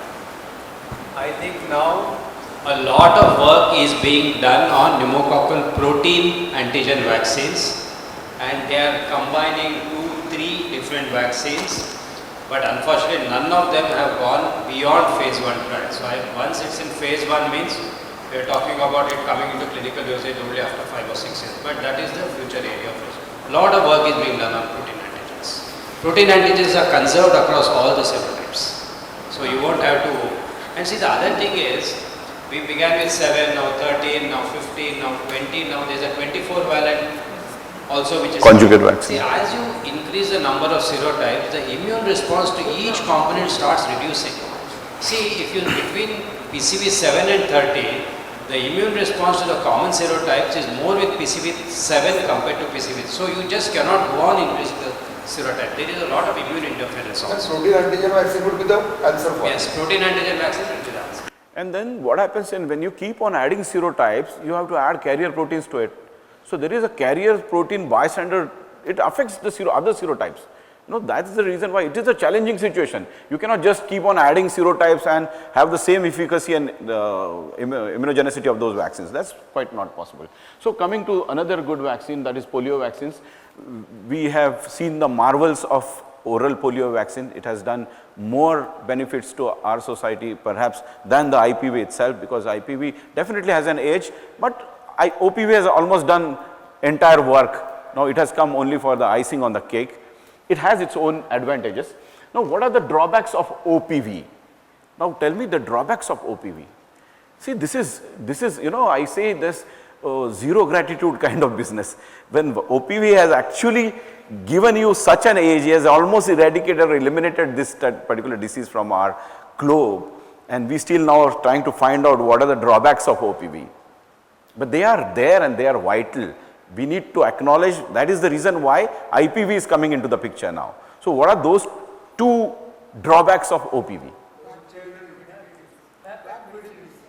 VAP and VDPV. These are the two. Cold chain is fine. Cold chain anyway, all vaccines we have to maintain it within 2 to 8 degrees. But VAP and VDPV. Now VAP is particularly not a big problem because it is very an individualistic problem. The mutation is occurring. And I used to confuse between VAP and VDPV, VAP and where mutations happening here and mutation happening there. So I started sorting out from myself. What I thought was, see, when you attenuate a vaccine, means you try to purify an antigen, what you try to do is you either safeguard it by, there should not be any pathogenicity as such. It should be effective. It should not have a pathogenicity.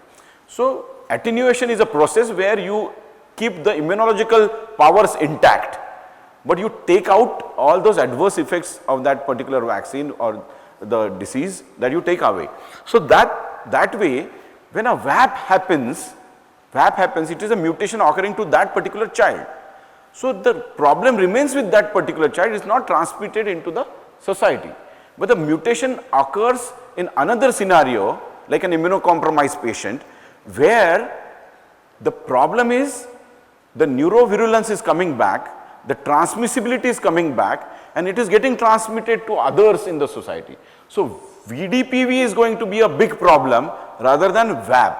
VAP is almost 15, so 100 kids may be getting affected VAP every year in a cohort of so much billion population. But VDPV, we have a risk because it will get transmitted into the society and can cause problems. So that is where these are the two drawbacks. Now there are 3 different types of VDPVs, that is C VDPV, I VDPV and ambiguous. So C is which is in the circulation, I when it happens to an immunocompromised child, and ambiguous is exactly not known what kind of thing. So what is an ideal IPV schedule for an individual? Now a patient is coming to you in your office practice. What is an ideal scheduling for him? Which are these? See, as I said, similarly for pneumococcal, 3 different schedules were planned. One is 3P+1, the gold standard, 2P+1 is a public domain, and 3P+0. These are also pilot project studies done by WHO at certain countries, in certain countries. Similarly, here also there is 3+1, 2+1 and 3+0. Like, which is the most ideal here? Obviously 3+1, because you have enough priming and you have a boosting of vaccine dose, So studies show that the persistence of polio virus neutralizing antibodies is well established at least until school entry age 4 to 6 years by 3+1, 2+1. So almost all of them give you wonderful antibody titers till 4 to 6 years, and then thereafter there is a decline. So whichever of these 3 you follow, you have antibody titers going up to the school age time. But 3+1 has a higher or a slightly better immunogenicity in favor of other 2. So that is the reason why gold standard is 3+1. Now what are the present polio vaccine schedules? Now again, as I said, pneumococcal we have a different for public domain, for office domain it is different. Similarly for polio there is a different schedule that we follow in public domain and different we follow in office. So what we follow in UIP, it is a mixed schedule, we use OPV as well and the IPV as well. So sequential dosing. So this is what BOPV, after switch we have taken back one polio strain out of 3. So now we have remaining only BOPV, bivalent OPV. So you give bivalent OPV at birth, that is perfectly well, that holds true for even your office practice as well and your UIP practice as well. And the second priming comes with BOPV at 6 weeks, 10 weeks and 14 weeks. So here we are using OPV as a priming dose, right, after your birth dose. Then we have 2 fractional dosages of IPV being given at 6 weeks and 14 weeks, like 2 + 1. So we are giving 2 fractional dosages 6 weeks and 14 weeks and giving booster at 9 months. So the booster of this particular series is by fractional dose at 9 months. Then we have a booster of BOPV at 15 to 18 months. So this is what. Now why is this difference?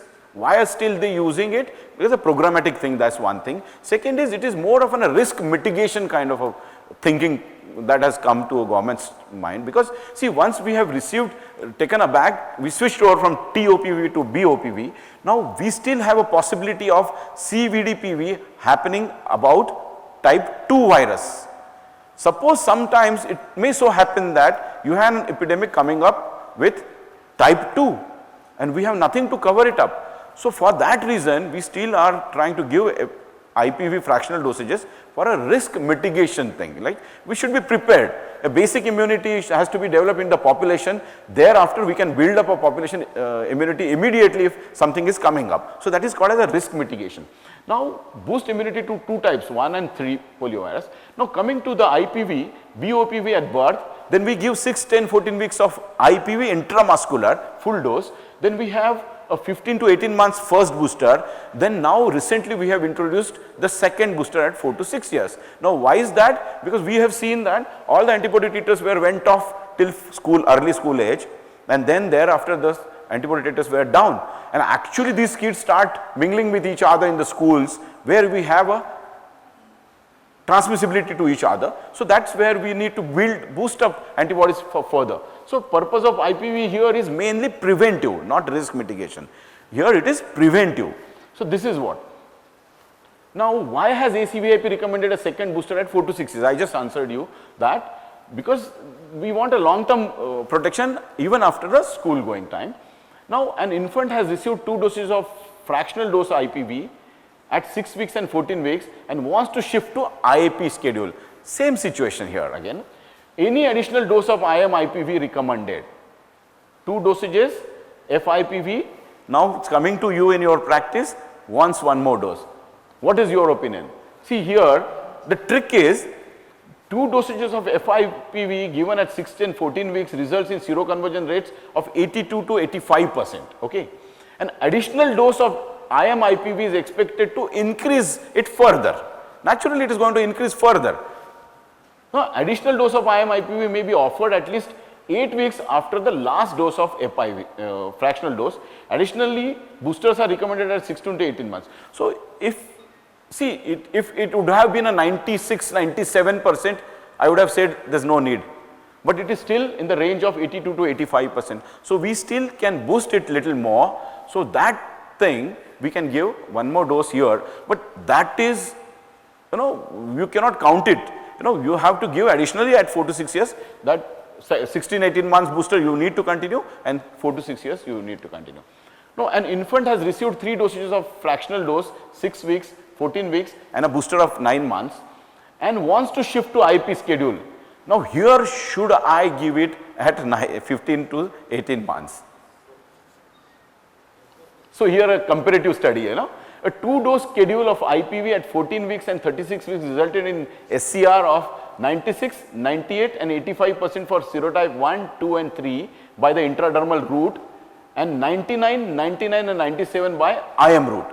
So if you compare them head on head, there is hardly any difference, few percent here and there. So for that few percent of here and there, I do not want to give an additional dose here. So here I would say marginal benefits only from an additional booster. So for infants who have received 3 doses of FIPV as per NIP, any additional dose of IM IPV is not recommended, right? A booster of IM IPV is still will be giving at 4 to 6 years. Now there is something which is called as a novel OPV. Again the same problem of OPV was, concern was VAP and CVDPV and the VDPV. Now scientists wanted something more so that it can curtail down on the VDPV possibility, right. So this is, which is a genetically modified version of Sabin strain of poliovirus type 2. It has developed to address the problem of CVDPV2. CVDPV2, which was due to circulation subsequent mutations of a weakened OPV2 vaccine under immunized community. So it is basically it is a modified version, genetically modified version, wanted to take care of those adverse effects coming out of the previous one. But even then, again, there are these two countries, the DRC, the Congo Republic and the Burundi, which say that even this also causes VDPV. But it is still at a minuscule level, not so much that OPV, previous OPV I had given. Coming to the last vaccine, this is rotavirus. A child, pardon. Should we continue oral polio vaccination along with injectables in office practice? We initially used to say when IPV came into regular use, IPV continues 6, 10, 14 followed by booster. Now a booster at 4 for 6 months. And that time we used to give zero polio, 6 months, 9 months and 4.5 months. What about those oral polio? Yeah, now see the basic reason why IAP changed to all IPV is the very purpose of polio eradication cannot be achieved as long as OPV is being used. So because of that, IAP now says don't give any OPV apart from the bird dose. We were giving 6 and 9 months at that time because we expected that 6 and 9 months will add on to the mucosal immunity. But mucosal immunity to OPV is very short lasting, does not last for more than 1 year. So you are not going to have any long term benefits by giving those 2 doses. So give IPV, if there is any CDVP, then you give monovalent OPV2 during that time. That is what I recommend. So now another scenario here, a child received first rotavirus vaccine and later got laboratory confirmed rotavirus diarrhea. Should we continue the vaccine schedule?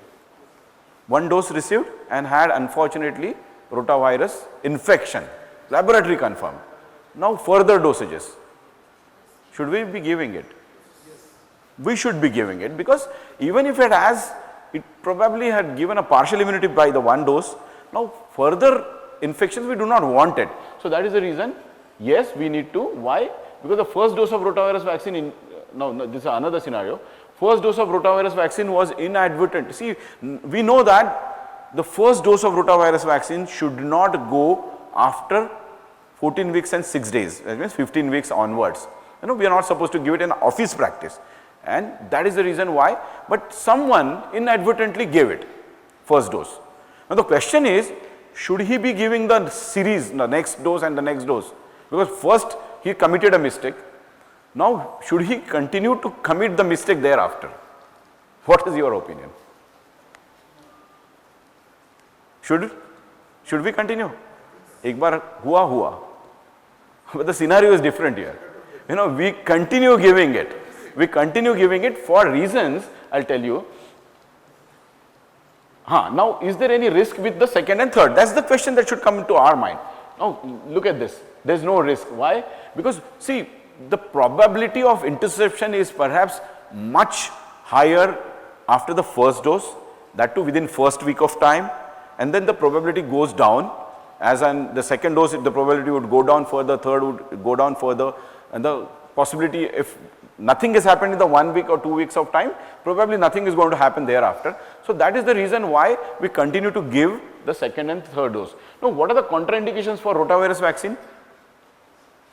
Again, the previous dose anaphylaxis, that's the first thing that happens with every vaccine, the first thing. Second thing, previous interception history, very true. Third, live vaccine hai. Third, Primary? Immunodeficiency, okay. Then,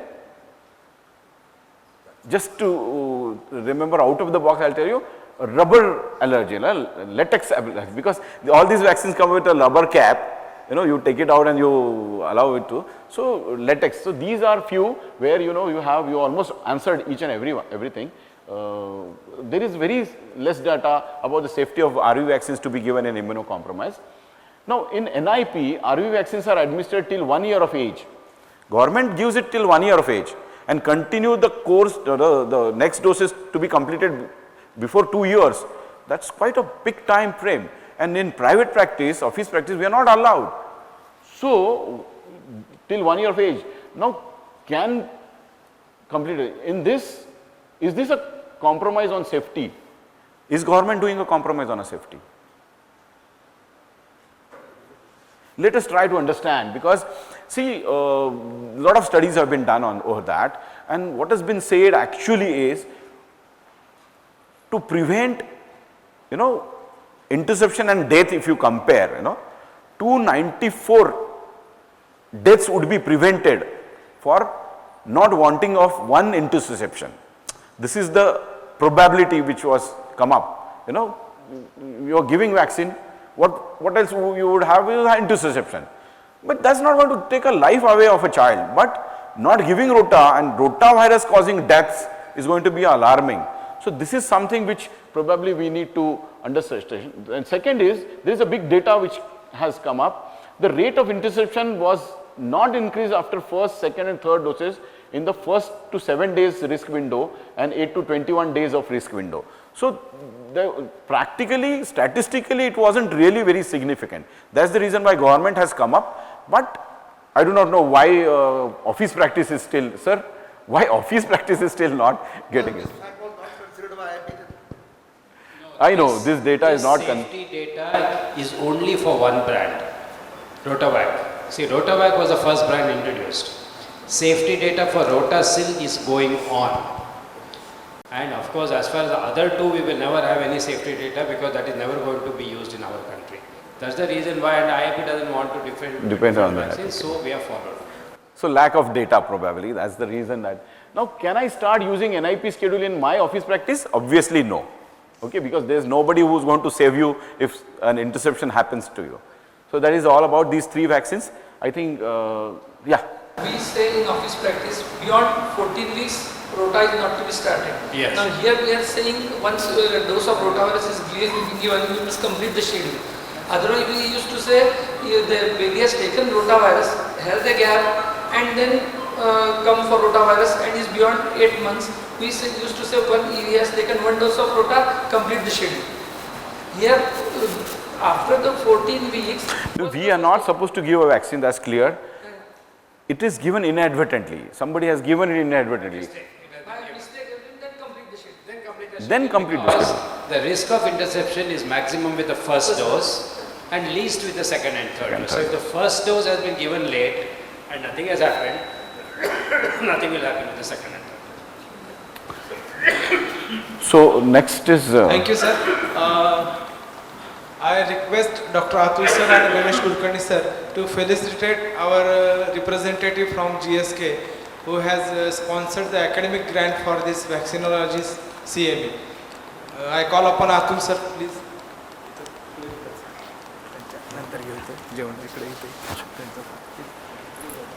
Yeah, please. Sir. Yeah.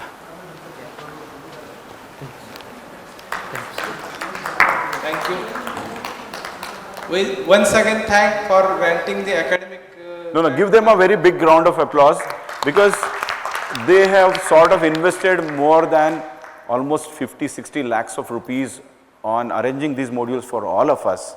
It's a huge amount and I really thank GSK for that because with your grant of this money, we all are able to listen, read, have more information about vaccines and which is helping us in our practice. Thank you so much. Thank you, sir. Thank you so much. Yes, absolutely. Otherwise, something which is sponsored by pharma is always, pressurized by pharma to put in their few slides, emphasize on this particular brand, and then these guys have not done anything in that. Because probably Kasi sir was at the helm of the office. He wouldn't be, no one would in fact change him for that. So Thank you, sir. In fact, it is like a master class for me also, because I also wanted to learn lot many things, and the module which has been created, it has incorporated lot of practical questions which we are getting daily in and out in the field. So thank you so much. And now in India, sir, we are completing 100 years, GSK is completing. So I really want to thank all the doctors because these 100 years would not have been possible without your support. And also just want to give one message. Now there is a lot of turmoil which is going amongst the MNCs. On behalf of GSK, I want to give assurance to all of you that GSK is fully committed to vaccines. We are world leaders in vaccines, and we will continue to investing. You will see a lot of new pipelines. Last 2 years have been challenging for all of us, but as a company, sir, we are putting our best efforts to expand the private market, and we have a lot of new antigens in the pipeline, so we will continue to build the private market. Thank you for giving me this opportunity. Thank you everyone. We will break for the lunch before hypoglycemia sets in some symptoms. We welcome all. Picture abhi baki hai mere dost. Please come forward to take a photograph of these memories. Everyone is requested to come forward. Please come forward.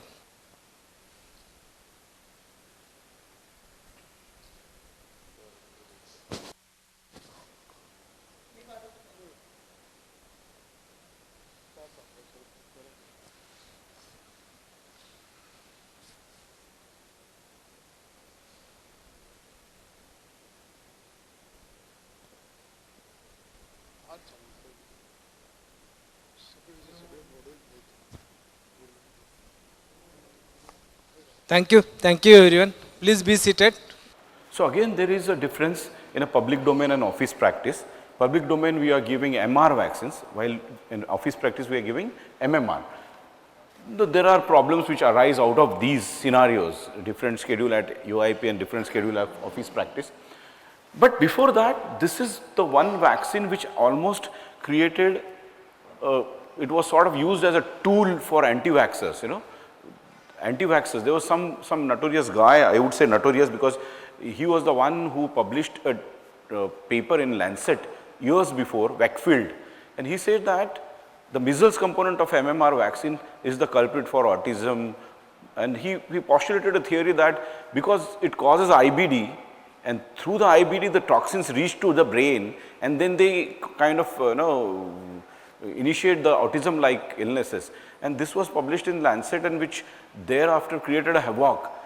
And anyway, Western world was divided into two parts, like one was vaccine pro people and the other was anti-vaxxers. And similarly, this had a biggest setback in the history of vaccinology. Almost there were agitations and things happening. But then categorically, a lot of studies came thereafter. The Denmark study probably was the most pivotal with the biggest cohort, which showed no such correlation between autism, IBD and other diseases with vaccinology, and then it was cleared up. So right now I would say that these were only myths and nothing else, no facts. BCG. Okay. So then now coming to the next, how effective is the MMR vaccine as post-exposure prophylaxis? We have seen the role of rabies as a post-exposure prophylaxis. We have seen hepatitis A, we have seen varicella as post-exposure prophylaxis. Now let us talk about another live viral vaccine which has a post-exposure prophylaxis role. Now, what do you think? MMR is okay, effective to prevent measles, mumps and rubella? It should work because varicella is working, because hepatitis A is working, live virus hepatitis A, and rabies is working.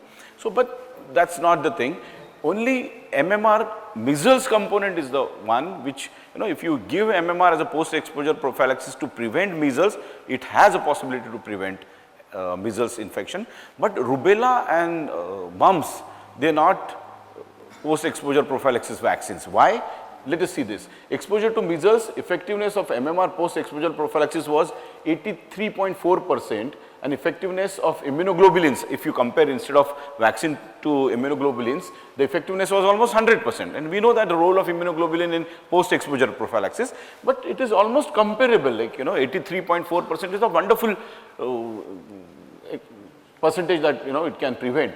But it has to be administered within 72 hours of exposure. But let us see what happens about mumps. Mumps vaccine has not been demonstrated to be effective in preventing infection or decreasing the severity of infection if administered after exposure. So, role of mumps as a post-exposure prophylaxis vaccine is almost nullified. Now, adolescents who have received 2 dosages of MMR may be offered the 3rd dose within 72 hours. If a situation is that he has already received 2 dosages before and he is exposed to mumps, should we be giving?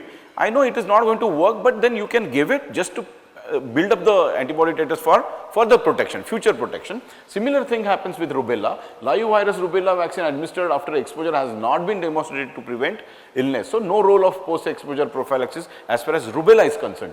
Immunization of exposed non-pregnant people may be indicated. Now, if you have a non-pregnant female who is exposed to rubella, you may give it, but not for that particular thing, but to prevent future infections of rubella. Now, a scenario is 2-year-old child who has received 2 doses of MR vaccine in the public domain. Now, parents come to you for vaccine against mumps. How will you manage this situation? This has been happening very often off late, because since last 6 months there is an epidemic of mumps going on in our region. So, all those who have been to public domain, received 2 vaccines of MR, now they have realized that there is no mumps in it. Someone tells them to, there is no mumps. Now, they come to us in our clinic and they ask, sir, can you now give me mumps to prevent, vaccine to prevent mumps? Now, we have MMR, we can offer him an MMR, but how is this going to prevent mumps and how many dosages are required? The answer is, primary vaccine failure with mumps vaccine is just 2 to 5%. 2 dosages are necessary for assured protection. So, if we have to prevent mumps, only 1 dose thereafter wouldn't be sufficient to prevent mumps. You will have to give 2 dosages. Now, when to give these 2 dosages? He has already received 2 dosages of MR. He has come to you for MMR. Now, when to give? So, if you have to give it, you have to give 1 month after the last dose of MR, 1 dose of MMR. Now, what about the second dose? Only 1 dose is not sufficient to prevent it. So, need to give the second dose. Now, either way, if you want, because see, epidemic is going on, so you want to prevent it. So, you give it after 3 months gap the second dose. But if you give it after 3 months, you continue to give the add-on dose at 4 to 6 years, because that's the scheduled MMR vaccine. Suppose there is no epidemic going on, you have given already 1 vaccine, 4 weeks later the MR vaccine, you can place the second vaccine at 4 to 6 years. But bottom line is 2 vaccines are needed to prevent mumps, even if somebody has received 2 dosages of MR. Now, can I give MMR to a child whose sibling is receiving chemotherapy for leukemia? Now, again a live vaccine, should we be giving it? The answer is, naturally this is a demanding situation where we want to protect, have a cocooning effect and we want to give it. So, this is yes. MMR and varicella vaccine should be given to a healthy household context of immunosuppressed child.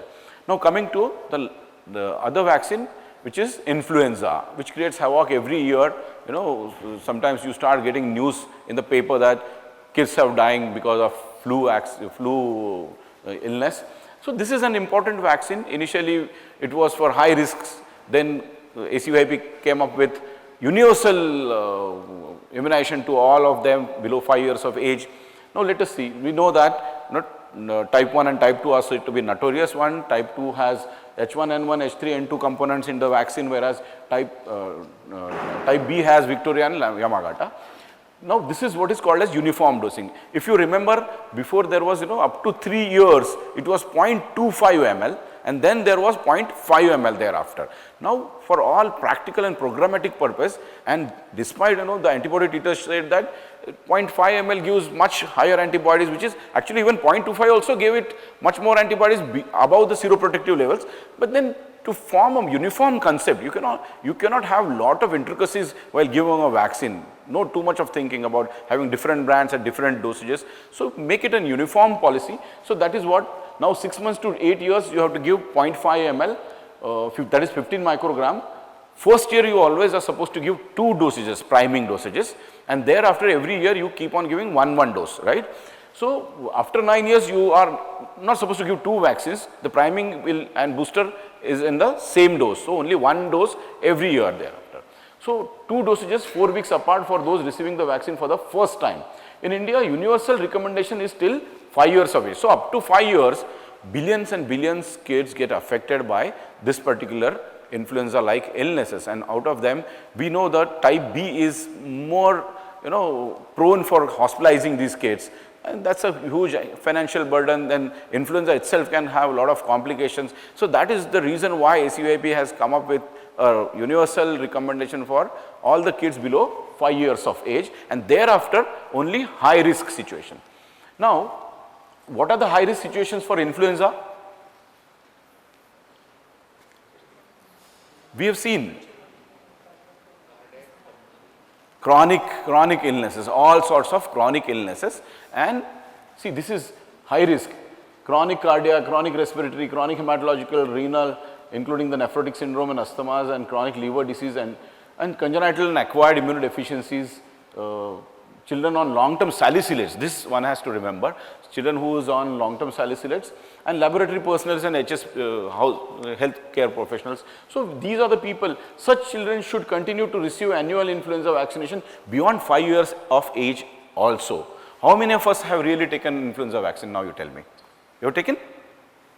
That's good number of. Yeah, we were just discussing. We just keep talking, but we don't apply it to ourselves. That's our problem. So when should I vaccinate? When should I vaccinate? Limited influenza. Now this is a question which has lot of questions which come. Yes, sir. Pregnancy. Yes, of course, yes. Pregnancy. There's a pregnancy? No?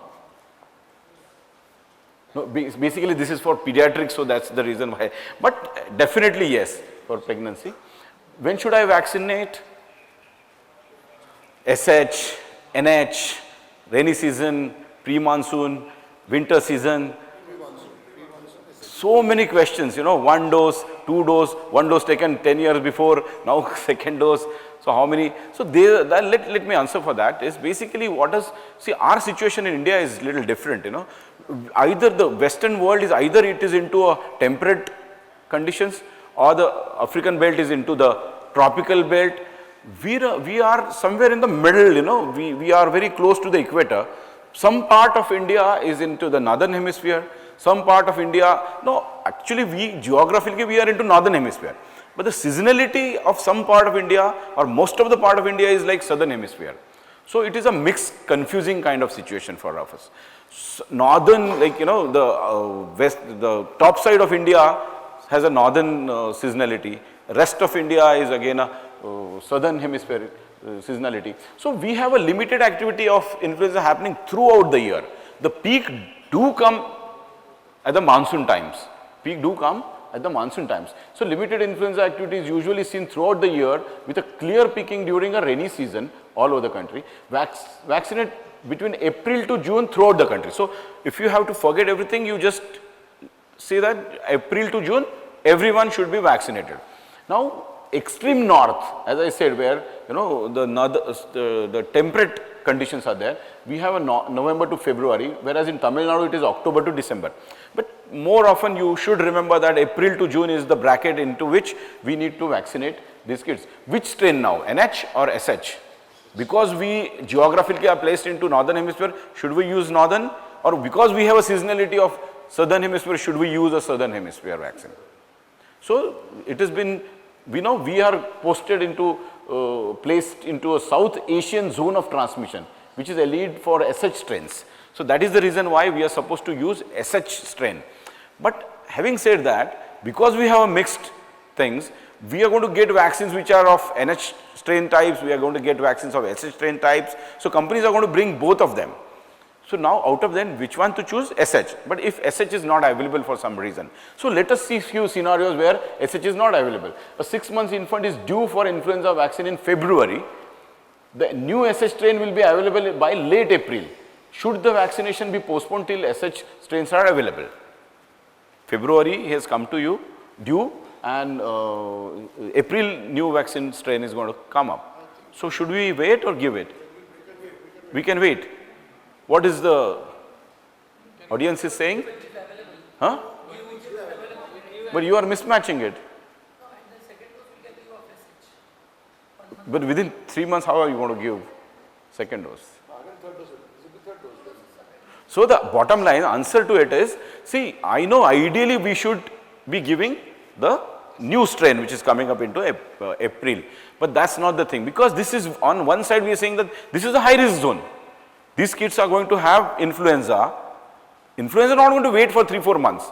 If it has to happen, it will happen within those months. So give him a benefit, whatever strain which is available at that point of time, the recent strain, you give him. Don't wait, don't postpone the vaccination. So since the infant is at high risk, don't postpone, should give it. Complete the schedule now and vaccinate in April, May, the next year, not that year. So this year you give it. So next year you correct the seasonality. Call him in the April, pre-monsoon 2 weeks and then give it. So that is how you correct it, okay. Now IAP believes it will not be a prudent to stick to strain formulations recommended for one hemisphere, but one should use the vaccine that has the most recent strains irrespective of the hemisphere specific. So for us, whatever the recent strain, we should give it.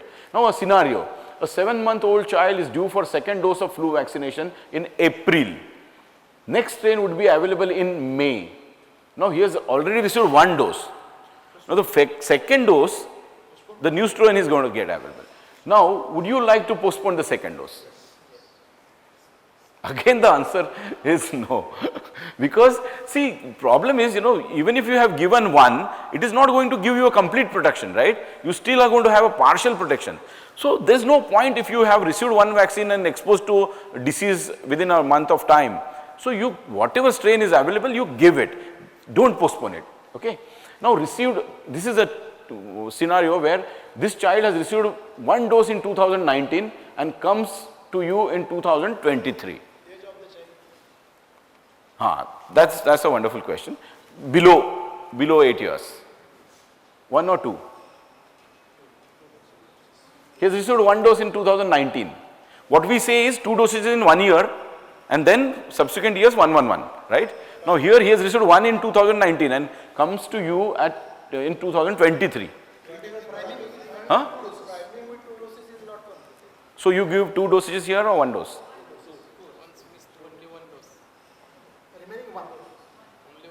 Only 1. Now here, ideally here 3 are remaining, right? 2 priming and 1 booster. So here is only 1. So what should you do?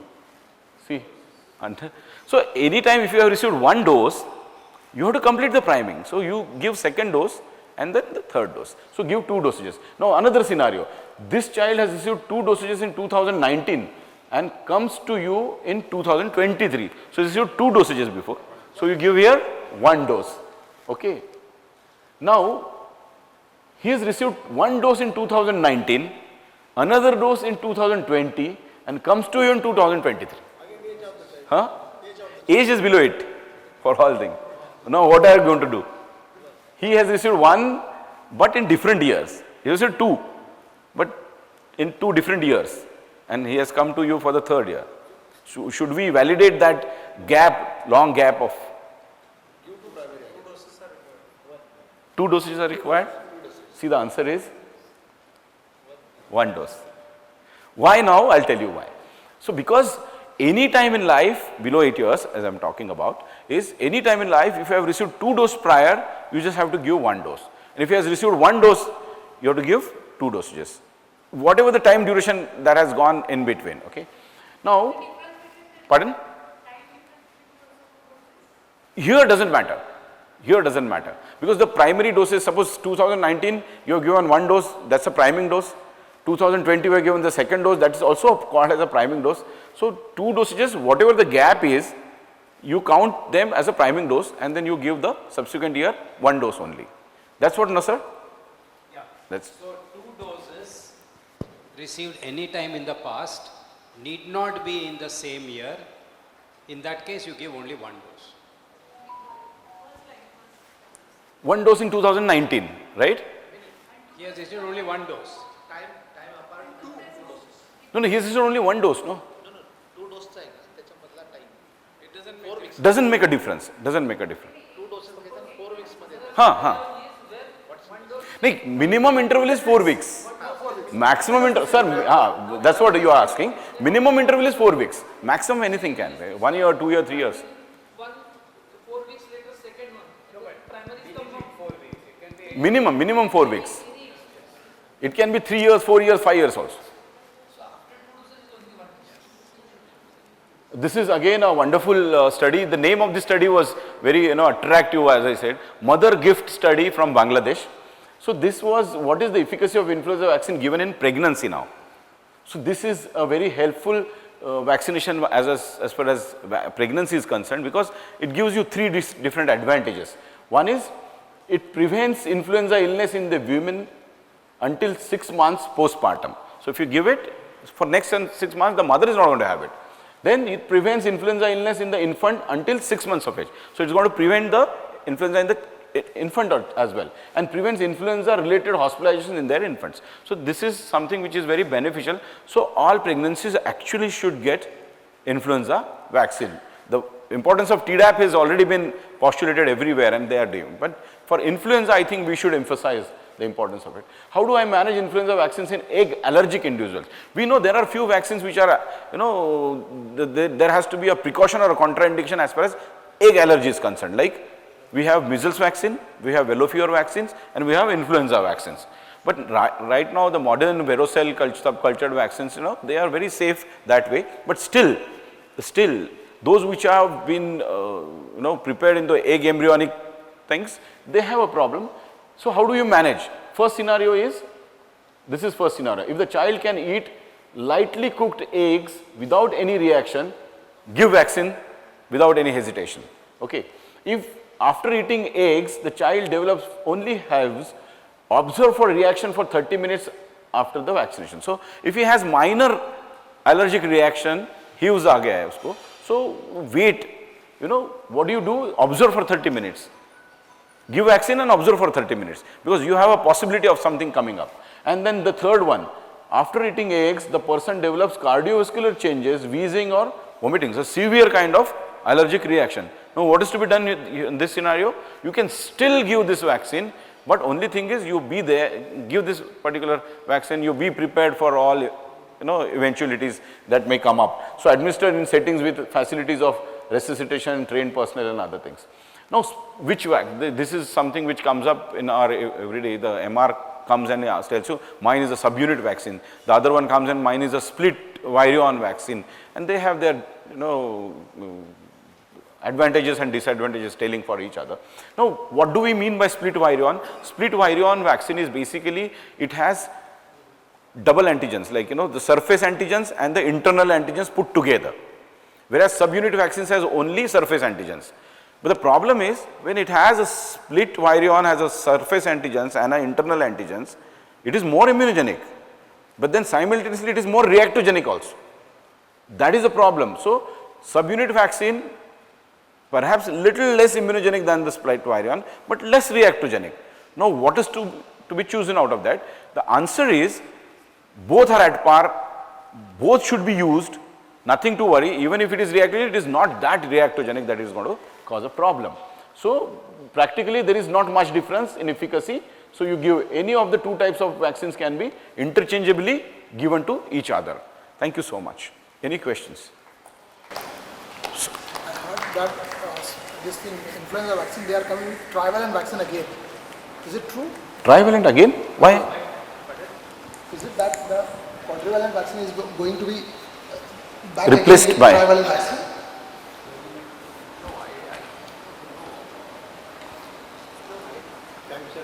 Why would do that? I thought that some of the medical representatives, he told me that this thing, Yamagata strain, one of the strain is... Now, following COVID pandemic and the social distancing and all that, Yamagata has disappeared. Totally. And now, in the last meeting, the WHO is seriously considering going back to trivalent. Okay. But still not implemented. Now, sir, scenario is, now while I was reading all this, now he has received one trivalent vaccine in 2019, comes to you in 2023, and now we do not have a trivalent vaccine. So, quadrivalent, right? Thank you. Sir, तुमसे ना? अच्छा.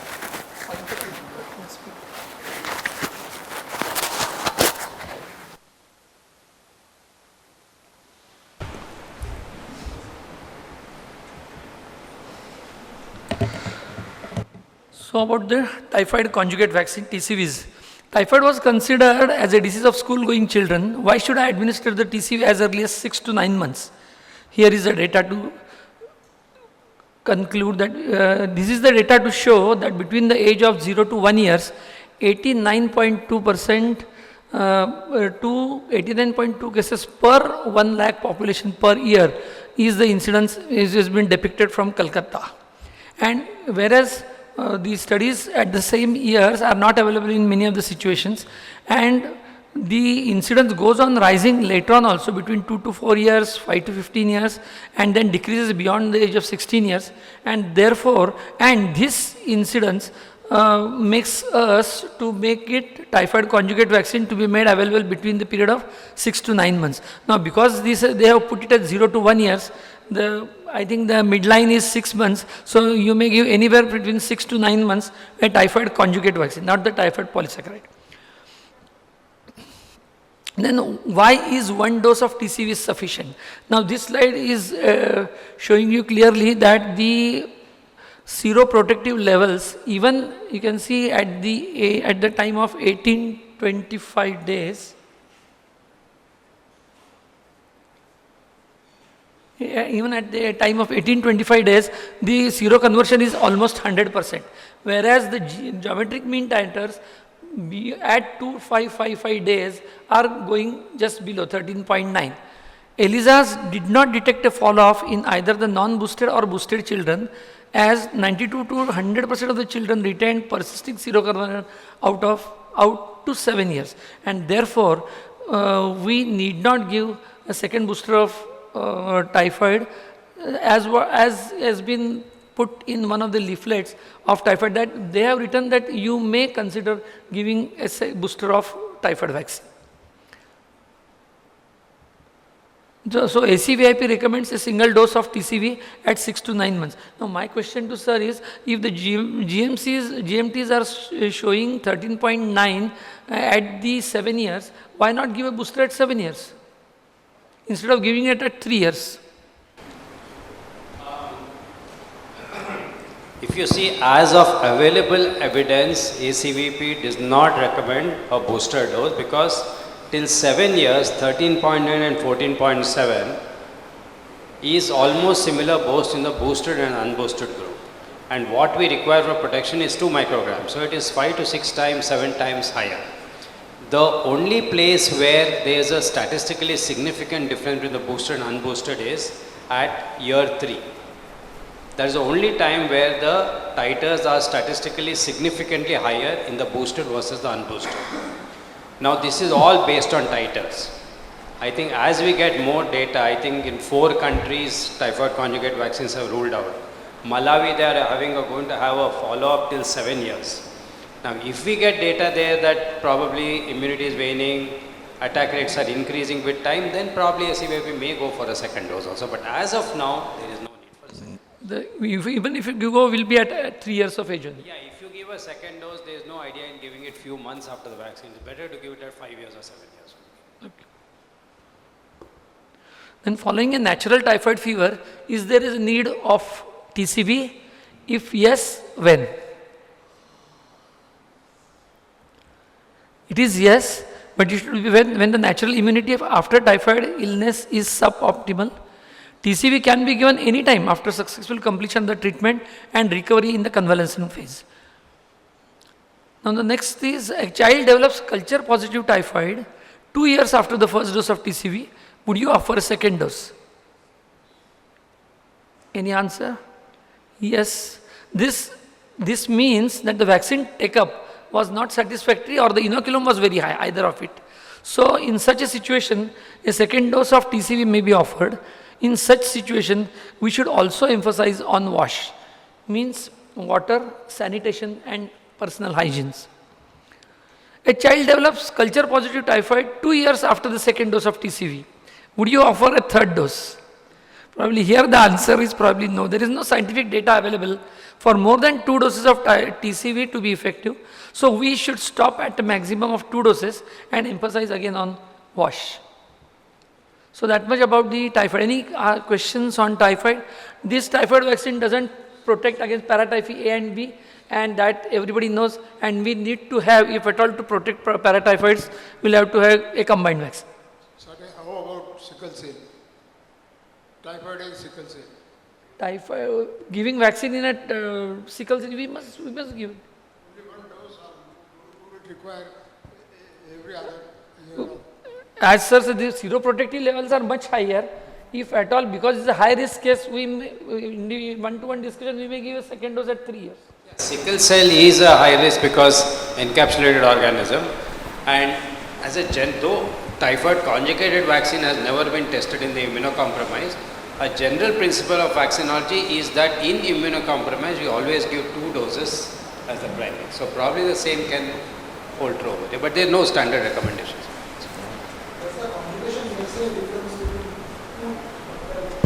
I think there is a lot of talk about the conjugated protein and its impact, but if you see the clinical studies which have been done on basis of non-inferiority, I mean the CRM conjugated typhoid is in no way superior as far as antibody.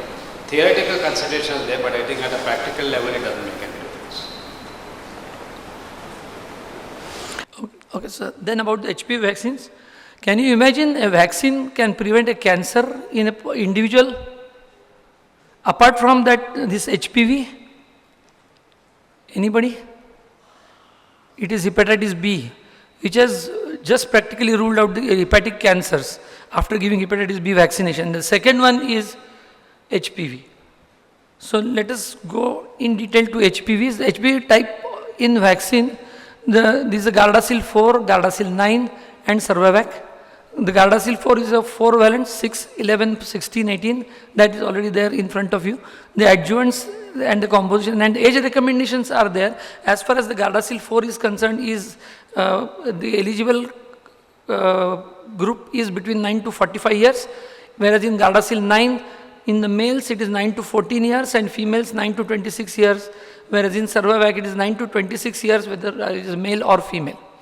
And the expected seroconversion coverage is to the tune of 82% and again 82% in both 4 types, whereas with Gardasil is much more to the tune of 98%.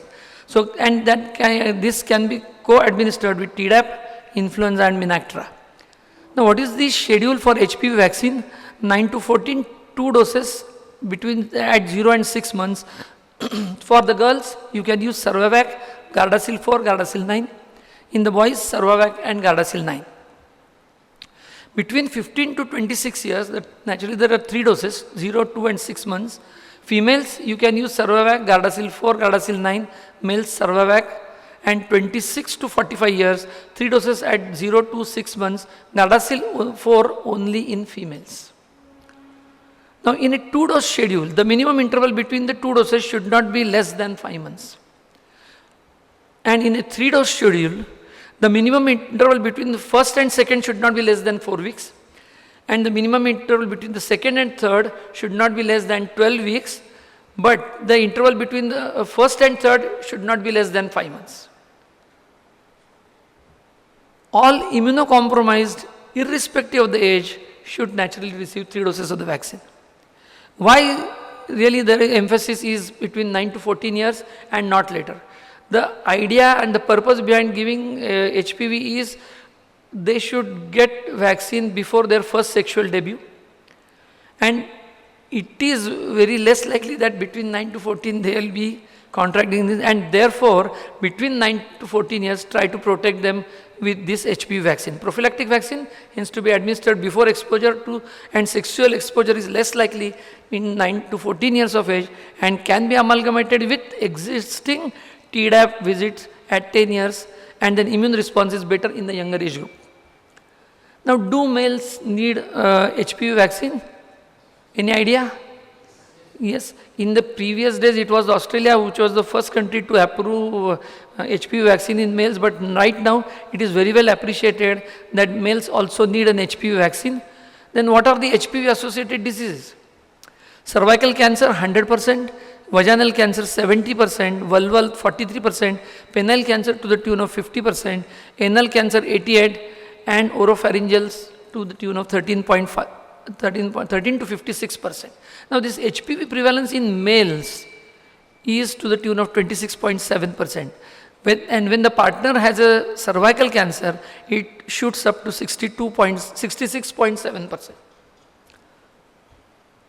Then males are susceptible to anal, penile and oropharyngeal cancers which are linked to HPV infection.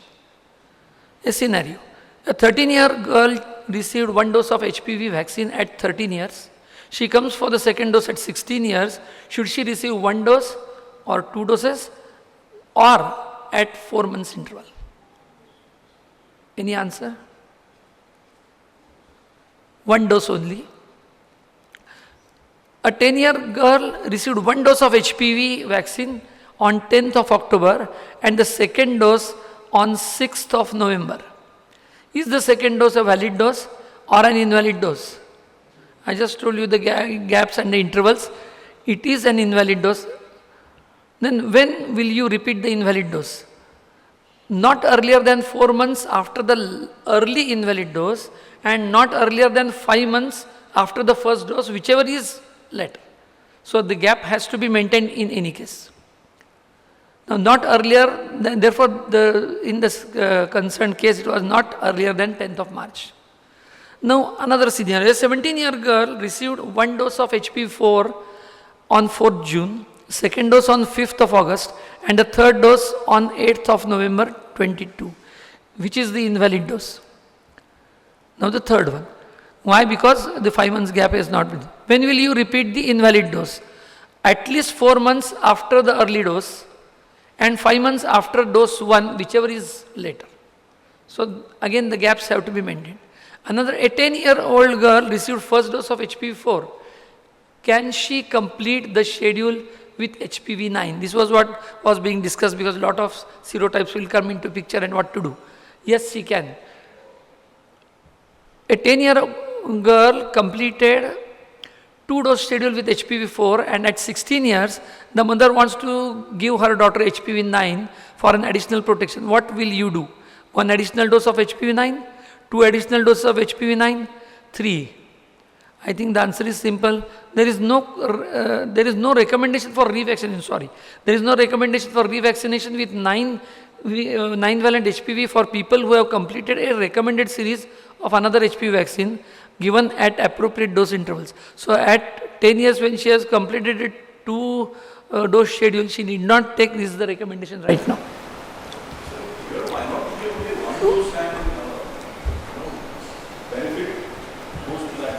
For the serotypes.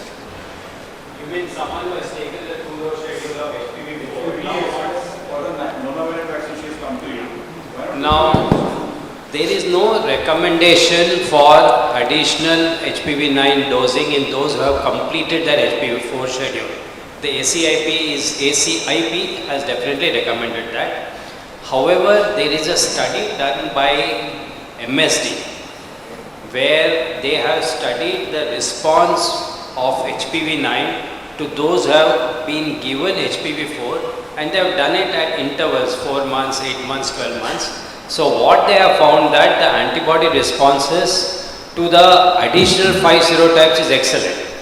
To the common 4 serotypes, the least interference occurs if the interval is 1 year. So the company product insert says that if you want to give the full schedule after 1 year. But at the same time, we now have fairly good evidence that even 1 dose is sufficient. So in a case like this, maybe 1 dose can be offered. We can of course, this is again shared clinical decision making, not a recommendation. So we would prefer to in office practice.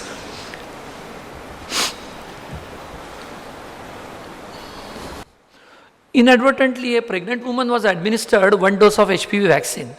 And what is to be done? Reassure, naturally, pregnancy needs to be continued. But no adverse pregnancy outcomes have been reported following the inadvertent HPV vaccine administration in pregnancy. However, once the pregnancy is detected after the first dose is given, the remaining schedule is to be administered after the delivery of the baby. Can HPV vaccine be administered to older sexually active women? Anybody?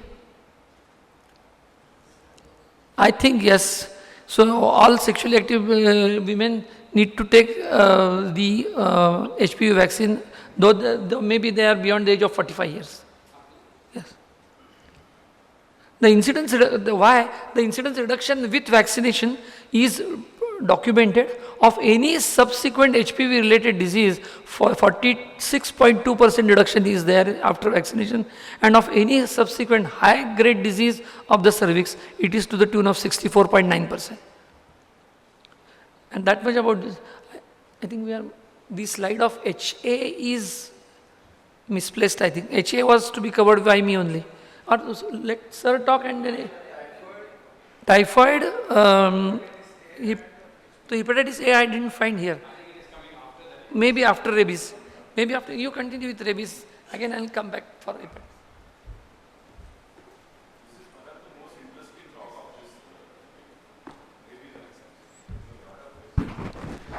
Thank you. The crowd has thinned out. Anyway, this is one of the most confusing vaccines. So, the most important thing is categorization. What category is this? Huh?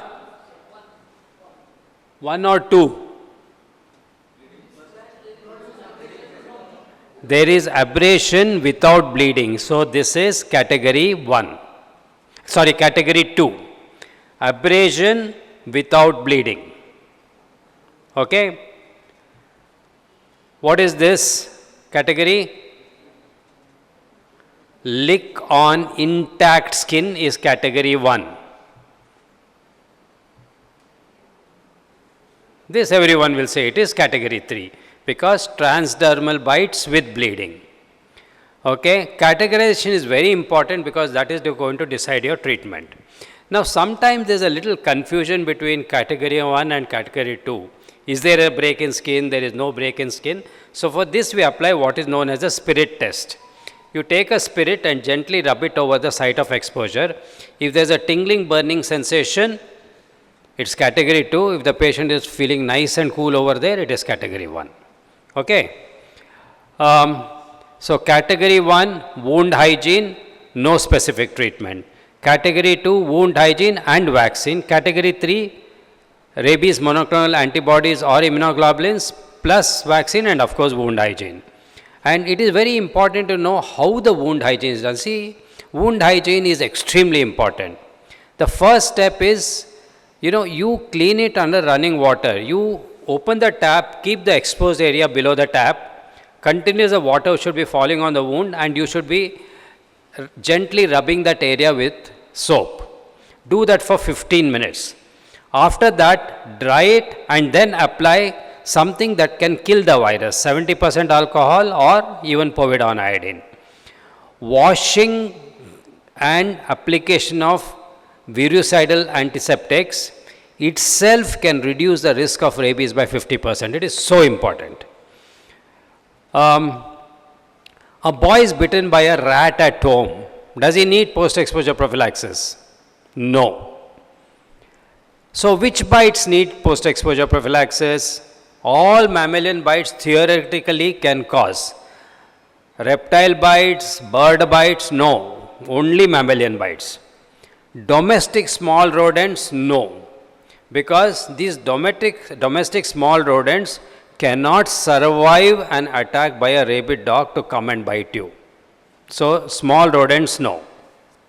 Bats in our country, no. Because the type of bats in our country do not transmit rabies virus. All bites that occur in the wild, PEP, whatever it is, bites by unknown animals, even in an urban area, PEP should be given. Okay. Now, we know that rabies vaccine is given by both intramuscular and intradermal routes. Can I use ID in my practice, in my office practice? Maybe you are competent, but ID is a cost saving procedure. So unless you have at least 3 to 4 patients lined up, it does not make sense to give ID. So generally in office practice, stick to IM. Can you use all the vaccines for ID? There are only certain brands which are recommended for use by the intradermal route by the DCGI. Okay? Now which is better, IM or ID? Any guess? Which is better? Now, both are equally good. If you look at this,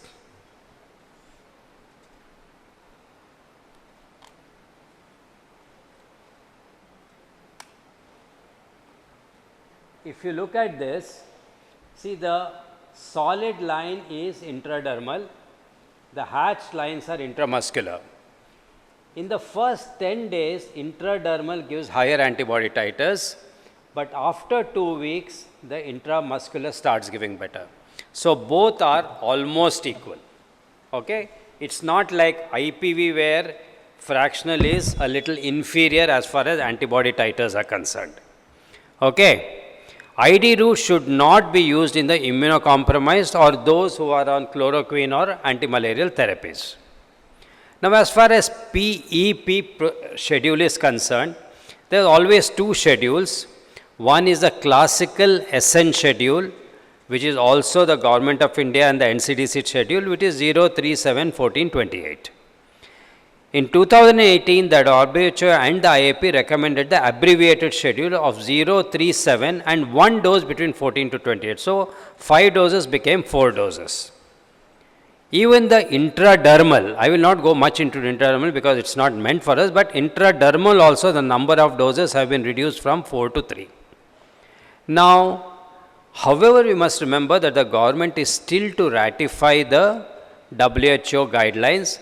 So, in the government centers, they still use the older schedule.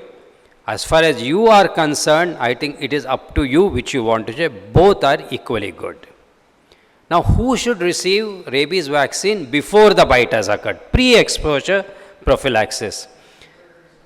Those at risk for exposure like diagnostician, laboratory and vaccine workers, vets, postmen, healthcare professionals, doctors who look after rabies patients, etc. Probably all children with pets at home, all children also possibly.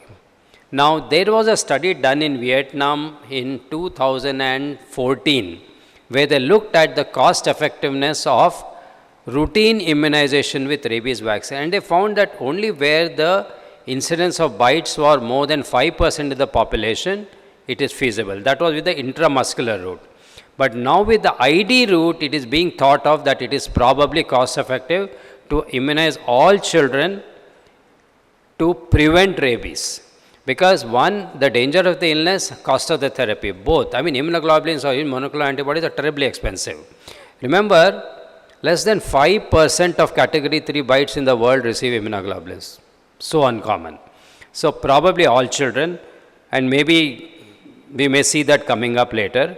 And most important, post-exposure management is simplified. You never have to give immunoglobulins or monoclonal antibodies in those who have taken pre-exposure prophylaxis any time in their life when they have a re-exposure.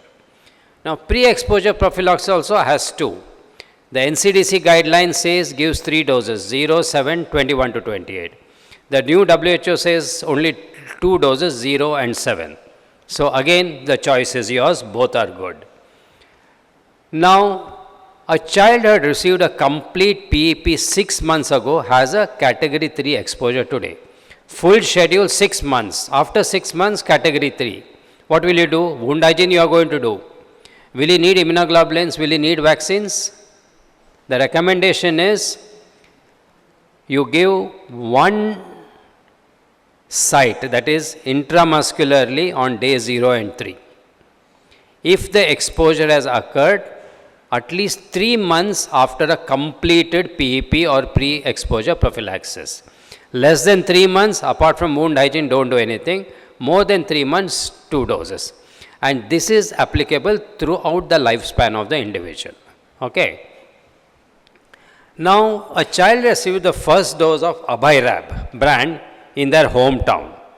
They have now come to you for the second dose, but I have only Rabipur, or what is now known as Rabivax. Can I change the brand? Can you change the brand? You can. When a completion of PP with the same modern rabies cell culture vaccine is not possible, you can always interchange the brands. However, this should not be a routine, but it should be more of an, when necessary situation. Now, one child received the first dose of PEP by the intradermal route in the PHC. Someone is not happy, he wants to change over to the private sector. So, he comes to you for the second dose. Can you now start giving IM dose? Will you continue the schedule or will you restart the schedule? So, here the recommendation is, as far as possible, the route of administration should not be changed.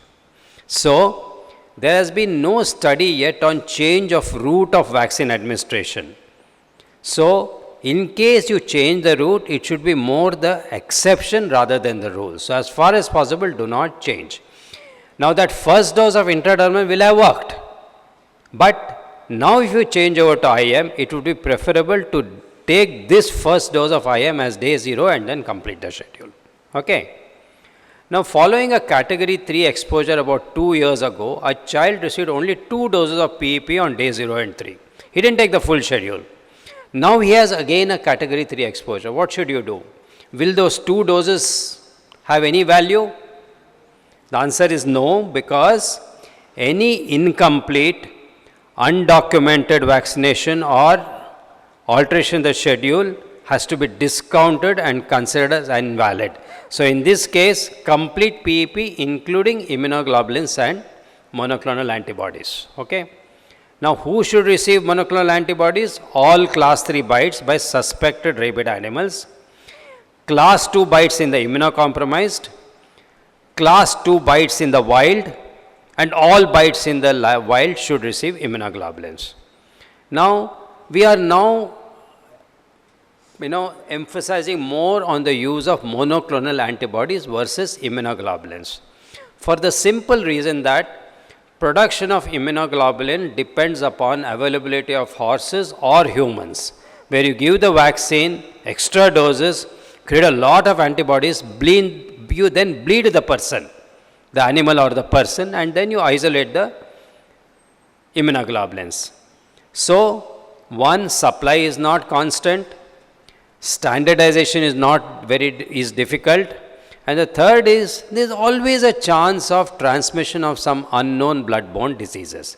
So, all these things are negated by use of monoclonal antibodies. So, today even the WHO says that prefer to use monoclonal antibodies as far as possible. Again, Government of India NCDC has still not approved it because there is no sufficient data from our country. Now, if you compare the different monoclonal antibodies, we have the equine, human, rabies shield and the twin rab. Now, ERIG, the equine, by the product insert requires a test dose, although the WHO says that there is no correlation between the test dose results and the actual reactions. So, don't do a test dose, but be ready for any reactions. The dose is given over here, presentation, sources and number of components. A little discussion about rabies shield and twin rab. The WHO has said that as far as monoclonal antibodies are concerned, you should have 2 or more components. So, that is where twin rab scores. This has 2, this has 1. But rabies shield is a humanized version, twin rab is murine.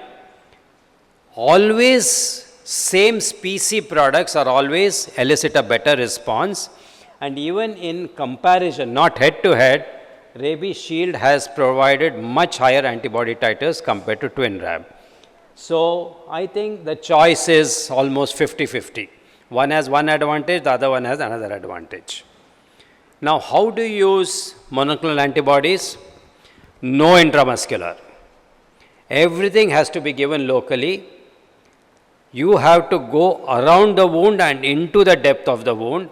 Once you go into the depth of the wound and infiltrate, some amount of your monoclonal antibody should ooze out from the base.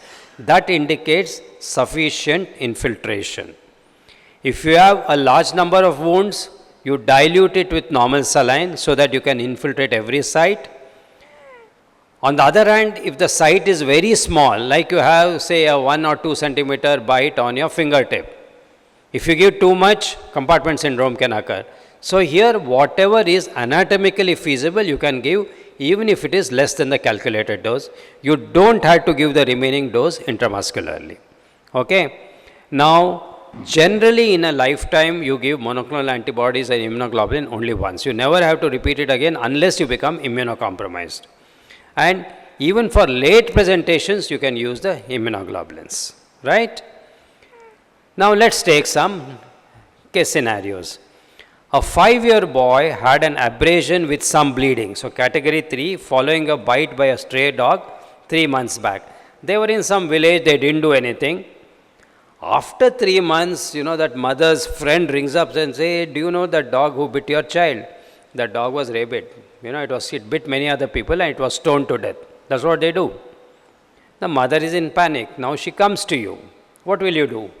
Will you say 3 months are over, don't worry, everything is fine? Will you give vaccine? Will you give immunoglobulins? How many will opt to give immunoglobulin here? The wound has healed up. Immunoglobulin, anyone? 1, 2. Okay. So, any exposure, however delayed the presentation, should be considered as a fresh bite and the full PEP is to be administered. Even if there is no open wound, infiltration should be done at the site of the healed wound and a full PEP should be given. WHO says give it up to 1 year because more than 90% of rabies cases occurs within 1 year of presentation, provided only if there is a shortage in vaccines availability. But if there is no shortages, there is no upper limit. You don't know. 3 years, 5 years, you can still give the immunoglobulin and vaccine. Now, a child with leukemia in remission on maintenance therapy goes out to play in the park on Sunday. Category 2, stray dog bite, goes to the closest nursing home. Duty doctor was not there. The nurse applied little Dettol, cleaned the wound, gave tetanus toxoid on the right gluteal and the first dose of anti-rabies vaccine on the left gluteal region. This child comes to your clinic on Monday and wants to follow up.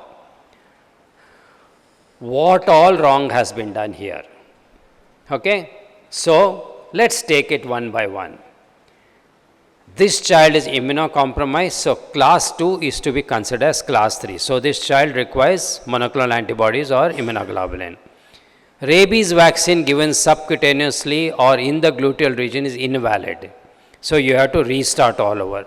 So you will clean the wound properly for 15 minutes under running tap water with soap. Okay. You will then infiltrate the monoclonal antibody and you will again give the first dose of the vaccine. Another thing you should remember is when you apply a virucidal agent like 70% alcohol, and if you are going to, infiltrate immunoglobulins, you have to thoroughly wash the wound because that 70% alcohol can inactivate your monoclonal antibodies or immunoglobulins. Please remember that. Okay. Now, we all know that if there is anaphylaxis to a previous dose of the vaccine, you don't give that vaccine. Does this hold true for rabies? You cannot, because you don't have any alternative. Even at the risk of anaphylaxis, you have to give the vaccine. And how will you do that? Rapid desensitization in a facility setting where ICU facilities are available, that is in the hospital setting. You give smaller doses, of diluted 0.1 ml, 0.2 ml, 0.5 ml, you keep on increasing it to reach the full dose. Once you successfully give the first dose or the second dose, even for the subsequent doses, it has to be done in a hospital setting because Successful desensitization for one dose does not mean there is going to be no reaction for the subsequent dose. So every dose has to be given in a hospital setting, but of course you will not do desensitization every time. Now one child is taking post-exposure prophylaxis, the dose 3, 7, 14, 28.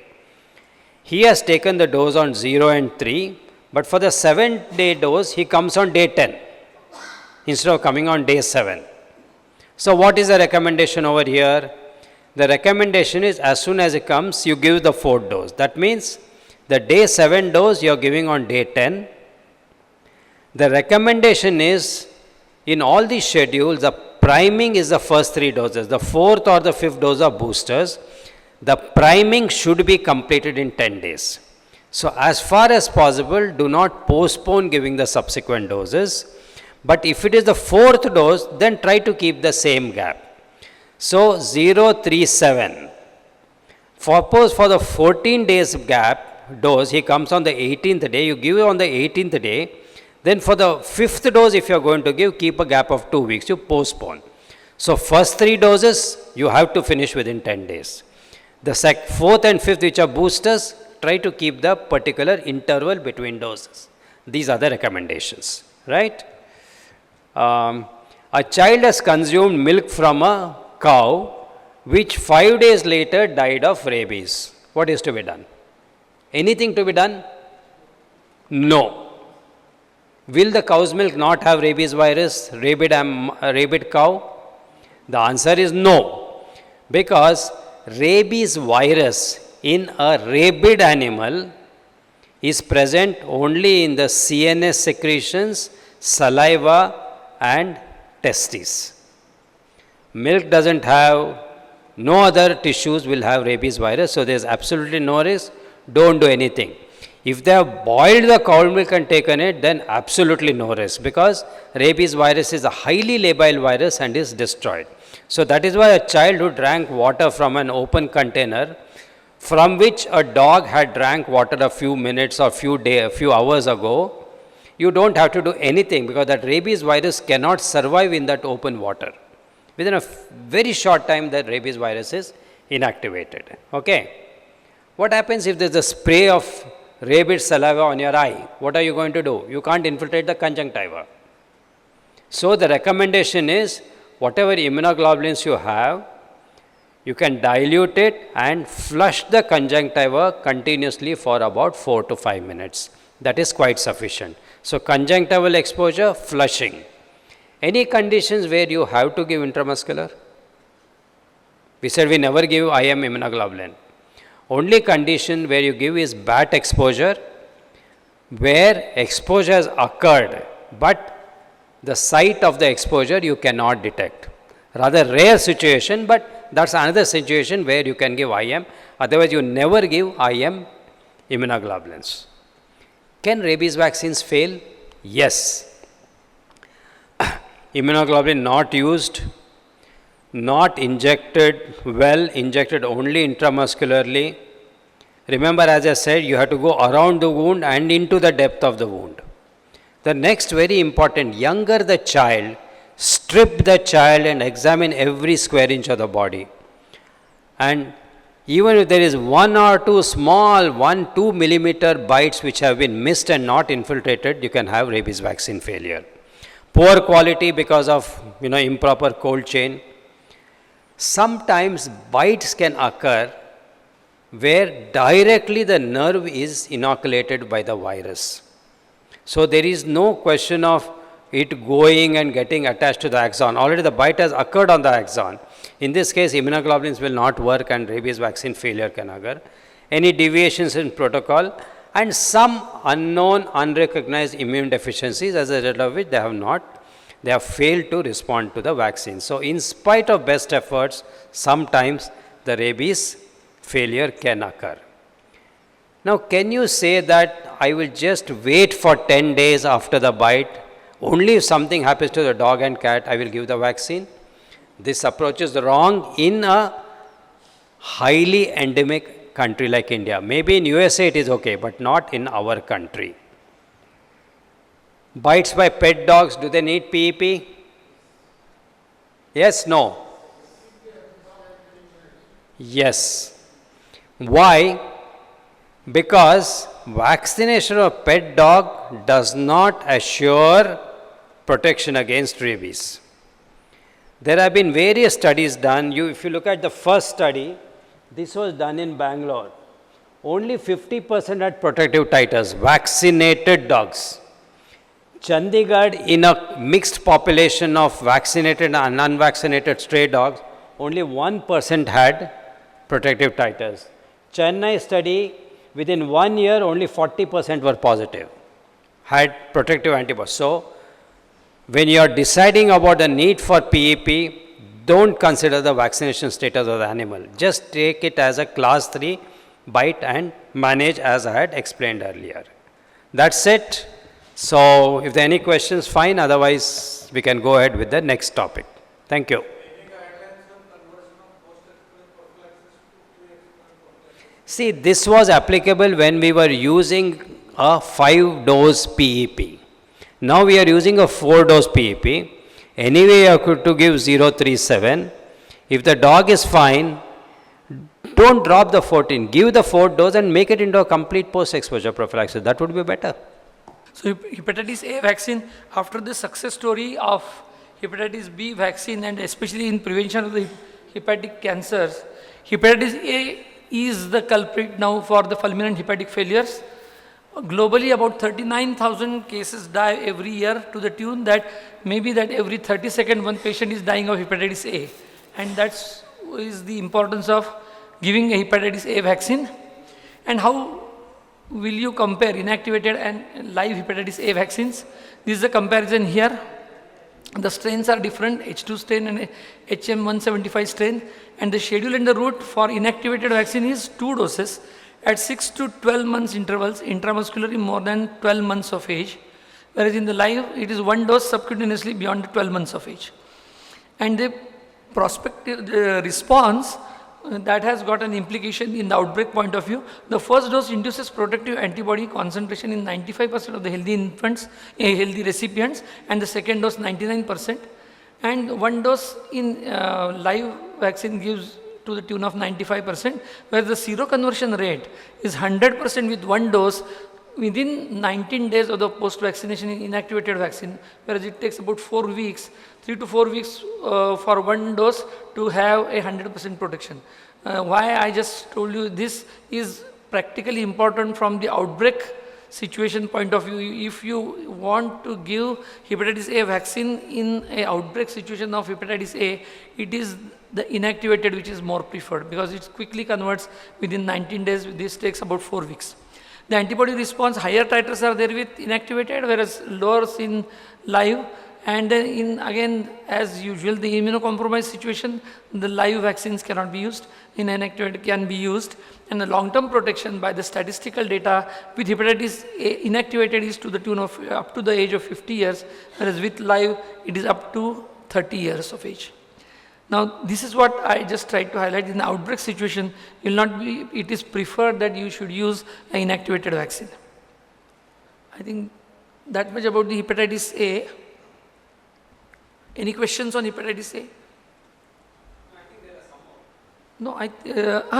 more. No, sorry. There was a blank slide in between. Okay, a mother of 2 children. One aged 8 months and another aged 3 years was diagnosed as a case of hepatitis A. Now, how will you protect a 3-year-old child? With vaccine, immunoglobulin, nothing. Now, a 3-year-old child, and how will you protect an 8-month-old child? By vaccine, immunoglobulin or nothing.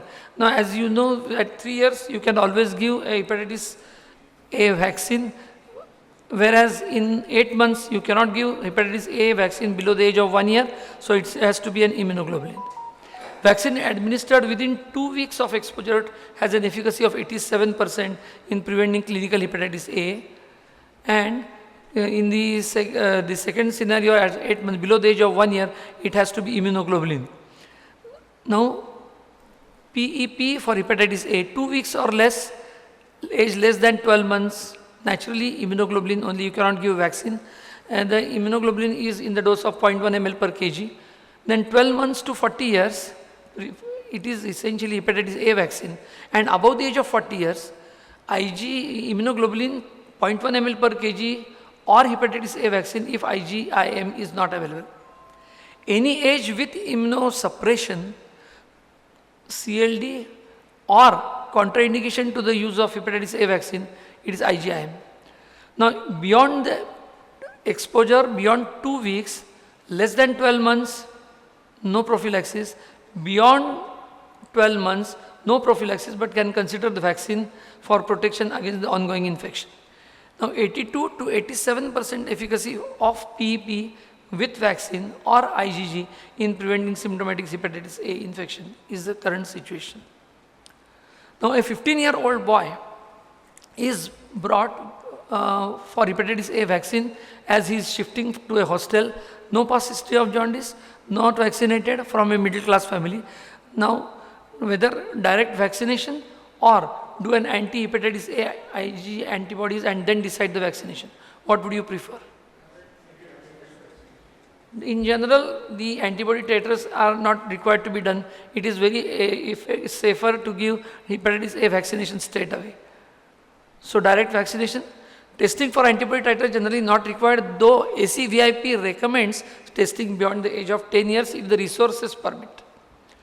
Vaccination in those which are already immune is not associated with any adverse side effects, and therefore you can always give. And that's it with hepatitis A. Any questions on hepatitis A? So varicella, I'm just going to ask questions and answers are already there. 18 months old unimmunized toddler, 18 months unimmunized toddler brought to you as the elder sib has developed chicken pox. Mother wants to prevent it in this toddler. Now post-exposure scenario, 18 months post-exposure scenario. 3 options. How will you manage? Vaccine, VZIG or anything else? Do nothing. 18 months post-exposure, immunoglobulin or? First is duration, but this is perhaps his exposed day for yesterday and has come to you. Huh? Vaccine. Naturally 18 months unimmunized child. So this is ideally due for his vaccine. He's already has come to you. It's an opportunity to give him a vaccine. You give it. Immunoglobulin is not important because costly first. Second is disease is not that much of dreaded, so you want to prevent it. Even if it happens, it doesn't matter. How effective is post-exposure prophylaxis in case of varicella? Mumps, it is not working. Rubella, it is not working. Hepatitis A, sir said it's working. Now varicella, it is working, you know. Among children, protective efficacy is almost 90, more than 90% if you give it within first 3 days of exposure, and it almost goes down to 62.3 or 79.4% up to 5 days of exposure. So if you catch hold of it earlier, you can give it and prevent it. Vaccination still recommended for those with no other evidence of immunity even after 5 days of exposure, because it will prevent the future infection. So even if after 5 days he comes to you and non-vaccinated, you give a vaccine, right? Now how is the highest risk or varicella complication? Which are those few scenarios where varicella complication is going to be much higher? A child born to the mother, the pregnant lady. I'm giving you a hint. So this is something, infants born to mothers who develop varicella within 5 days before delivery to 2 days after delivery. In that bracket, if the mother has varicella, the child is going to be more problematic. So exposure to varicella in case of preterms beyond 28 weeks of gestation with no maternal immunity and below 28 weeks irrespective of maternal immunity. Now again, in immunocompromised without evidence of immunity, definitely a varicella risk, and a pregnant woman without evidence of immunity. So these are the situations where you expect something going to happen, complications are going to happen. An unimmunized 4-year child with nephrotic syndrome now, who is on prednisolone 2 mg per kg for past 4 weeks, is exposed to chicken pox. Special situation. What are you going to do? Vaccine, immunoglobulin or both? 2 mg per kg for past 4 weeks. Because here you would give IVI, because vaccine is contraindicated, live vaccine. So what are different options? If you do not have immunoglobulins, you have another option, that is HNIG. The human normal immunoglobulins also you can give. And if not that, you can give oral acyclovir after 7 days with a dose of almost 20 milligram per kg per dose 6 hourly. So these are the 3 different options that you. Coming to meningococcal, is there a need for meningococcal conjugate vaccines in routine immunization? Do we routinely recommend? We don't. Why? Because we are where we are, as a country where we are, we need to see that in which endemicity zone we are. You know, the guidelines to call some country into a high endemicity, intermediate endemicity or low endemicity is the countries with intermediate or high endemicity. See, intermediate means 2 to 10 cases happening per lakh of population every year, that is intermediate endemicity. High is more than 10 cases happening per lakh of population every year, that is high endemicity. Now, where we stand as a country, countries where disease occurs less frequently, like less than 2 cases per lakh of population every year, here India lies in the second category. So that is the reason why this is not recommended in routine immunization. Now coming to the last, because this is an endemic belt, Solapur itself, no? Solapur is endemic, right? Solapur is endemic. So who should receive JE vaccines? All those who are residing into an endemic areas, they should from 9 months to 18 years of age. See, it happens more often in the below 15 years of age group. So the bracket is 9 months to 18 years. Travelers who are likely to visit the rural areas where endemic districts during JE seasons. Then we have which are likely to stay outdoors. Travelers who are intending to visit the endemic area, who are going to stay there outside, who are going to be there for more than a month of time, of who are going to be frequent travelers, go in and come back, go in and come back. So this is what basis of planned travel duration with the, what kind of activities he is going to do there, outdoor activities, sports activities there, or being exposed to other things. Like what about boosters? How many doses we are giving? 2 dosages we are giving, right? No recommendations for boosters in residents of endemic regions. But sir, here I have heard that, 1 booster dose who are frequent travelers is being given. Boosters for frequent travelers is given only for travelers from non-endemic countries. Acha, non-endemic countries to this. Okay. Acha. There is one side which is 1 dose recommendation. Yes, I am coming to that also. So USA recommends for its travelers. If they come to. Taken Ixiaro. Ixiaro is their CDC approved brand. Okay. Ixiaro is the parent thing of G. Okay. So for them they say you give 1 booster 1 year after completion of the primary. Acha. And after that you can repeat every 3 years if there is a continued response. Continued, okay. But that is not applicable. So from non-endemic country, if you are coming to endemic where you have an endemic zone, then in that case. I am practicing in a district which is adjacent to a JE endemic district. Like suppose somebody is practicing in Mazalgaon and he is closer to your Bid or Usmanabad. No, should be considered for, should we be giving a vaccine to those kids? So there are certain conditions. So ecologically conducive environment if it is there, then presence of animal reservoirs, presence of amplifying vectors, presence of vectors and amplifying animal reservoirs, ecological conditions and proximity to other countries or regions wherein known JEV transmission is a possibility. A child received first JE vaccine dose with Genvac. For the second dose, Genvac is not available. Can I complete the schedule with JIV? No, as you were rightly saying that Genvac, the product insert says 1 dose, but ACVIP recommends 2 dosages, even for Genvac and even for JIV. Now, he has received 1 Genvac, come for the second dose, should he be given, can I complete the schedule with JIV? Yes, interchangeability is allowed here. Even if it is live vaccine, the SA 1442, and even if he comes to your private clinic and you have to offer a killed vaccine, that is also acceptable. Here the strain differs. Which one? Yeah, strains are different, but interchangeability is okay. The titers are, DCGI has licensed Genvac as a 1 dose schedule, while IAP recommends 2 dose schedule. Why? This is the, even I haven't understood this answers for this side. What this means is, Government of India, now the product insert DCGI says 1 dose Genvac. Yes. Whereas the Government of India and IAP both recommend 2 doses. 2 dosages. Government of India recommends it because they want uniformity. Okay. So G or Genvac give 2 doses. IAP has not recommended a single dose because I think if you just go ahead. Has recommended that all the 3 JE vaccines. Go to the next, just click again. Okay. Now, if you compare the titers, not the seroprotection rate, but titers, seroprotection rate is the same, 1 or 2 doses. But if you look at the titers with 2 doses, it's much higher than the 1 dose.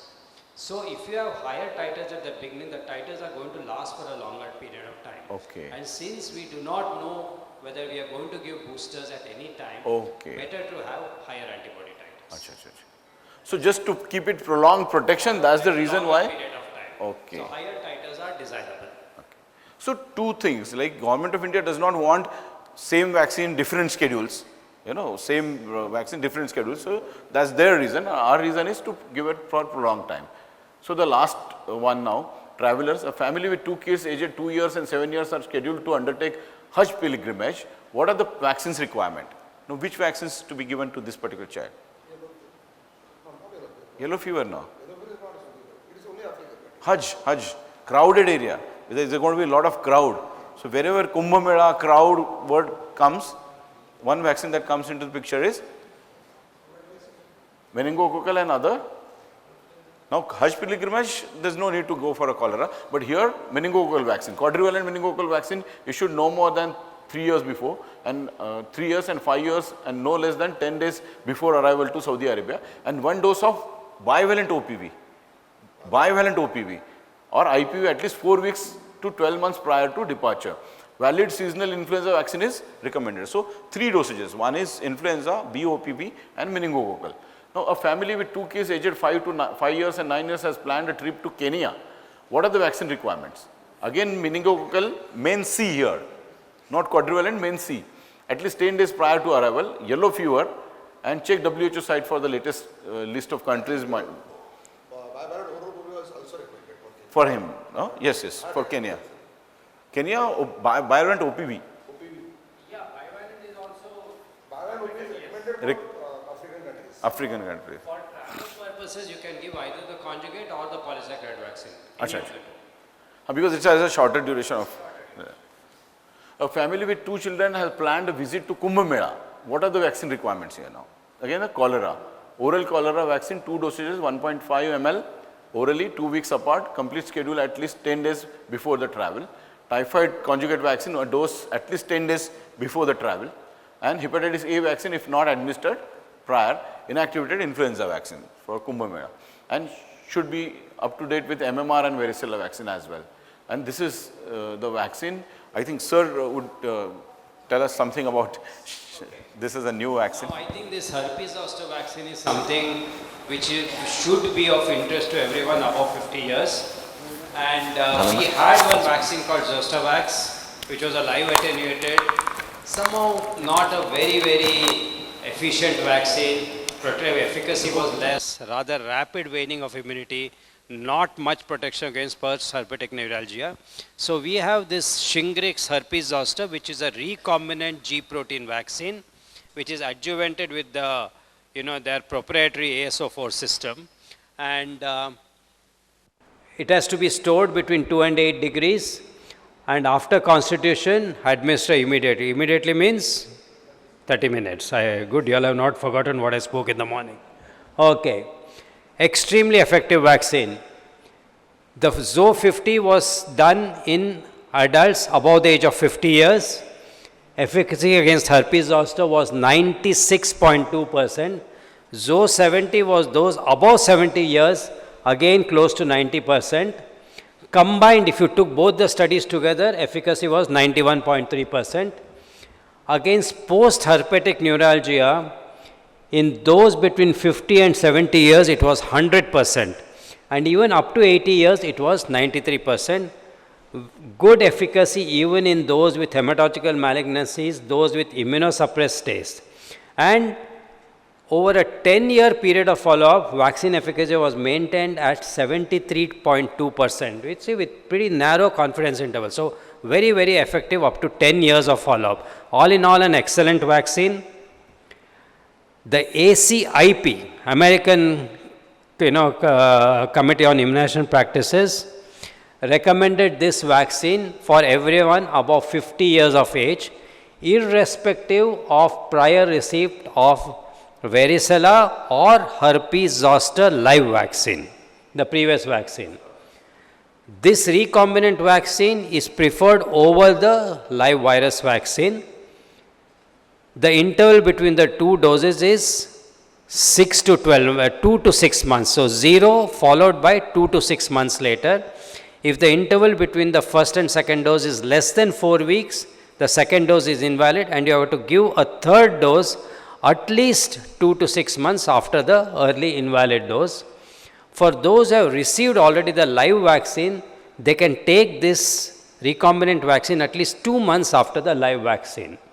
Now, in October 2021, the ACIP recommended this from 18 years to 49 years in those who have a high risk for herpes zoster complications, immunocompromised, etc. However, in India, that recommendation is not there. So, according to the DCGI, this vaccine is recommended only above the age of 50 years. I don't know how many of you all have taken it. I have taken it, pretty reactogenic vaccine. I mean, it really puts you down for 1 day, little bit of pain, and all that is not because of the herpes zoster antigen, but because of the adjuvant. And without the adjuvant, this vaccine will not be so great. So, you got to tolerate that pain and discomfort to have the effects of this wonderful vaccine. So, I think everyone above 50 and definitely above 65 should take this vaccine. Thank you. Thank you. Those who have past history of herpes zoster, this vaccine is recommended because 2 to 10% can have recurrences of herpes, and recurrences are always more severe than the primary this thing. So, it's recommended. Hello. Thank you all the delegates present in the last. I thank all the respected speakers, Dr. Kashi sir, Dr. Ganesh Kulkarni sir, and Dr. Sathe sir, and all the delegates present over today's CIB. I thank our Vice President Dr. Atul Kulkarni sir for inaugurating the session. I thank to my secretaries Dr. Vidyanand, Dr. Madhusudan, and Treasurer Dr. Sandeep Kade for supporting all the event and helping me in carrying this event. I thank you once again. And last one, the GSK who has supported, we already have thanked them. Once again, I thank to the GSK for giving the academic grant. Thank you so much.